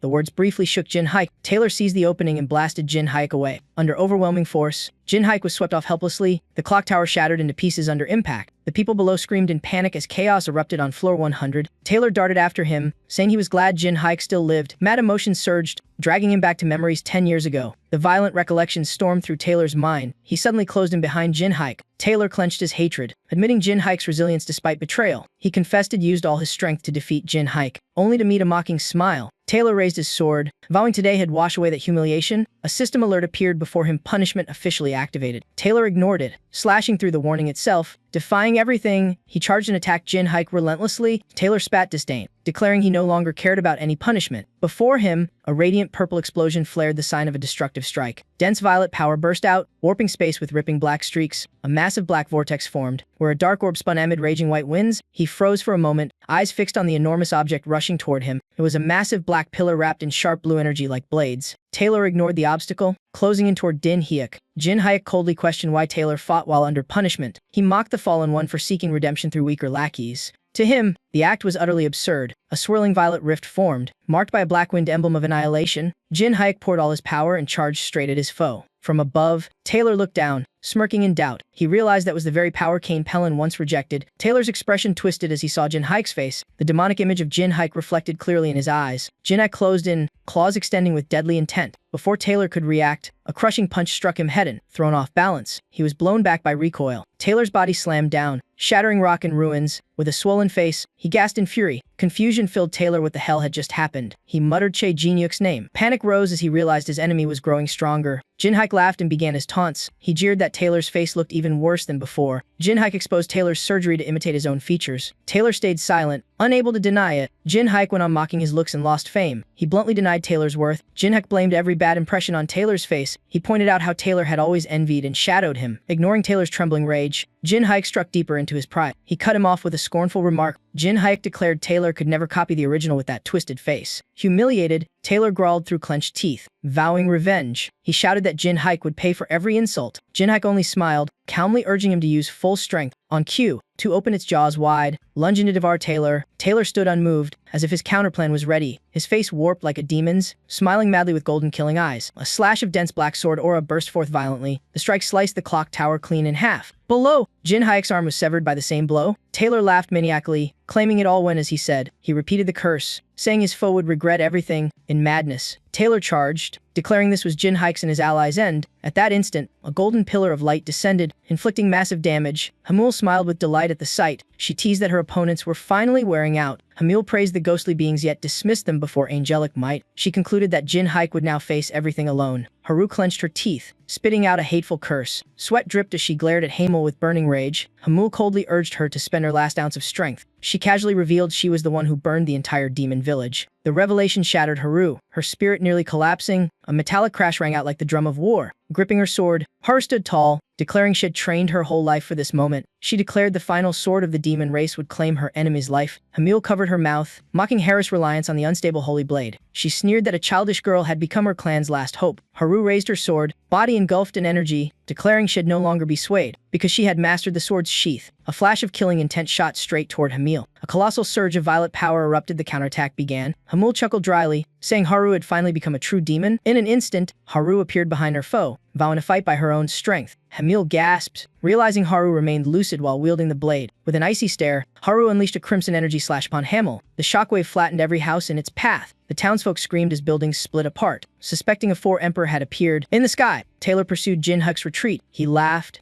asking how far Jin Hayek thought he could run. Taylor mocked that after losing an arm, Jin Hayek could no longer shapeshift. Jin Hayek felt dread. How did his foe know his demonic aura so well? Taylor raised his sword, declaring the power of the four emperors was not for Jin Hayek. Amid a storm of purple sword aura, Taylor danced through destruction like a performer. A flash of light gleamed from the far side of the buildings. Jin Hayek cursed through gritted teeth in fury. He realized Taylor's demonic energy clearly came from the abyssal realm. He understood the man had killed him by deceit and was reborn through dark power. That strength was nothing more than a reward for a loyal hunting dog. Jin Hayek swore never to kneel before such power. Holding his severed arm, he suddenly sensed killing intent behind. A building was sliced apart, the shockwave blowing him away. Jin Hayek's rage erupted uncontrollably. Suddenly, something lunged straight for his neck. Taylor grabbed his throat, roaring that Jin Hayek could no longer fight back. He boasted mastery of supreme sword arts and demonic energy. Taylor proclaimed himself invincible. He hurled Jin Hayek mercilessly down from above. Taylor aimed his blade to pierce through, coldly announcing the end. Jin Hayek's pupils widened, eyes locked on the sight before him. Under crushing pressure, Taylor pinned him down with his purple blade of ruin. Dark energy spilled from Jin Hayek's mouth, showing his agony and despair. The earth-shaking impact unleashed a wild storm of violet energy, scattering debris. Thinking victory was his, Taylor burst out laughing in triumph. He screamed in madness, convinced he had finally done it. Taylor boasted he had surpassed Jin Hayek. He called himself the slayer of the Death Star, the fallen sword Saint Tel. His joy was cut short by a contemptuous voice that froze him in place. Jin Hayek pressed a hand to the rubble, coldly mocking the cheap reward Taylor earned after 10 years of servitude. He concluded it was nothing but pathetic. Taylor raged, unable to understand why his demonic sword strike hadn't killed him. Jin Hayek leapt skyward, flinging the blade out and declaring their essences were no longer the same. He vowed to seize what he desired with his own hands. A new state awakened within him, unity celestial art. The system announced that demonic and divine powers were merging into a single intellect. The entire unity force transformed completely into bodily power. Taylor screamed in disbelief at what he saw. He could only utter a gasp of shock. Within golden radiance, Jin Hayek's awakened form emerged, black wings and the aura of a supreme being, a golden emotionless mask and all-seeing eyes marked his ascension to a higher realm. Taylor stared upward, his heart trembling wildly. The arm once severed by demonic energy had now fully regenerated. Taylor was stunned to find his demonic aura crushed by divine might. He admitted Jin Hayek had surpassed all prediction and stepped beyond mortal limits. Hatred gnawed at Taylor's very bones as he roared Jin Hayek's name. In madness, he hurled himself at Jin Hayek. Jin Hayek raised his hand and called down heavenly punishment. Holy light erupted, devouring the world. Only one winged figure stood proud within annihilation. Taylor's pupils shrank in feral rage. Roaring like a beast awoken to bloodlust, the unleashed force ripped the earth apart, hurling boulders into a crushing energy storm. Dust veiled everything, the ground cracking and groaning beneath it. At the pit's bottom, Taylor's sword was buried deep in the soil. Amid ruin and dust, Taylor lay motionless, eyes still coldly staring ahead. Jin Hayek walked toward him slowly, each step heavy with fate. He repeated Taylor's words from 10 years ago about being the strongest. Taylor painfully admitted Jin Hayek was still the mightiest in his eyes, yet swore it'd surpass him someday. Jin Hayek removed his mask, coolly remarking Taylor's swordsmanship had decayed. He pointed out that arrogance and borrowed demonic power caused his downfall. Jin Hayek admitted if Taylor had trained earnestly those 10 years, he himself might be the one defeated. Taylor cursed through clenched teeth in bitter rage. Jin Hyuk silently watched his foe collapse beside the great sword, holding the mask with cold indifference. Suddenly, he coughed up a mouthful of blood. His body buckled under backlash. He knew merging the two forces had left severe internal scars. To wield that state freely, he must grow even stronger. But for now, there was still work to finish. Jin Hyuk struck the final blow. Taylor's soul tore free from his body. He gripped Taylor's head with an icy hand. Jin Hyuk whispered that Taylor would never know a peaceful death. He ended it swiftly as comrades were still waiting ahead. The scene shifted to a deep blue sky and proud mountain peaks. The heavens split open as pink-violet light burst like falling stars, scattering countless rays. Elsewhere, Haru and Hamul clashed in a tense deadlock. Struck repeatedly, Hamu realized her regeneration couldn't keep pace. Seizing the chance, Haru lunged and unleashed her decisive strike. Her eyes blazed as a unique combat ability awakened. Haru reached out and seized her enemy by the throat. Hamul struggled in panic. Unable to tell when Haru had closed in, another pink-violet explosion erupted, tearing through space. From above, Haru coldly asked if Hamil knew where she was falling. She accused Hamil's greed of destroying this place. Haru declared this was her homeland. With those words, she surged forward again, fury blazing in her pursuit. The destructive beam tore through the ground as it plunged downward. Hamil fell helplessly amid the chaos. In despair, she thought if not for the punishment. Haru roared that Hamil should have died long ago. Hamil shut her eyes, terrified of that deathly glare. The thought of defeat made her dizzy. She couldn't accept that a being of the supreme race could fall. Losing to a lowly demon was unforgivable. Hamil screamed. Unleashing her power as a declaration, she vowed not to let that ending happen. The system blared warnings of extreme energy reactions. The alerts continued without pause. A massive energy sphere engulfed Hamil, blasting everything nearby apart. Haru stood frozen, unable to believe what she saw. Dark clouds split as holy light descended from above. A radiant beam fell, and the system announced the first Sandala Hun had answered the summon. The absolute of the tower descended, using her body as a vessel. Hamil admitted she never wished to resort to this, but her pride forbade defeat. Haru trembled, feeling the crushing pressure of the tower absolute's descent. She vowed to stop this catastrophe and not stand idle before tyranny. Haru prepared to charge but froze from a strange premonition. Horror struck as her power began fading at the worst moment. In golden brilliance, Sandalahan appeared dark and majestic, radiating supremacy. His gaze flared, flaunting overwhelming might. The god demanded to know why had been summoned. Hamil begged for strength to crush those who threatened this floor. She was ready to sacrifice everything to gain it. Sandala agreed instantly without further inquiry. Haru, whole inside, was pushed to the brink of disaster. A terrible beam of light poured from the sky. Haru raised her arm to shield herself from the eruption. Sandala declared he would bestow his power. In return, he would claim the body once it was done. The god entered Hamil, cloaking her in holy light as wings spread to receive divine judgment. A golden lightning bolt ripped through the dark and exploded across the valley. The ground quaked and cracked beneath the force. The shockwave erased all structures, burying everything in light of destruction. Sandala watched the ruins he had wrought from above. Then he descended to the ground. He noted that the borrowed vessel had been too weakened by the prior strike. Suddenly, something caught Sandala's attention. A hazy figure emerged in the direction of his gaze. Haru awoke, dazed by what had transpired. Before her stood Choi Ji-hong himself. Sandala advanced, demanding to know who dared defy divine wrath. Choi Ji-hong gave no answer. He seized the god's head. Drawing curses, he shouted fiercely. Sandala's body was slammed into the stone floor, scattering debris.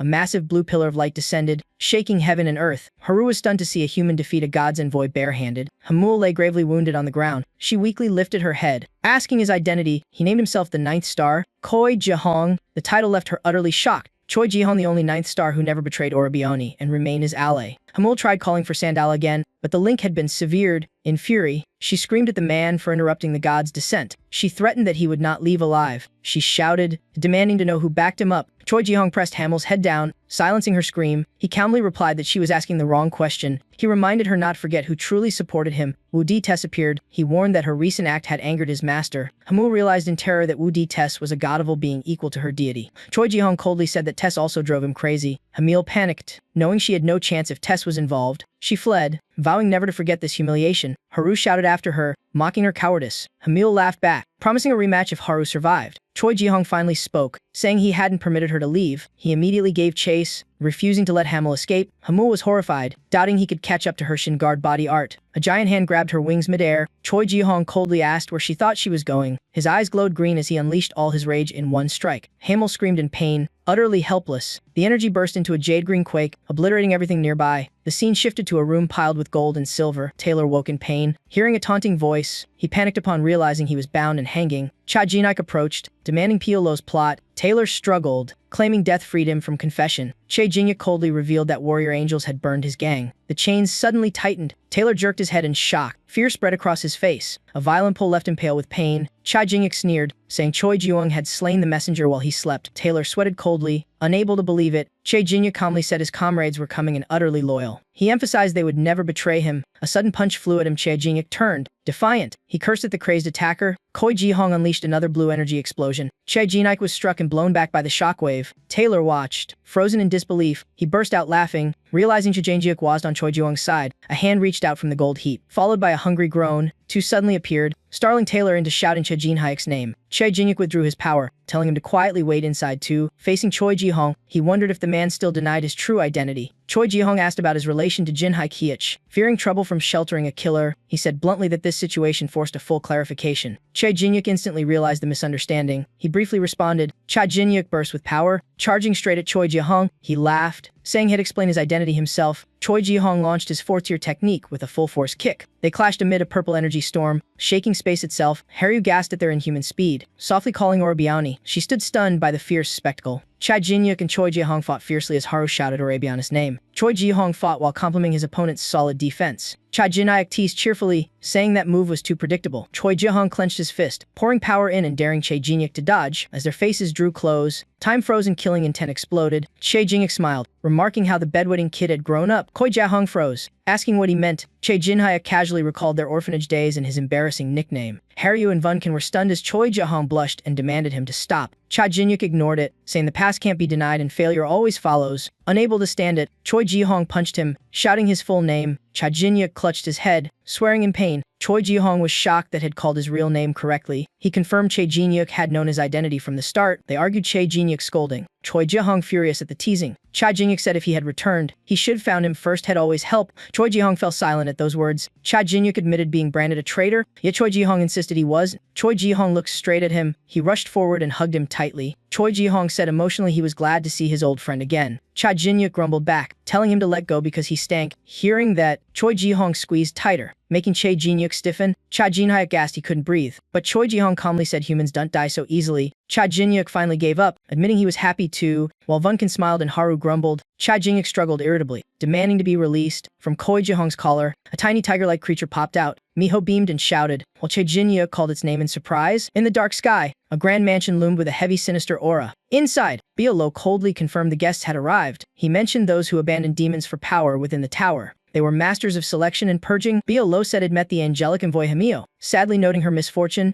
Haiji complained that Ming, the demon envoy from floor 600, was late again. The dragon envoy mocked the giant's usual sluggishness. Maria calmly introduced herself as the temporary angel representative from floor 560. Biolo got straight to business, saying the four monarchs had approved the plan. The goal was to purge the mass-faced one and the world's rebels. That person laughed madly, saying they had no other choice but to comply. Haiji wanted to relax since this their first mission after the demon village. Maria coldly anticipated the crushing of lowly creatures. A voice cut in as a flying sword attacked Maria. Maria turned in fury, demanding to know who struck. Hamul strode in arrogantly announcing her name. She declared that position was rightfully hers. Hamul bluntly ordered Maria to get lost. After Maria was dealt with, Ajin held his sword, complaining about being replaced too fast. He pretended to look sad about it. Outside, someone shouted in shock, asking if Choi Ji-hong lost to Hamio. Che Jinyuk grabbed Choi Ji-hong's collar, scolding him for losing. Choi Ji-hong hurriedly explained he never wanted it to end that way. He emphasized that Hamio was originally an angel. No one expected her to tear off her own wings to escape. Hamul staggered forward with a strained smile. Biolo silently doubted it, thinking Hamul had been killed by Che Jinhyuk along with Donat. The other envoys were shocked to see Hamul alive. Hamul declared she could not die. She vowed to live on and destroy all who insult angels. Hamil said angels punish traitors by cutting off their wings. She venomously recalled the feeling of being both angel and outcast. Hamil mocked herself as a being stripped of all pride. Haiji sneered, saying Hamul wasn't worthy to stand among them. Hamul clenched her teeth in rage at the insult. She drew her sword, threatening them to let her join for revenge. Hamil swore in madness to slaughter everyone until someone recognized her. A massive figure suddenly appeared behind her, radiating crushing pressure. Meg swung a heavy punch straight into Hamio. With murderous eyes, he gathered blinding energy and tore space with his strike. Hamio took the hit, slammed into the wall, and collapsed miserably. Meg coldly mocked her weakness. He stated that such pathetic strength was unacceptable.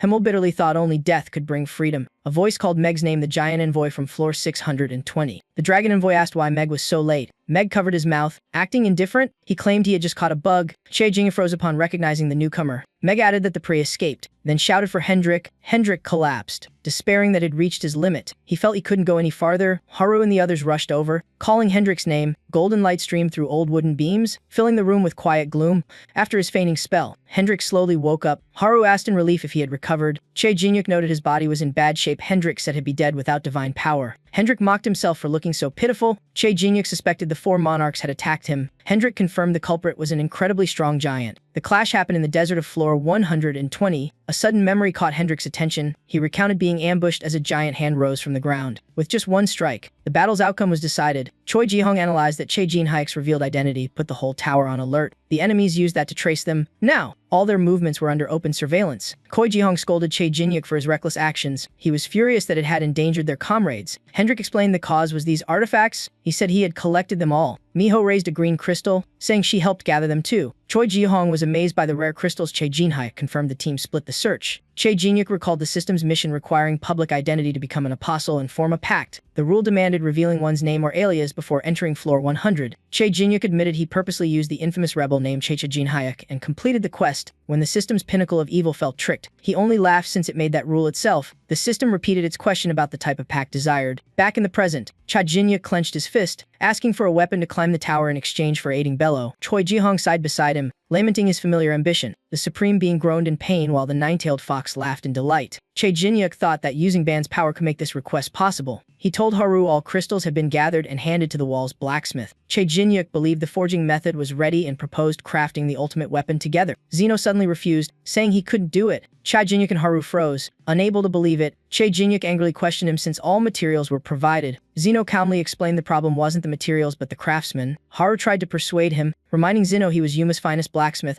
Zeno admitted bluntly that even he was powerless. He explained the artifact was blessed by many supreme beings, making it overly complex and urgent. Only another smith of equal mastery could complete it. Che Jinyuk pondered, realizing finding such a smith was nearly impossible. He told himself that after coming this far, he must succeed no matter what. A sudden idea flashed through his mind. Che Jin-hyuk asked how long it would take someone to reach Zeno's level. Zeno replied it would take decades. No matter their talent, Che Jinyuk calmly said he needed just one day. Leaving Zeno stunned, he grabbed the hammer confidently, knowing his omnipotent trait let him master anything. Che Jinyuk declared it forged beside Zeno and become a master within a day. Golden flames roared in the ancient forge, devouring glowing coals. The hammer struck hot metal, scattering sparks and searing heat. Che Jinyuk forged steadily, each swing deliberate. Zeno sternly reminded him to balance his force, not hammer wildly. He warned that without crafting a proper blade, the supreme demonic weapon was just a dream. Che Jinyuk carefully placed the blade into the furnace. Feeling he was getting the rhythm, Zeno stood with folded arms, observing his every move. Che Jinyuk returned to the anvil, gripping the hammer with fierce resolve. This time, he focused all his mind and strength. Che Jinyuk swore to create a flawless masterpiece. The completed blade was placed into the forge for its final tempering. Che Jinyuk gritted his teeth in frustration, failure again despite seeming success. He told Gino he understood the process now and wanted another try. Che Jin-hyuk was determined that next time he'd forge a perfect sword. Gino suddenly stopped him, saying that was enough, leaving Che Jinyuk confused. Che Jinyuk protested he had just grasped it, but Gino turned away, saying more attempts were pointless.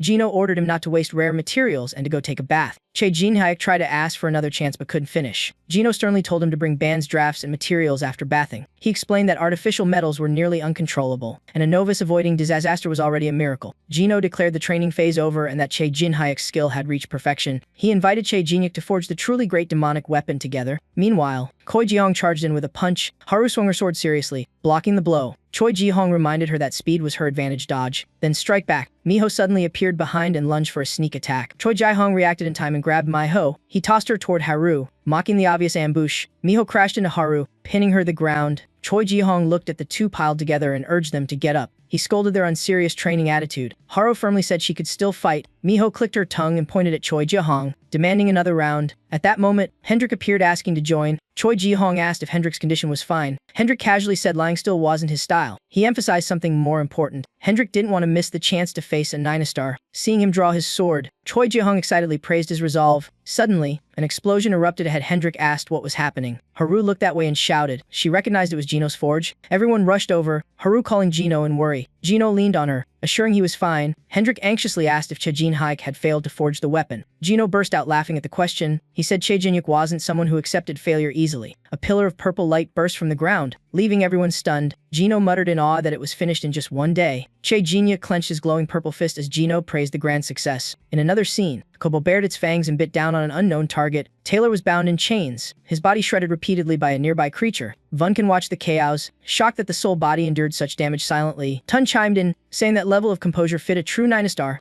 Taylor, racked with pain, still sneered, saying his soul would soon dissolve and interrogation was useless. He cursed them, vowing all would be dragged to hell with him. The Holy Soul Soldier interrupted coldly, declaring no one may die without his permission. Taylor instantly panicked, confused about what was happening. The Holy Soul Soldier raised his golden scepter, divine power forming a cross symbol. The soul fragments bitten by Cobalt were wrapped in healing energy. Taylor watched in horror as his hands regenerated, unable to believe his soul was being healed. Without hesitation, the Holy Soul Soldier swung his sword, severing the newly grown arms. The agony made Taylor's eyes roll white, sweat pouring like rain. A calm voice said he would be freed until he spoke the truth. Jin Haik advanced menacingly, explaining that the Soul Soldiers could restore souls endlessly. He ordered him bluntly to start talking about the tower attack plan. Jin Haik mockingly asked how many more regenerations Taylor could endure. Kobo obeyed, clinging tighter to Taylor as he screamed in terror. The creature ignored his cries, biting off chunks of his soul. Taylor couldn't withstand the torture. Screaming curses in despair, after countless cycles, Tun counted the regenerations, dating the tally before Jin Haik. Taylor's soul was surrounded by Cobalt and the Holy Soul Soldiers as Jin Haik pressed him to confess. Jin Haik promised him a clean death if he cooperated. Exhausted from torture, drooling, Taylor swallowed hard to keep his last shred of dignity. The scene shifted to Below standing proudly beneath the punishment racing machine. With a grim face, he revealed that Belong was gathering forces to destroy the tower. Back in the interrogation room, Jin Haik coldly asked if it was some kind of weapon. Taylor dodged details, only saying it held the power of both gods and demons. Seeing Cobalt and the Holy Soul Soldiers approach, he panicked and begged, swearing his words were true. Taylor confessed that Below had been isolated and the money from selling guild bases was funding another scheme. He pleaded for trust, taking all blame and begging for a quick death. Jin Haik silently watched for a while, then declared the session over, thinking he was spared. Taylor sighed in relief until Jin Haik said his soul wasn't done yet. Jin Haik coldly explained the soul would slowly melt. Feeling every ounce of pain, realizing the trick, Taylor ground his teeth in hatred, curse unfinished. Jin Haik opened his mouth wide, lunging greedily as Taylor screamed in terror. Elsewhere, everyone gathered as Che Jinyuk announced the start of the pursuit plan against Below and the extermination strategy. The next battle targeted the most cunning and brutal former star. Wang Hun cracked his knuckles in fury, vowing to punish the traitors who deceived his friend. Hendrik remained calm, reminding them not to ignore the threat of the four monarchs. He mentioned the demon dominion and the homeland they once shared. Countless lives had fallen by the four monarchs' hands. No one could predict when or where they'd strike. Fun Kun agreed, saying the weapon Donat mentioned was the most dangerous variable. Che Jinyuk admitted they couldn't block the enemy's schemes, only counter them in kind. Yet he affirmed there was still one option left in his hands. Belong shared the thought, envisioning a direct confrontation. After hiding their traces on floor 100, the Anti-Heaven faction stayed dormant. Haiji suspected an ambush. While Meg was eager to annihilate the enemy immediately, Hamil asked where the battlefield the enemy was preparing would be. Hendrik proposed fighting right here, taking advantage of floor 100's strict punishments. Wang Hun immediately objected to that plan. He argued that after direct contact, their current strength couldn't face the four monarchs' legions. Thus, everyone needed to empower themselves by climbing further up the tower. Kai Nen joked that a mid-ground location would fit, but the enemy made it complicated. Belong pondered, realizing the required conditions were too strict. By normal logic, such a place shouldn't exist. But Che Jinyuk smiled confidently, asserting it did. He described it as a neutral zone, backed by allies. Hendrik asked in surprise who those allies were. Cha Jinyuk said they were very familiar, leaving Hendrik puzzled if he should remember. 2 weeks later, the scene shifted to the Imperial capital on floor 190. Inside, urgent voices shouted to hurry the shipments. People complained about the massive load that had to be delivered to the shop. Che Jinyuk's group wore cloaks, blending carefully into the crowd. When the crowd dispersed, Miho stood alone in a corner. Someone suddenly lifted her up, yelling to catch up quickly. Che Jinyuk confirmed all disguises were in place and nodded in satisfaction. Thanks to that, the group infiltrated floor 190 smoothly. Wang Hun proudly bragged that it was all thanks to his training punches. Che Jinyuk refused to waste time on pointless chatter. He warned everyone to stop babbling and said he'd explain only once. The goal was to uncover the plot of the wingless faction hiding from the angels. First step, split up and find anyone who had seen Uriel. Just as they gathered, someone suddenly hugged Che Jinyuk tightly from behind, recognizing the familiar face. Hendrik shouted in shock it was her. Mio also froze, blurting out that it was the same person from years ago. Cha Jinyuk grew emotional, struggling to stay calm as he asked how she'd gotten here. Uriel didn't answer, only shouted for everyone to hold on tight. A blinding sphere of light exploded like a miniature sun, the shockwave bending space and cutting off all sound. A passing porter froze, sensing something strange. When he turned, only mist remained. He blinked, thinking he imagined it. The workers ahead yelled at him for staring into an empty alley. He quickly denied it, blaming exhaustion for his illusion. The orb of light shot skyward and detonated above the old district. A violent shockwave echoed as golden energy pierced the clouds. As the fiery clouds cleared, Miho groaned that everything was spinning. Harry lay flat from nausea while Hendrik steadied himself to ask what just happened. Uriel approached gently, apologizing for bringing them suddenly. She could only descend for a short time. Cha Jinyuk repeated the mortal realm in confusion. Sensing something off, his gaze hardened as he took in the unfamiliar scenery. Uriel began speaking solemnly. She said this was the place they chose for survival,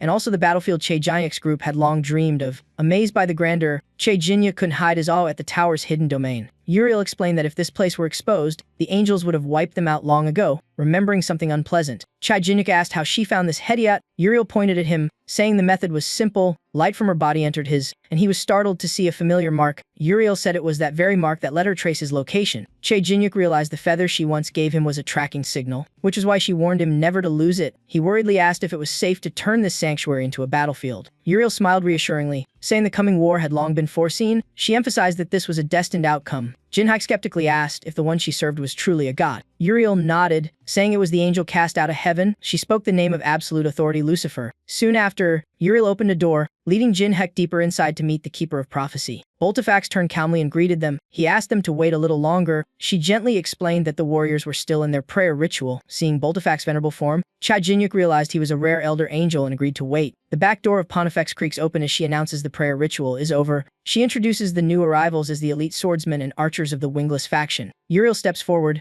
gesturing for everyone to enter. Che Jinya calmly walks past Venyen with an unhurried stride. Vengia glances at him, scoffing that he's just a mere mortal. Che Jinyuk hears it clearly but stays stone-faced. When Uriel tells him to proceed alone, Che Jinyuk asks why they're not joining. She curtly replies and shuts the door, saying only he may meet the one inside. Che Jinyuk stares ahead, declaring that whoever called him must have foreseen victory. He speaks solemnly of the angel forsaken by heaven. Then he calls the true name Lucifer. A shrill sound echoes, shaking the air itself. Cold visage forms as Che Jinyuk urges him to speak. Lucifer admits the journey here was harsh. Doubting the hidden form, Che Jinyuk summons the nine-tailed fox. Red and purple systems reply. Both the nine-tailed fox and the apex fiend respond. Che Jinyuk demands to know why he was dragged into the war with the four monarchs. He roars in fury, asking why he was resurrected. The system relays that Lucifer will explain. The tale begins before the tower ever existed. Back then, there was an endless war. Che Jinyuk murmurs, repeating the phrase war without end. Lucifer recounts immortal beings slaughtering each other for strength, a hellish age. The story matches what even once said, that power reveals itself only near death. Che Jinyuk curses even silently. The system continues. Someone built the tower to turn conflict into a contest of creation, but that fair order was eventually broken. The four monarchs slew potential divines to seize total control. The nine-tailed fox objects that this version isn't quite right. The apex fiend notes Lucifer's goal aligns with Che Jinyuk's. Che Jinhaek calmly concludes their aim is to erase the laws of the four monarchs and their zealots. A notice appears, stating Lucifer foresaw that destiny would be fulfilled by Che Jinyuk. Che Jinyuk smirks, sensing a crucial clue. He bursts out, cursing Lucifer for treating him like a pawn in his sick game. The system replies that Lucifer anticipated this outburst. Lucifer asks if hell still pursue revenge, and Che Jinyuk answers instantly yes. He declares hell avenge in his own way. Obeying no one's will, Lucifer smiles and says something that stuns him that only he is needed. He proclaims the prophecy will surely come true. Che Jinyuk clenches his jaw and stays silent. He coldly says Lucifer can do whatever he wants, as long as he stays out of their path. A system message appears. Apex Fiend deems Che Jinhaek uncontrollable. The nine-tailed fox mocks,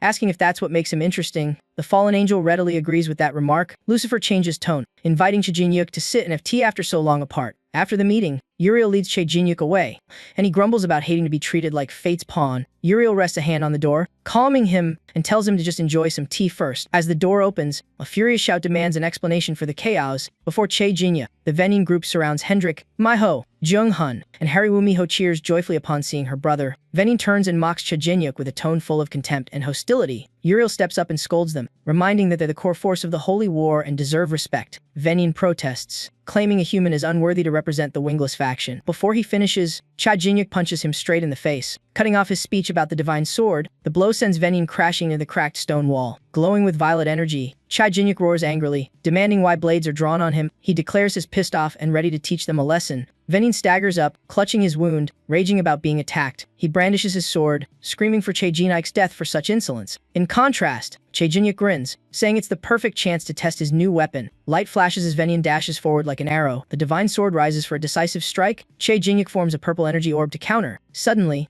a commanding voice orders everyone to stop. Pontifex appears between them, her radiance overwhelming both sides. Che Jinyuk freezes, trembling as he realizes his body is sealed. Pontifex raises her supreme staff, declaring that attacking an ally in the Dream Citadel is absolutely forbidden. She sternly warns that anyone breaking this law will be deemed an enemy. Venin fumes and tries to argue but is silenced. Pontifex asks sharply if he intends to defy Lucifer, stressing that everyone here was summoned by him. Multiface warns that those who oppose the world should conserve strength. Che Jinyuk replies, he will unless provoked first. She shouts for all to lower their weapons. Boltifex slams her staff, forcing the troubled troublemakers back to their places. The tension slowly subsides. Pontifex turns away, assigning Uriel to arrange lodging, and Uriel promptly agrees. Below, Che Jinyuk coldly tosses a taunt at his opponent. Venin swallows his rage, vowing to drive Che Jinhaik out of the dream citadel. From above, Che Jinyuk and Vung can observe, noting the angels here are stronger than before, leaning on the wall. Che Jinyuk explains they're exiled ones who rebelled against heaven's corruption. As he speaks, anger stirs within him, followed by a troubling question. He wonders why that guy is training right in their area. Below, Benien, unaware of Che Jinyuk's presence, continues to drill the troops strictly. Watching,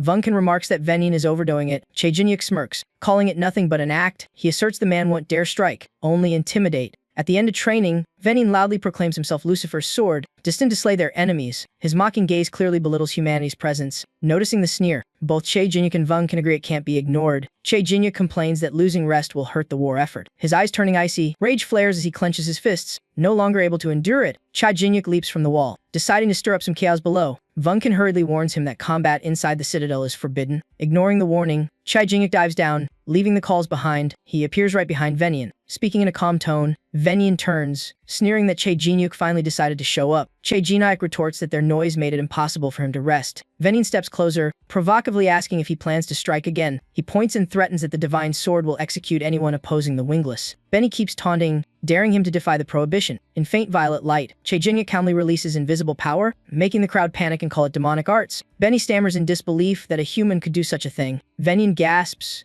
asking if Che Jinyuk wields both demonic and divine energy, and he coldly confirms it. Che Jinyuk smirks proudly, one hand gripping darkness, the other blazing holy light, asking if the sight feels familiar. An angel witnessing that brilliance stands frozen in awe. Soon all kneel, shouting Lucifer's name and hailing Che Jinhaik as the apostle of the Forsaken One. Venin panics, yelling for everyone to stop. Che Jinyuk places a hand on his shoulder, calmly declaring himself the representative of the god they worship. The crowd bows deeply, reverently calling him apostle, achieving his goal. Che Jinyuk laughs bitterly, annoyed to use the name of someone he despises just to provoke them. He tilts his head back, sighing that all the talking has worn him out. Che Jinyuk orders Venin to fetch him some water personally. Some angels whisper in awe that the apostle just made their commander his servant. Others chuckle approvingly. Amid cheers, Venin's face turns pale with fury, but he bows and leaves in humiliation. Elsewhere, Harry slumps down, exhausted. Someone places a water bottle before her. Uriel kindly asks about the training, and Harry looks up to see her. The two watch Hun and Che Jinyuk sparring ahead. Uriel says to speak up if anything feels off. Harry quickly replies that thanks to Uriel, they've finally had some relief. She takes a sip and smiles, admitting the past week has been pleasant. Harry notes their group has grown closer to the wingless and the divine sword,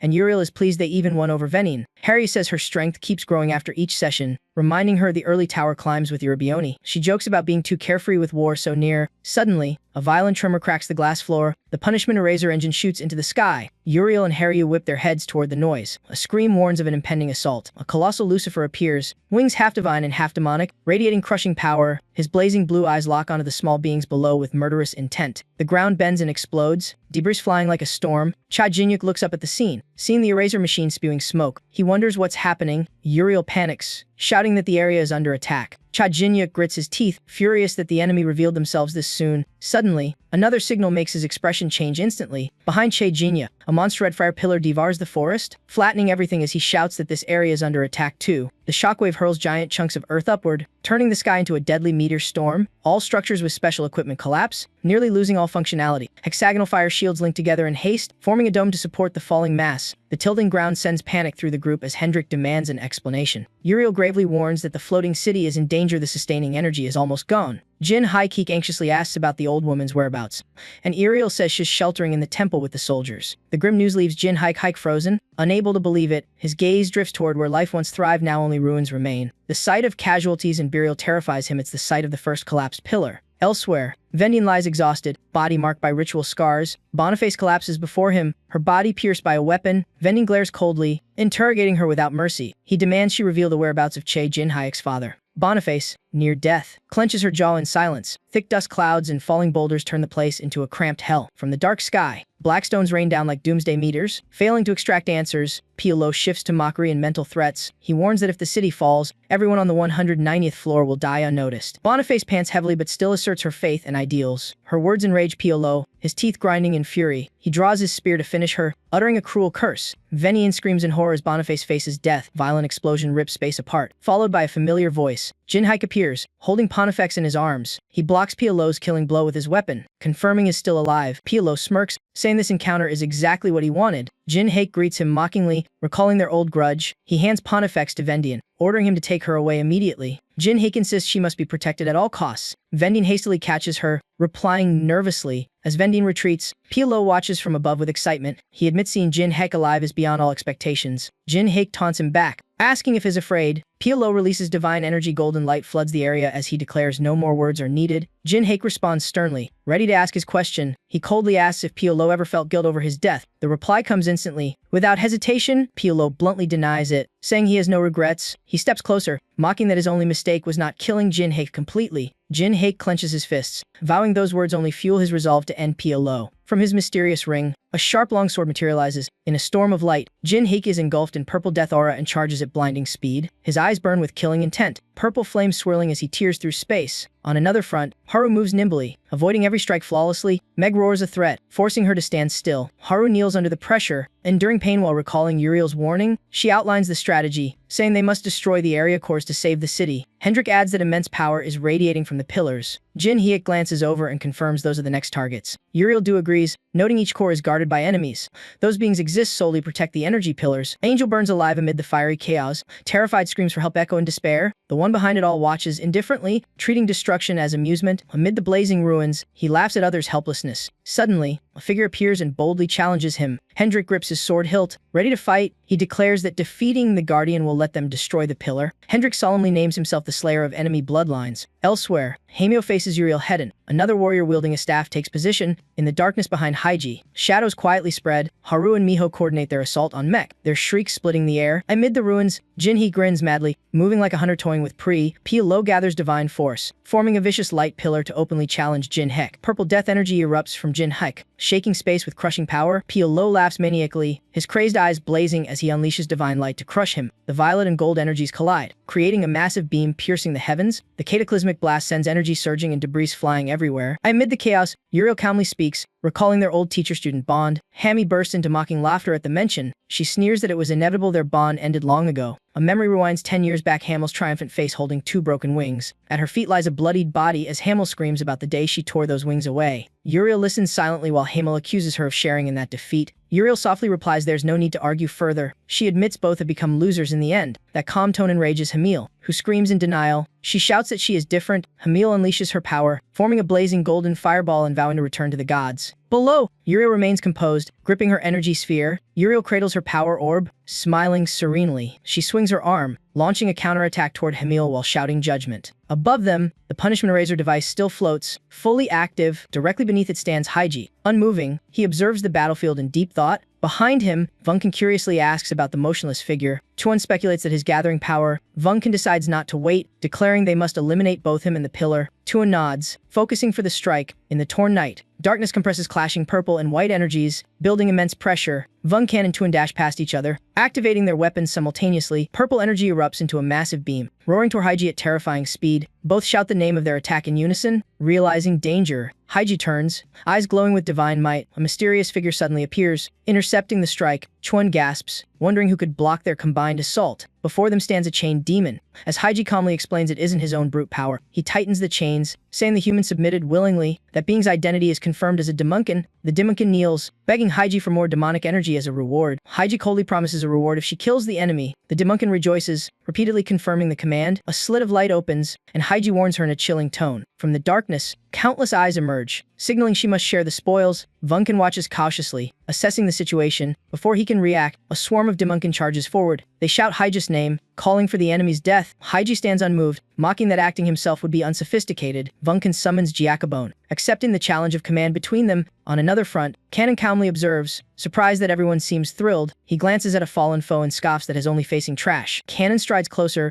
loudly proclaiming Dragonkind's superiority. He boasts of the dragon's perfect bodies and mocks forsaking their privilege to join the wingless. He can't comprehend betraying the gods, losing wings, and accepting punishment. Canon taunts his foe, demanding an explanation for such a choice. He calls out the name Hendrik Hendrik Ackerman, the Dragon Slayer. Hendrik suppresses his anger, admitting he is at a disadvantage in strength. He knows the gap between their bloodlines is vast. Cannon continues to insult him, mocking his sword and strange hair. Hendrik grits his teeth, arguing that hair color is irrelevant to the fight. Cannon sneers, lecturing that hair and scales reflect mana, declaring himself a pure fire dragon. He calls Hendrik an aberration. Cannon says it's his first time seeing a dragon with black hair. Killing intent bursts forth as he activates a massive burning magic circle. Cannon vows to incinerate Hendrik like a lowly beast. His words make Hendrik go still, reaching into his true power. Amid red-black lightning, Hendrik's silhouette stands firm at the heart of destruction. He suddenly counterattacks, slashing straight at his foe. The strike bears the name Mystic Dragon Slash. Cannon freezes, his hand is severed. He panics, unable to believe his dragon scales were cut. Watching Hendrik land, he realizes it's neither ordinary magic nor swordsmanship. Hendrik explains that his power came from the light that revived him. He summons Ban, the system that stands above all evil acts. Hendrik says has been discovered, and Cannon is the reason he became the Mystic Dragon. He declares his power stems from the pinnacle of destruction. It is the strength of a great demon. Cannon's eyes widen in horror at the truth. Behind Hendrik appears a colossal black dragon, its demonic aura surging. The true nature of his power is revealed: a dark dragon. Hendrik pursues, scolding Cannon for losing a dragon's pride by trying to flee. Cannon gathers all his remaining power, pouring despair into a glowing hand for a desperate strike. Within the roaring inferno, he howls to drive his foe back. The impact explodes in a blinding storm of white light and fire. In the swirling, bluttered glow, Hendrik faces Cannon coldly. Killing intent overflowing, Cannon hovers midair, crimson cloak fluttering, manipulating dark energy with one hand. From below, Hendrik counters with a crescent slash that cleaves through space. Cannon grits his teeth and curses in fury. Sweat drenches his tense face as his eyes flare with fury. He goes berserk, unleashing all his power into crimson beams, tearing everything apart. Hendrik silently watches his opponent lose control. Cannon keeps channeling energy, firing waves of flame and roaring for him to flee. The swirling fire forms a massive vortex near the punishment eraser, threatening to consume all. Cannon mutters in disbelief that someone so young could possess a demonic dragon's essence. He declares the game over, claiming a high dragon can never be defeated. A golden vertical eye opens, its wrathful gaze devouring all before it. Before the black dragon's maw, red-black energy gathers into a deadly point of annihilation. Cannon freezes, realizing the breath mixes pure demonic essence. From above,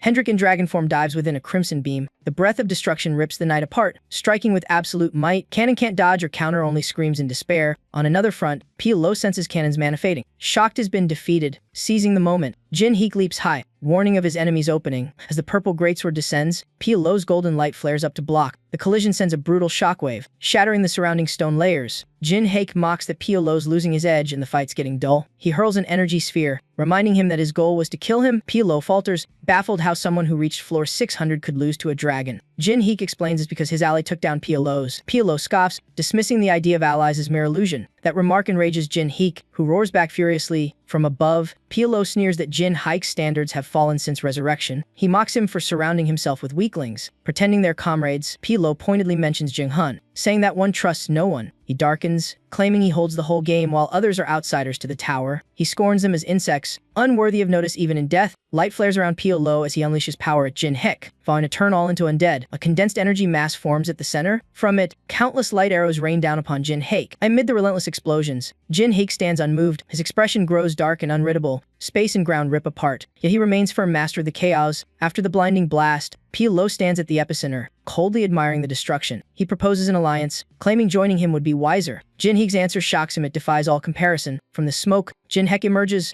Jin Heek shielding him, declaring his current allies are stronger. Pilo hesitates, puzzled by the source of such immense power. He panics, demanding to know what Jin Heek intends. Jin Heek lunges forward with a mad grin, violet deathlight flashing as he strikes back. An energy sphere forms divine essence, twisting into primordial chaos. Jin Heek extends sharp claws, his chaotic artifact shifting endlessly in form. Pilo realizes the power's shape keeps changing uncontrollably. Jin Heek moves so fast only streaks of light remain in his wake. He shouted that his team was nothing like Pilo's. They advanced by trusting and shielding each other, even when a comrade was in peril. From another side, Meg roared at Haru, claiming she couldn't escape. A devastating strike came with a vile curse. Haru calmly gripped her sword, ready to counter. She swung, her eyes mirroring Meg's every move. Meg's eyes widened as chaotic signs flared around her. Haru and Miho seized the moment, launching their decisive strike. Jin Xiek's voice echoed, declaring teammates never abandon one another. Everything ended in that instant. The cold blade sliced through the wind, cutting across Meg's face, the bloody wound carved deep, extinguishing all resistance. Jin Xiek clenched his fist and charged forward. Pilo was forced to take the unexpected counterattack. In fury, Jin Xiek's punch unleashed blinding violet energy toward Pilo. Panicked scream pleaded for divine protection. Jin Xiek smirked confidently, certain victory was theirs. The punch landed. Pio Lo's eyes bulged as blood burst from his mouth. His body was hurled back by the brutal impact. In the daze, Pio Lo realized the weapon had transformed beyond form alone. A dark-chained aura shot out, making him ponder Jin Xiek's true limits. Bound tight, Pio Lo gritted his teeth, sensing the chain was empowered by salvation force. Jin Xiek gripped the chain's head, laughing coldly as he accused him of fleeing. He took control, dragging Pio Lo toward the punishment eraser device. Pio Lo's body slammed hard against the metal surface. The device exploded violently, sending shockwaves all around. The red core shattered amid smoke. Jin Xiek's voice proclaiming faith in comrades' power. Below, Pio Lo slumped, replaying those words in exhaustion. The declaration of victory echoed again like fate's decree. Pio Lo's eyes trembled as the thought of comrades echoed within. The scene shifted to furious roars reverberating everywhere. The Lizard Lord howled, cursing humanity on floor 120. He scarred the lair, declaring it his dominion. Beneath his feet, a hole remained large enough to hide someone. Below hid inside with Camel, whispering if it was safe yet. Camel chuckled awkwardly behind, lamenting his own weight. Below calculated quietly, realizing the clever Lizard Lord had hunted them for days. With divine power drained, he despaired this might be the end. Camel looked up innocently, asking if their team would come to save them. Below replied coldly they were strangers, no one gained from saving them. He bitterly claimed no one helped weak orphans. Even inside this tower, leaning on the wall, he accepted the world's rule of the strong devouring the weak.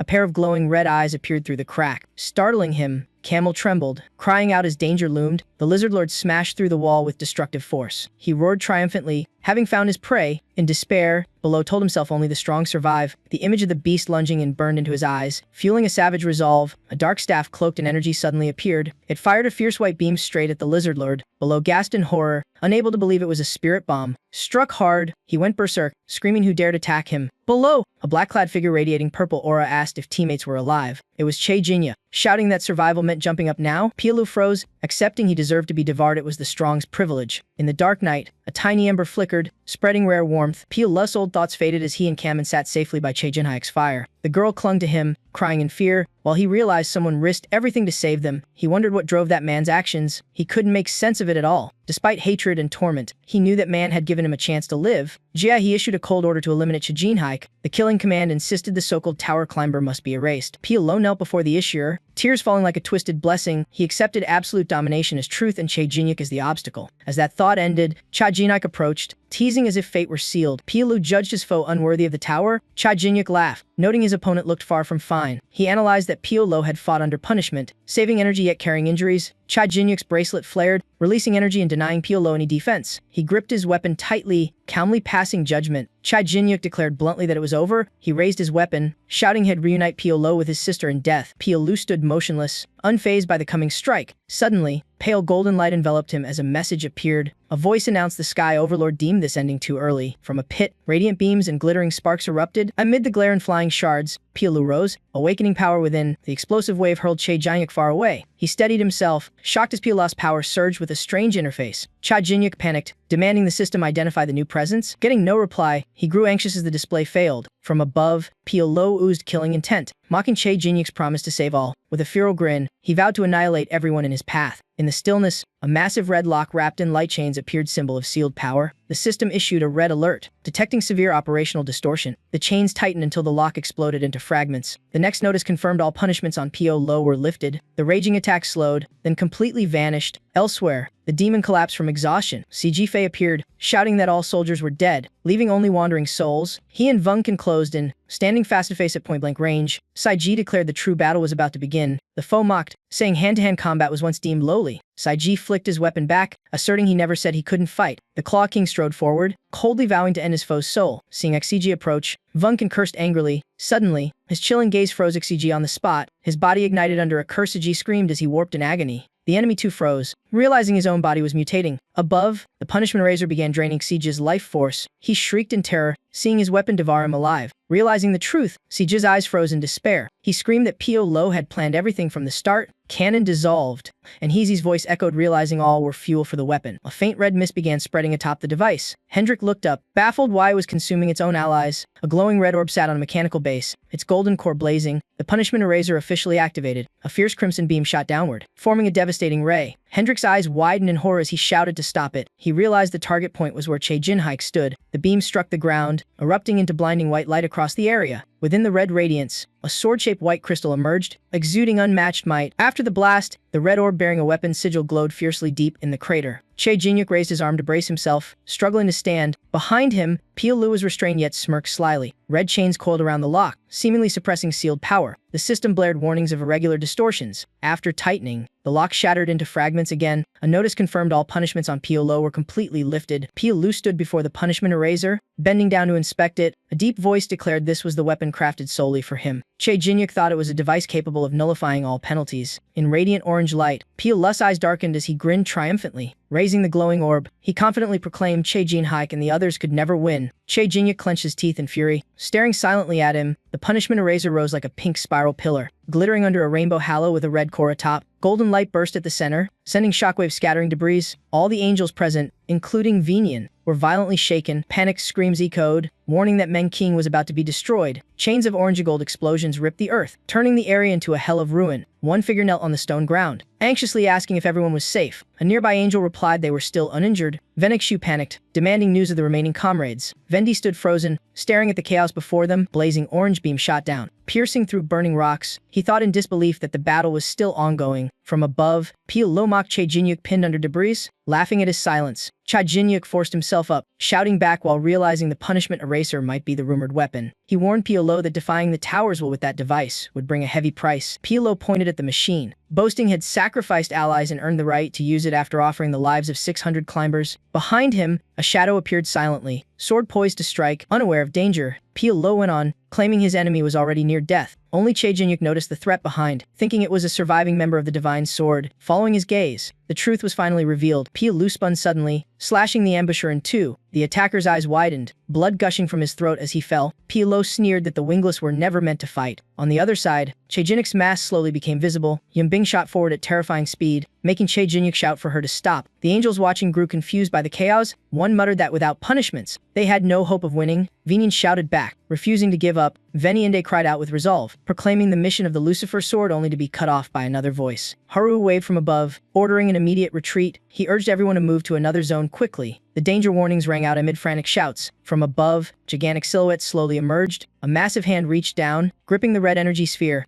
Haryu instantly sensed danger and grew alert. Below! Vanian gasped in disbelief. The system again reported a severe operational anomaly. Meng appeared behind the device, holding the sphere as the system confirmed his punishment was nullified. Meng roared madly, unleashing his furious wrath. His scream was so powerful it shook and shattered the nearby punishment eraser. Everything around trembled violently under the thunderous roar. Uriel froze in horror, tears welling as she turned toward the dreadful sound. Hamil slumped, pierced by an arrow, weakly saying Meg's punishment had vanished. Shocking Uriel, she smiled confidently, declaring all would die and the place would be utterly destroyed. The giant, though dull and power-hungry, had never lost his seat among the four monarchs. The sole reason his pure strength surpassed all other races. The angels panicked, discussing the nightmare of a punishment-free giant. While Uriel loudly called for reinforcements, Hamil suddenly shouted to stop, demanding they halt. Drawing Sandalahan's power, she screamed a warning that no one should take another step. Meglam heard the strange noise, looked at his hand, and wondered if he was growing or the others shrinking. Mixai clenched his fists, accepting whatever outcome awaited. He decided to unleash more power to destroy everything. To him, consequences no longer mattered. Haru sensed the looming danger and frantically ordered everyone to retreat. Veni Yen Yen Yang cried hopelessly that dodging something that huge was impossible. Meg charged forward, while Hendrik and Vulcan rushed in to block him. Both focused intensely, leaving no openings. Red and purple energies clashed, forcing Meg to stagger back. He roared in fury, eyes blazing as he locked on a Hendrik and Vulcan. Meg's scream shook the air, hurling curses filled with agony. Hendrik raised his arm to shield and shouted for everyone to evade. Meg gathered his power, smashing a blue-black energy punch that shattered the ground. The blue shockwave spread wide, sweeping everything away. Hendrik and Vulcan were blasted back by the overwhelming force. Huge rocks floated midair, pulled upward by the surge. Two energy blades, one golden, one icy blue, clashed violently. Pio Lu and Che Jinyuk poured all their strength into the duel. They locked in a suffocating struggle for dominance. Pio Lu seized control, shifting the tide of battle. He blasted the power wave aside, detonating it and forcing Che Jinyuk back. Che Jinyuk's gaze instantly shifted elsewhere. He noticed the giant's punishment was also gone, and those below were in peril. Suddenly, a golden lightning bolt crashed down from the rocky summit. The pressure froze Che Jinyuk in an instant. Hamil descended before Uriel with golden wings and radiant light. Stirring Che Jinyuk's suspicions, she glared coldly, confirming the one who defied selection and slaughtered others. Che Jinyuk didn't hesitate. He soared up, shouting Uriel's name. Pio Lu followed close behind, warning him not to drop his guard. Che Jinyuk cursed under his breath, realizing things were spiraling out of control. He dove onto a nearby boulder to dodge a blinding blast of energy. Che Jinhyuk stabbed his sword into the ground to keep from being thrown off. The dark violet aura around him slowly dissipated. He gritted his teeth, realizing the foe had broken through his demon form. A quick check told him his demonic energy couldn't merge anymore. Still weaker than the unshackled Piolo. From above, Piolu looked down arrogantly, his voice dripping with mockery. He taunted that Che Jinhyuk lost focus protecting useless comrades, creating his own weakness. Piolo boasted his side had Sandalahorn ruling the skies. He added that with Meg below, Che Jinhyuk's team would surely die, then vowed to kill him himself. Laughing maniacally, Piolo declared all rebels against the heavens would be punished. Cha Jinhyuk smirked, reminding him had been warned. He affirmed his comrades were nothing like Piolo's kind.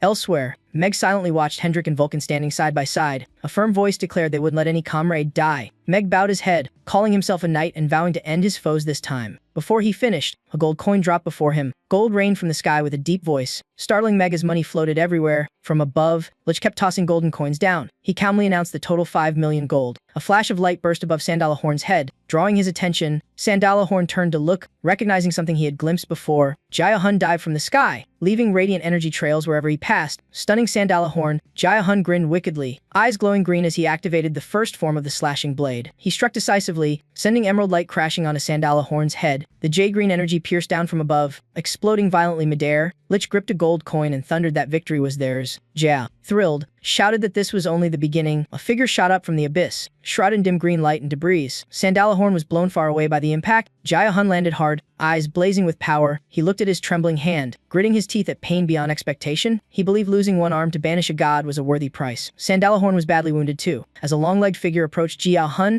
Hamil coldly asked if he had planned to exile Sandalahorn from the start. She charged in madness, screaming at the mortal who dared insult divinity. Jaya-hun stood firm, clutching his aching arm, replying calmly. His retort stunned Hamil. Forcing her to reflect on herself, he stated that one who cannot grow has no right to stand above others. He added that the weak should never dream of touching divine power. Before finishing, her body suddenly tore apart piece by piece in utter shock. Elsewhere, Cha Jinhyuk drew his energy bell, readying the ultimate arrow fused with divine morphing energy. Floating in the dark violet void, he unleashed a rain of blazing purple arrows, obliterating the area while shouting the attack's name. Piolo gathered energy at once, mocking that Che Jinhyuk still hadn't learned after all those strikes. He raised the orb to his face, full of confidence even against every skill unleashed. The massive sphere erupted, surrounded by screaming energy rings, as Piolo scornfully likened him to an insect. Watching, Cha Jinhyuk frowned, silently cursing the dire situation. A blinding white explosion burst in the center, its energy waves scattering all debris instantly. In midair, he landed on a floating rock, cloak billowing as he steadied his stance. Blood dripped from his lips. He realized even Piolo's lighter blows caused heavy damage. Gazing up at his foe, he knew victory was impossible while Piolo remained unbound. Wiping the blood away, Che Jinhyuk made his final tactical decision, his target the punishment eraser device. The machine still towered high, its red orb set within a gleaming white crystal pillar. On its reflective surface, Hendrik's image appeared, sword raised to strike. Hendrik swung his blade, sending forth a crimson energy slash forming the mystic dragon cleave. Meng lifted his hand to block, coldly dismissing the strike as trivial. Hendrik gritted his teeth and roared, pouring all his will into the blow. Meng's massive body above was streaked with glowing red gashes and blood. Hendrik thought bitterly that all his hard training still wasn't enough. A dark shadow appeared beside him, startling him as he realized his attacks caused no real harm. He turned toward the sound too late. Knowing his reaction lagged, Meng hurled a monstrous punch, its force ripping through space itself. He roared in triumph, declaring his prey caught. Staring at fallen Hendrik, Meng boasted had finally captured the one who once escaped death. Around them,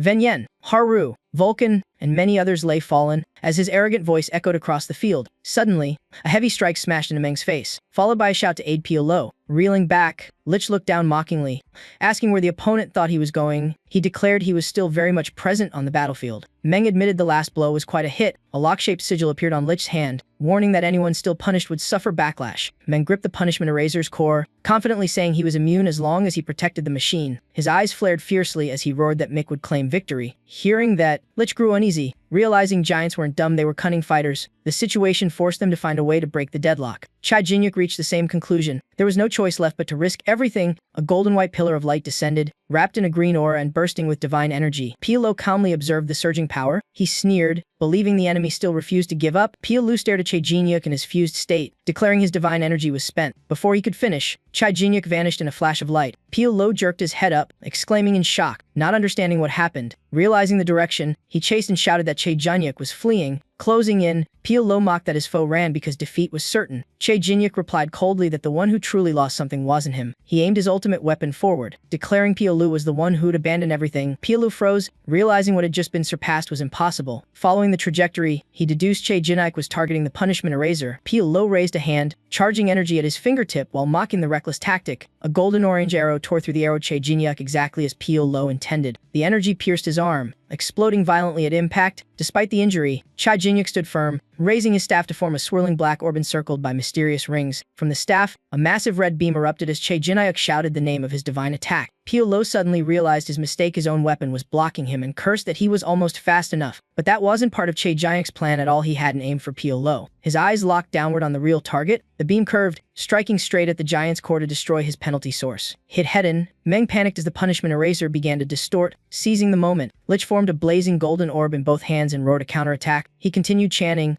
amplifying the spell's destructive force. Meng screamed in agony. His face was twisting from pain. His enormous body was engulfed in a sea of raging energy flames. Pio Lo turned, frozen in disbelief at the unfolding chaos. Before him stood only ruins and Lich towering above them. Pio Lo clenched his teeth, realizing Che Jinyuk's true target had always been Meng's device. Battered by the hit, the giant staggered, his eyes losing focus. With a gaping hole through his chest, Meng plummeted from the sky, roaring that none would escape. Blood spilled from his mouth as he vowed to forsake all punishments, self-amplify, and drag everyone down with him. At that moment, Hendrik appeared behind, raising his holy sword and coldly declaring only one shall die. Hendrik revealed himself as a menacing hairy beast. His shadow slashed forward, tearing space apart in a blaze of red. Realizing the tide had turned, Below trembled and angrily called out Che Jinyuk's name. He screamed in frenzy, blaming everything on that absence. Below raised his hand, forming an energy mass and vowing to kill this time. Then, a figure shot up demanding who his target really was. With blazing eyes, a furious punch crashed down with a roar of betrayal. Blinding green blast erupted, exploding with a taunting challenge. In the dire moment, a glowing hexagonal shield blocked the strike, followed by mocking words from behind. The defender declared his divine power unbreakable. The opponent asked skeptically if he was truly unharmed. Another attack struck head-on against the defense barrier.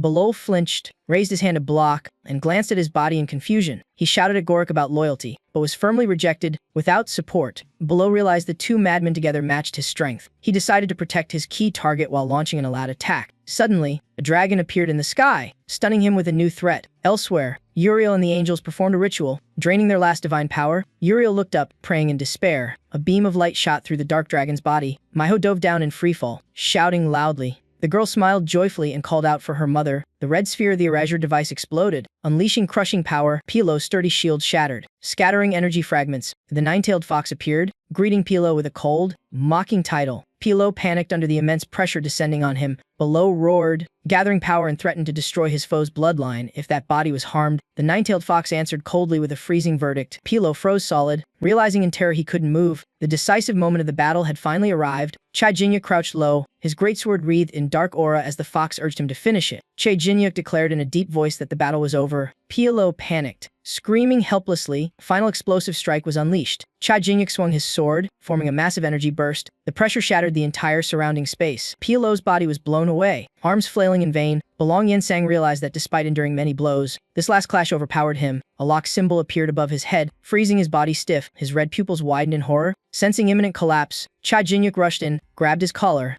and coldly stopped everything. The name Below echoed like a full stop to all resistance. With trembling hands, he weakly called Che Jinyuk's name. From above, the nine-tailed fox smiled. Certain victory was hers. The system appeared beside her, mocking that heaven hadn't been attacked like this in ages. It asked whether the gift for the Supreme Heaven Lord had been received. The nine-tailed fox calmly asked why the other side was silent. The old man's system immediately withdrew. She mocked that the opponent had fled. The system replied that the other side only laughed silently. Lucifer listened quietly without showing emotion. Below stubbornly faced Che Jinyuk, insisting it couldn't end yet and dreaming of the strong's paradise. Yem Su argued that such a world would make no one want to climb the tower again. He laughed, claiming absolute obedience was the true order. Che Jinyuk interrupted, declaring two had recovered and Below would now face judgment. A venomous farewell message was spoken. Seeing the terrifying fangs before him, he panicked, unwilling to die like this. He told himself he still hadn't witnessed his god's ideal world. In despair, he screamed, defying fate. In the sky, the Supreme Heaven Lord's mark tore open space. A colossal dark hand edged in white crushed the heavens like shattered glass. From the void, Gay emerged with a massive radiant body. His white-bearded face shone with the authority of an absolute ruler. Another fierce beam ripped through the firmament, The scene instantly drew Che Jinyuk and Piolog's attention. A confused voice softly asked about the strange phenomenon. The nine-tailed fox froze, realizing the impossible. Below laughed confidently, believing his prayers were answered. The air fell silent in heavy tension. Haryu and the others looked up, whispering about the mighty god's name. Team Yurio also gazed skyward in unison. The onlookers stayed silent, watching events unfold. Below kept calling the Supreme Heaven Lord as the giant hand tore the sky again. Gei's full figure emerged, surrounded by a blinding halo. His eyes glowed with power as he spoke. He raised his hand majestically as if commanding the world or readying divine wrath. Seeing that motion, the nine-tailed fox paled. She turned and shouted for everyone to run. Light flared from Gei's fingertip, condensing into an egg-shaped energy mass. The scene shifted to an ancient castle towering in the blue sky on the 190th floor. Market chatter filled the air as people bargained cheerfully.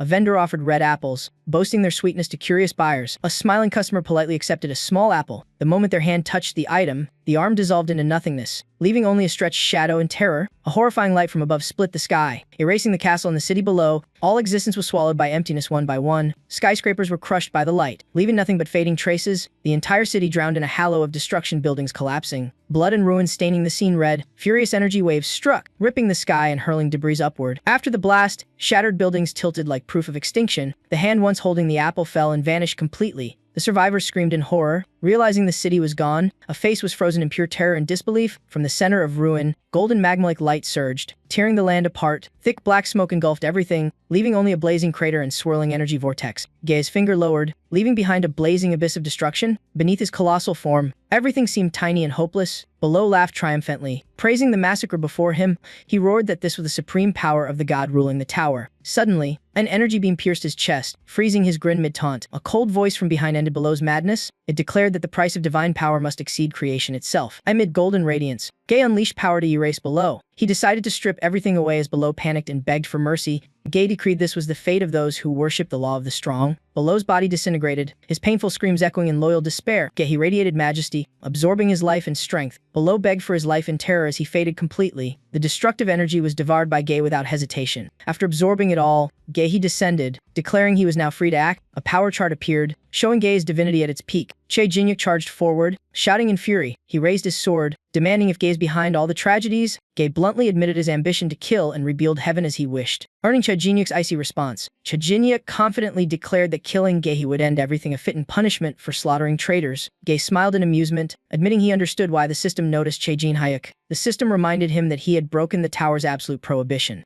It warned that the other gods would not overlook this easily. Gei sneered, saying no god dared oppose him. He viciously declared he would burn the 190th floor and execute Chain Hayek as a warning. Gei raised his hand, forming a pure white orb, calling himself the true master of the tower. From the orb burst red orange energy waves, sweeping away everything ahead. The air trembled as all recognized that familiar attack. Che Jinyuk realized the technique was now far faster. The pressure of death struck instantly. He told himself there was no way to dodge it. In that life-or-death moment, he embraced Jin Hayek, shielding her with his body. Benny stared wide-eyed at the scene behind. A crimson beam shot skyward, then faded into the void. Gei mocked that Che Jinyuk was merely Lucifer's pawn and resistance was futile. A surge of violent purple energy suddenly slammed into Gei's face. Gei turned, questioning Ju Hun and the nine-tailed fox about their interference. The nine-tailed fox answered without hesitation it was for love. Ju Hun clenched his fists, declaring he hadn't trained just to watch. Gei coldly raised his hand, gathering power and accepting the fight. An energy strike descended from above, exploding massively on the floating rock. Amid the dust and smoke, Che Jinyuk gritted his teeth in rage. He turned to thank Vinian, admitting she had saved his life. Suddenly, he panicked, noticing something wrong with Vinian. Che Jinyuk fell to his knees upon seeing her legs were gone. Vinian softly said she couldn't just watch him die. Che Jinyuk hurriedly explained he wasn't Lucifer's apostle. Vinian replied she already knew. Leaving him stunned, she confessed that if Lucifer chose him as the liberator, she would believe. Vinian vowed to protect that prophecy to the end. She clenched her jaw, showing unwavering resolve. Vinian glanced at the surrounding angelic souls, saying they had agreed. Che Jinyuk realized they were the souls of fallen angels. Vinian earnestly invited him to fight alongside them. She urged him to absorb all their souls. Che Jinyuk protested in shock, asking if they understood the cost. He stressed that it meant they'd vanish forever, no rebirth, no existence in any form. An absolute end awaited beyond that choice. Vinian solemnly replied she had long accepted that fate. Yin Jijing hesitated, wanting to object. Vinian cut him off, insisting only Che Jinyuk could defeat Gei. She screamed urgently, saying there was no time left and he must act now. Che Jinyuk clenched his trembling fist and agreed in a deep voice. With blazing eyes, he began absorbing the angelic souls, vowing not to waste their sacrifice. Che Jinyuk threw back his head, inhaling souls as power surged and a roar erupted. Vinian lay below, silently watching his transformation. Finally, she smiled in peace, whispering her thanks. A burst of light exploded, the dark core at its center splitting into four, Jae-hun and the nine-tailed fox joined forces to strike Gae. Jae-hun punched through the air, reminding himself to go all out against a god. The nine-tailed fox gathered energy, planning a full-force kill. She stood within a pink-violet glow. Unleashing her mystical fox spirit power, Jae-hun charged forward in emerald light, delivering a crushing empowered punch. The opposing forces flared, reflecting on Gae's majestic face. A fierce collision erupted, ripping space apart around him. After the strike, thick black smoke engulfed Gae's head. The nine-tailed fox turned to check on Jae-hun. He clutched his arm, saying it was useless due to divine punishment. A giant hand suddenly lunged while he was still speaking of his new strength. Realizing danger too late, Jae-hun could only shout a warning. Gae's hand clenched around Jae-hun's body instantly. His other hand reached out toward the nine-tailed fox. Gae growled, demanding how they dared defy the king of gods. He roared furiously, vowing no mercy. Gae stood tall, his body blazing with golden energy, fists clenched in killing intent. After a tense pause, he decided to annihilate everything and destroy the tower's lower floors. He declared he'd leave the insects no escape. Below, everyone watched the cracking sky in terror. Gae's voice echoed, sealing every tower gate. He proclaimed he would build a sole divine paradise where none dared rebel. Jae-hun widened his eyes in despairing pain. The nine-tailed fox, exhausted, gritted her teeth to endure. Suddenly, a dark slash tore through the air, severing both of Gae's arms in an instant. Gae froze briefly, stunned by the unexpected counter. A familiar voice spoke with a faint smile, and Jae-hun softly called the name. A cheer of excitement followed. Cha-jin Hyuk had appeared, with his sword on his shoulder. Cha-jin-hyuk coldly asked who allowed Gae to do as he pleased. The nine-tailed fox observed and realized that massive power came from angelic souls. Understanding that, Gae laughed darkly. He roared, mocking the greed of a mere human. Gae sneered that Cha-jin Hyuk had gathered power close to divinity. Even armless, he fired fierce energy, declaring Cha-jin-hyuk unworthy of such divine might. Cha-jin-hyuk dodged the blast as Gae's voice echoed through the sky. Gae warned that transcendent power would burn its user alive, and the end would be inevitable collapse. Cha-jin-hyuk clenched his jaw, eyes locked on Gae. Gae reached with a giant hand to seize the white-winged Cha-jin Hyuk. He roared threats to crush his foe. Cha-jin Hyuk's eyes blazed violet, fusing demonic and divine power. Gae's hand clashed head-on with Cha-jin Hyuk's energy. A blinding explosion and violent lightning tore the heavens apart. Gae gasped in horror, sensing something wrong. Jae-hun froze, feeling demonic aura within Cha-jin-hyuk's divine energy. The nine-tailed fox stood speechless at the impossible sight. A flashback revealed Cha-jin-hyuk had absorbed all angelic souls. He clenched his teeth, forcing every ounce of power within. A fierce golden blast erupted from his mouth. Cha-jin-hyuk realized divine power was flooding beyond control. The system appeared, warning him to stay calm. Cha-jin Hyuk struggled to call Lucifer's name through the interface. The system reminded him he already knew the solution. The image of Lucifer etched deeply in his memory. A massive black-purple wing burst open through the air. The concept of balance between demonic and divine energy filled his mind. Cha-jin-hyuk completed a perfect fusion suited to the moment. A diamond-shaped radiant core appeared, and he softly named it. Cha-jin-hyuk soared upward with dual opposing wings. He looked down upon Gae from the sky. Gae gritted his teeth. Recognizing that familiar form, he screamed Lucifer's name in fury. Cha-jin-hyuk calmly declared it was time to end everything. Gae formed a dark orb in his hand, growling a challenge. He launched a spiraling golden drill of wrath at Cha-jin-hyuk's new form. The clash of powers created crushing pressure across the sky. Cha-jin-hyuk's eyes gleamed in dual hues of violet and gold. Channeling his full force, he charged straight into the attack, coldly challenging his foe. Gae was stunned that his strike was blocked so easily. He wondered if Cha-jin-hyuk's strength now equaled his own. Cha-jin-hyuk raised his flame-tinted purple hand, warning not to be surprised. He unleashed sword energy, summoning the primordial chaotic divine blade. The purple flaming sword rose, radiating murderous intent. Cha-jin-hyuk dashed forward, declaring this would be the final slash. Gae roared in rage, clenching his fists in defiance. He scoffed that a lowly being was unworthy to challenge him. The violet slash struck Gae's body head-on. A blinding white flash exploded, energy bursting violently outward. The impact formed an absolute halo, distorting the entire space. Below, everyone watched anxiously, fearing for the outcome. Cries of encouragement echoed, praying Cha-jin-hyuk wouldn't fail. A promise for the next battle rang amid the roaring climax. Blood trickled from Cha-jin-hyuk's lips. In his demonic state, he roared, pouring out every last drop of power. The strike began cracking Gae's divine body. The demonic blade tore through his hand and severed his arm. Gae stood stunned that a tower climber could wound a god. He suspected Cha-jin-hyuk had reached divine parity. Cha-jin-hyuk realized the fusion of both demonic and holy force. Gae raged in denial, screaming he was the supreme god. His severed fingers drifted in golden light, fading with a desperate scream. A fairy orange soul moved toward Gae. Countless other souls appeared around him. Gae's furious roar echoed, refusing to accept a human surpassing him. Cha-jin-hyuk coldly refuted, calling Gae a coward hiding behind divinity. Gae froze, shaken by the claim that someone had surpassed him. Seeing two souls charge at Cha-jin-hyuk, he roared a final challenge. Cha-jin-hyuk calmly faced the incoming beams. Absolute power exploded, birthing a wide-range sea of fire. Gae sneered, mocking the borrowed strength from Lucifer. The violent light reflected Cha-jin-hyuk's blazing silhouette in Gae's eyes. Amid ruins and radiant flare, the battle reached its decisive moment. The old god froze as Gin-hyuk spread dual wings, his sword carving fiery arcs. He landed masked, exuding an aura far beyond mortal. Flashes of angels and souls flickered through his burdened mind. His words followed, addressed to those once deemed sacrifices. Van Yen's faint smile appeared, then faded away. Jin Hyuk boldly declared they possessed courage surpassing the divine. The more he spoke, the madder Gay became, cursing venomously, with demonic horns and blazing eyes. Che Jingyuk swung down a violet slash into the crimson abyss. The strike pierced his foe's body, sending violent tremors. Gay's entire form was swallowed by an endless violet radiance. Two systems confronted each other in ultimate tension. Gay's system mocked that the other came only to ridicule. A cold line echoed a reminder about the doctor. On the opposite side, Ban's system replied immediately. It bluntly agreed the god truly was a petty villain. Despite immense power, he trampled potential seedlings. He even once tried to crush that boy completely. Ban condemned him for letting fear strangle rare talent. The very fear led to his inevitable downfall. Silence was all that remained on Gaia's side. A farewell and see you again rang out like a cold epilogue. At last, everything shattered like burning ash. Outside, Gay's body slowly dissolved into nothingness. In his dying breath, he screamed denial, insisting he was the tower's master. Che Jingyuk unleashed a final destructive blow, ending it decisively. Gay's body burst apart, fragments floating, then melting in blinding light. Under the deep blue sky, the last shard vanished like weightless stone. The villain met a tragic end, his remains fading into eternal void. Gin Hyuk calmly drew back his power, feeling the burden lift. Chai Jinhyuk held his mask, gazing afar, quietly wondering if it was enough. He smiled faintly, saying Venians and the angels' souls had witnessed their vengeance fulfilled. Vanien smiled in peace before slowly fading away. He silently watched that figure disappear completely. Finally, Chai Jinhyuk squinted, telling himself the time had come. His own limit had reached the end. He let go, falling freely through the endless sky. Suddenly, a hand reached out to catch him. Haru held his falling body tightly. Jin Hyuk barely opened his eyes, seeing her silhouette and hearing Haru call his name frantically. Or Bionic was cried out in worry. Everyone gathered, voices overlapping in concern. Someone trembled, asking if he was awake. Jinhee looked around and reassured them all was fine. He closed his eyes slightly, joking he had overslept. Haru panicked, shouting Arabianus loudly. Everyone rushed over,